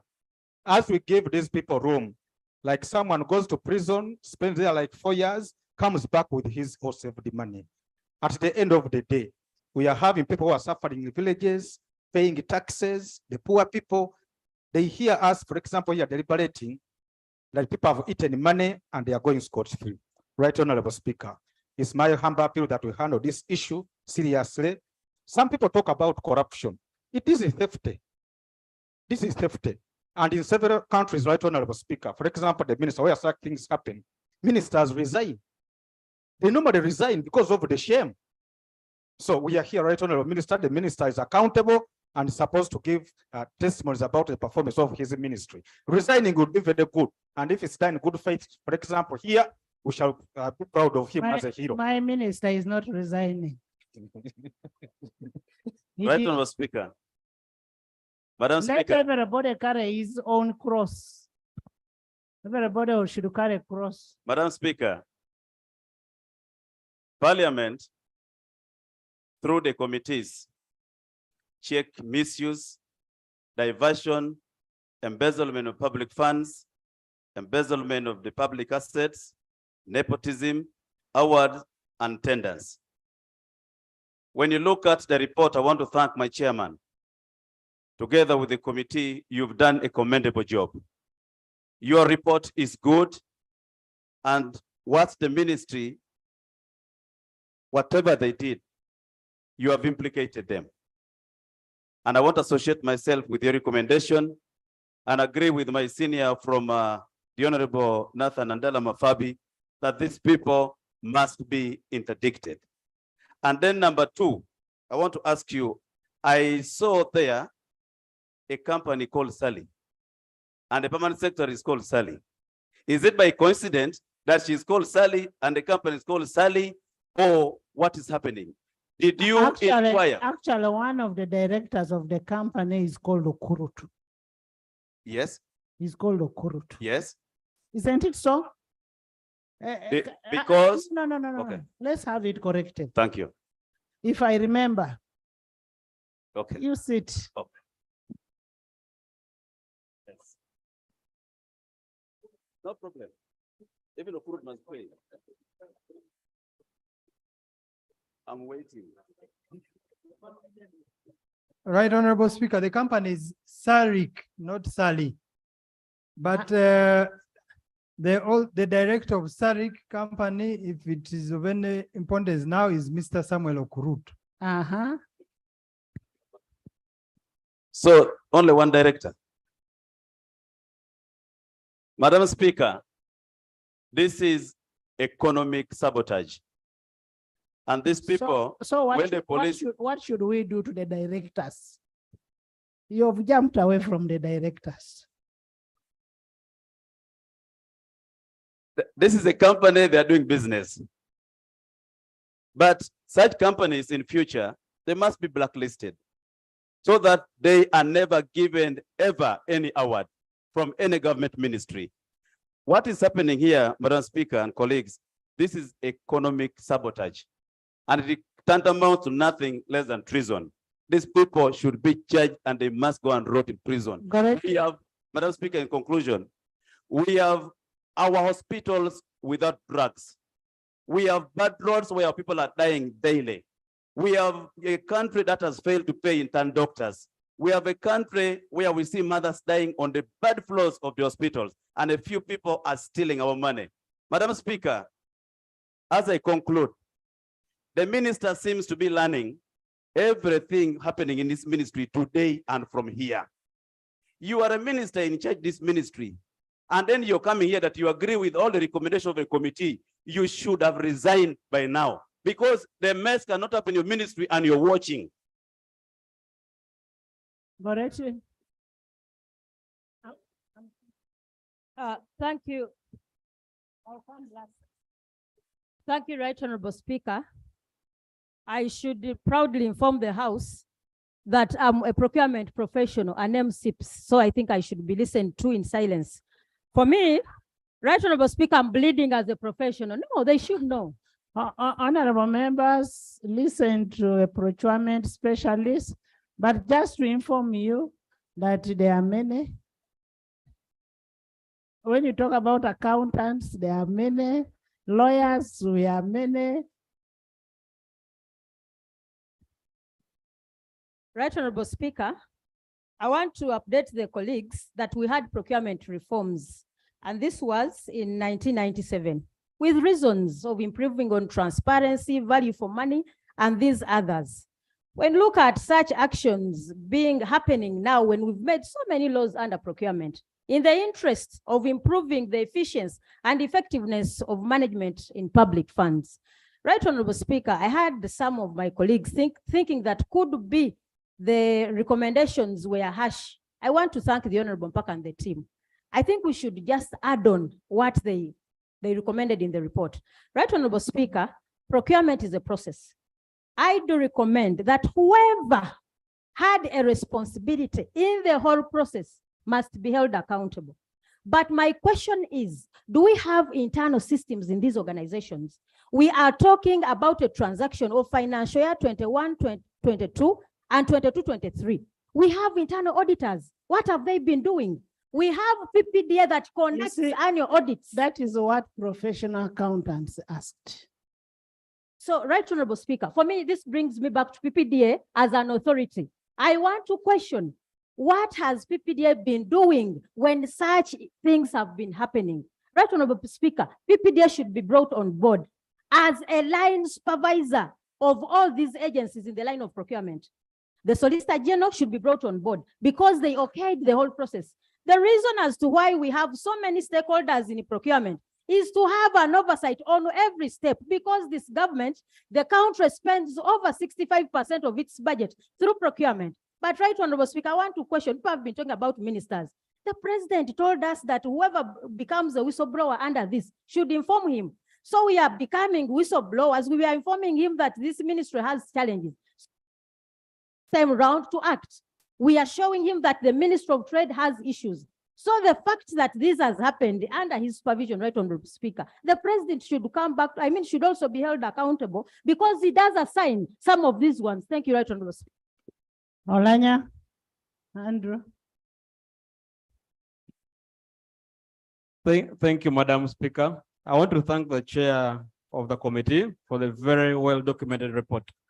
Madam Chair, if you look at the report, pages 35 and 36 is a component of ERDS, Electronic Record Document and Requirement System. They mentioned a figure of 155 million just for profiling, for many other things. So I would like to recommend that in addition to what we've proposed here, that we have a value for money audit of the system itself, because we have assigned 192 billion under digital transformation program. Now, how are we using that money to actually transform government to an electronic government? Otherwise, the report is very good. I just recommend that one thing that we added there. The value for money audit. Yes, Eddie.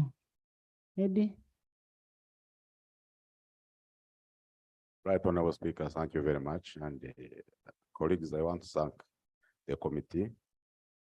Mine is a generic issue where every organization here who fights corruption talks about corruption. It became a song, but I don't know who listens. Because IGG fights corruption, Parliament talking about corruption, police talking about corruption, and the corrupt are known. Why is it that the president cannot take action where he's supposed to take action? And why should we be lamenting every time? So it is criminal that people who are appointed abuse the office.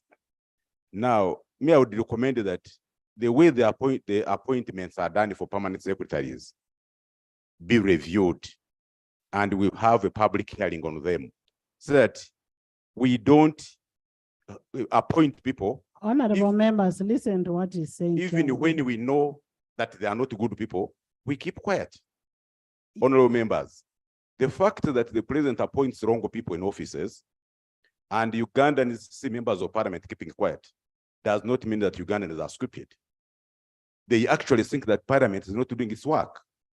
You appoint a thief, he goes to office, and you know this person is a thief. So what's the role of the Public Accounts Committee?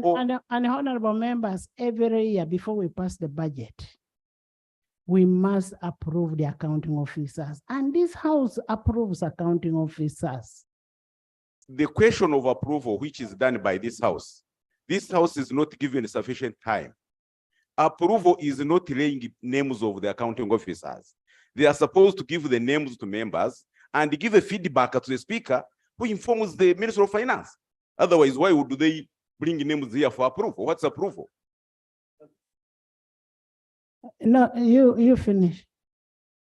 No. Thank you, Honorable Speaker. I would think that if we are going to fight corruption, the person responsible to help this country is the president, is the consumer of all the information, both political information, social information. What has he done? That's what he should come. And I would recommend through you that the president comes to address parliament on the state of the corruption in view of the World Bank position to us. I thank you. Thank you, Martin. Thank you, Right Honorable Speaker. Right Honorable Speaker, for some of us who sit on these accountability committees, this is something that is happening daily, year in, year out. You'll see a ministry today having the same issues the next financial year and the next financial year.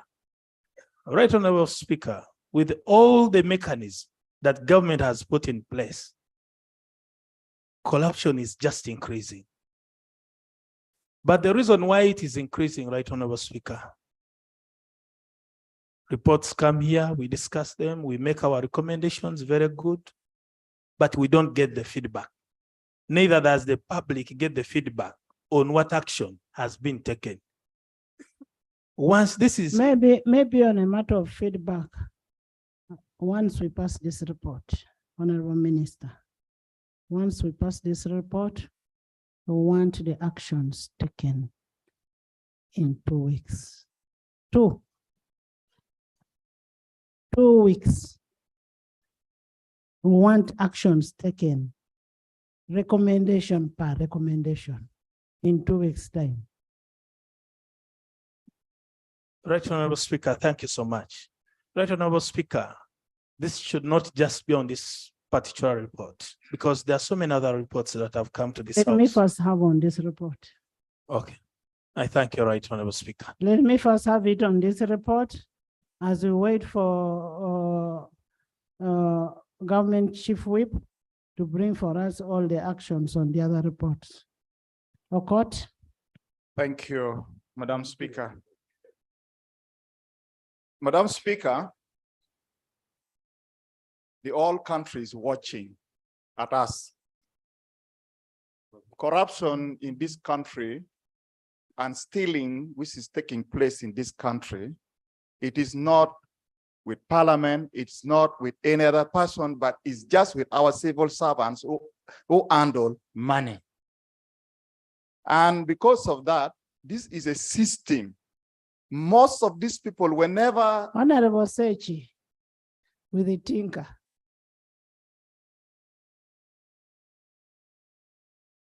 By the way, Nsereko left you.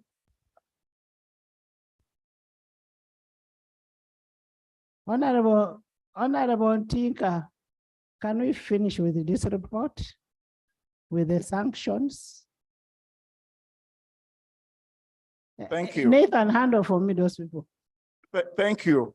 I know why they are trying to raise those issues, but even they know the answers. Parliament scored. It was a penalty. But of course, you know, the referee did not award us the mark. So for that matter, you cannot just raise your eyebrows to Parliament. But my point here is, in the 9th Parliament, Madam Speaker, we lost some big amount of money on these projects of PRDP. And the old style is not very far from this one here. There was a system, which that system was electronically being controlled. And the coding, it was only 1 or 2 persons who was responsible to make sure that that money could be approved. To our dismay, when Parliament debated the matter of that kind, no proper action was taken. Can we have amendment to this? And therefore, to me, with all what took place by inflating the prices, by not following the Public Finance Act, by not doing things which is right, I think everybody, including even the ministers, because if I was the minister for that case, for example, I have to resign.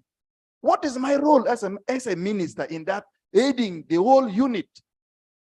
I have to take an actions.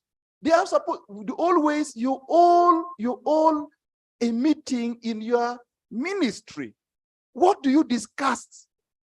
What do you discuss if you don't discuss finance and money? So, Madam Speaker, everybody that has been named in this will take responsibility and step down before. And number 2, Parliament has the power of the High Court. Now that we have power of the High Court, these people should be arrested. I thank you very much, Madam Speaker. Madam Speaker, I want to join the rest of the colleagues to thank the committee for the report that they have presented. Madam Speaker and colleagues, among our key obligations here is appropriation. And when the appropriation bill comes, give me the amendment. We have had it I all. am summarizing, Madam Speaker. No, give us the amendment. Is there an amendment you want to bring? Yes. Bring the amendment. Yes, Madam Speaker, on appropriation, we look at the work plan, procurement plan, and recruitment plan as key. And this one also goes back to F of the 189 of our rules of procedure. And that is in compliance with what the committee did to monitor government compliance with the approved plans and programs. Honorable Angora, you're not going to repeat on my ruling. Amendments. Amendments, number 1, Madam Speaker, it is our responsibility to approve accounting officers. We need to call for public hearings as far as these leaders are concerned. Number 2, Madam Speaker, Public Finance Management Act 2015 must be adhered to the latter. Because many times we have seen gaps where amendments should come in. That's a sweeping statement. I want a particular. Yes, you finish. Procedure? Finish. Yes, Madam Speaker, we shall highlight the sections of the Public Finance Management Act that need to be amended, because when you look at accountability in general, we have gaps where many times Shannon. Thank you very much, Right Honorable Speaker. Right Honorable Speaker, I want to amend the recommendations because when you look at all these transactions, big monies, it involved the internal auditor of the ministry. So, Right Honorable, the internal audit office should be included to be held accountable for their negligence and these big loss. Because they were there, they slept on job. Yes, Chair has something to say. Right Honorable, we interacted with the internal auditor and she raised all these concerns in writing. And she told us no action was taken in this regard, but it is what informed the PSST to write to the PS Geraldine Cell, warning her on her performance. But the internal auditor actually wrote and raised all these matters. The Auditor General, Honorable Tinkasime and Honorable Sech Kubo kept raising the issue of the Auditor General. We looked at the management reports of the Auditor General. This matter was raised and dropped miraculously in the management reports. Honorable. So- Honorable, first listen. We were actually. Now that is what now takes us to Auditor General. When you're in accountability committee, if you're looking at these institutions, interest yourself in the management report. What is dropped out will be the most interesting one. Now look at what he's saying, that it was dropped out. Why was it dropped out? Madam Speaker, now that comes to another point. One, the internal auditor is entitled, or she, to make what we call quarterly report. Reports. And these quarterly reports are supposed to be submitted. Did you get a copy to show that the internal auditor made that quarterly report? That one will help us to the PSST, because the report directed the PST. That's number one. Number two, if also the Auditor General dropped, because one of the things when my brothers were raising it, because the year we're talking about is already audited. Yes. If the internal, also the external auditor dropped it, there must be a reason why. And if there's no reason, Madam Speaker, under the National Audit Act, if you get an external auditor committing a crime, he's supposed to go in for 12 years. Those ones are not allowed, or no payment and whatever. So, Madam Speaker, this could be also an Nathan, there is always a reason. Our two colleagues are dropping this issue that what was being done is correct. Haven't you seen somebody saying that whatever was done is correct? So there's a So, Madam Speaker, I think that's what we want to say. I have not mentioned the name. No, not mention the name. No. Honorable members, I put a question that the report of the Committee of Tourism, Trade and Industry on investigation into utilization of a supplementary budget for financial year 2021-2022 by the Ministry of Trade, Industry and Cooperatives for rent for the new offices premises be adopted by this House with amendments. Those in favor say and to contrary nay. The ayes have it. I adjourn the House to 2 tomorrow.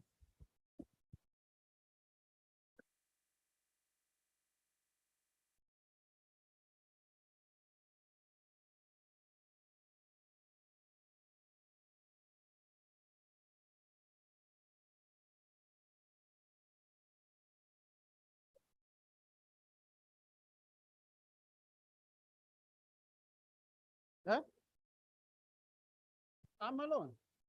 Get this phone.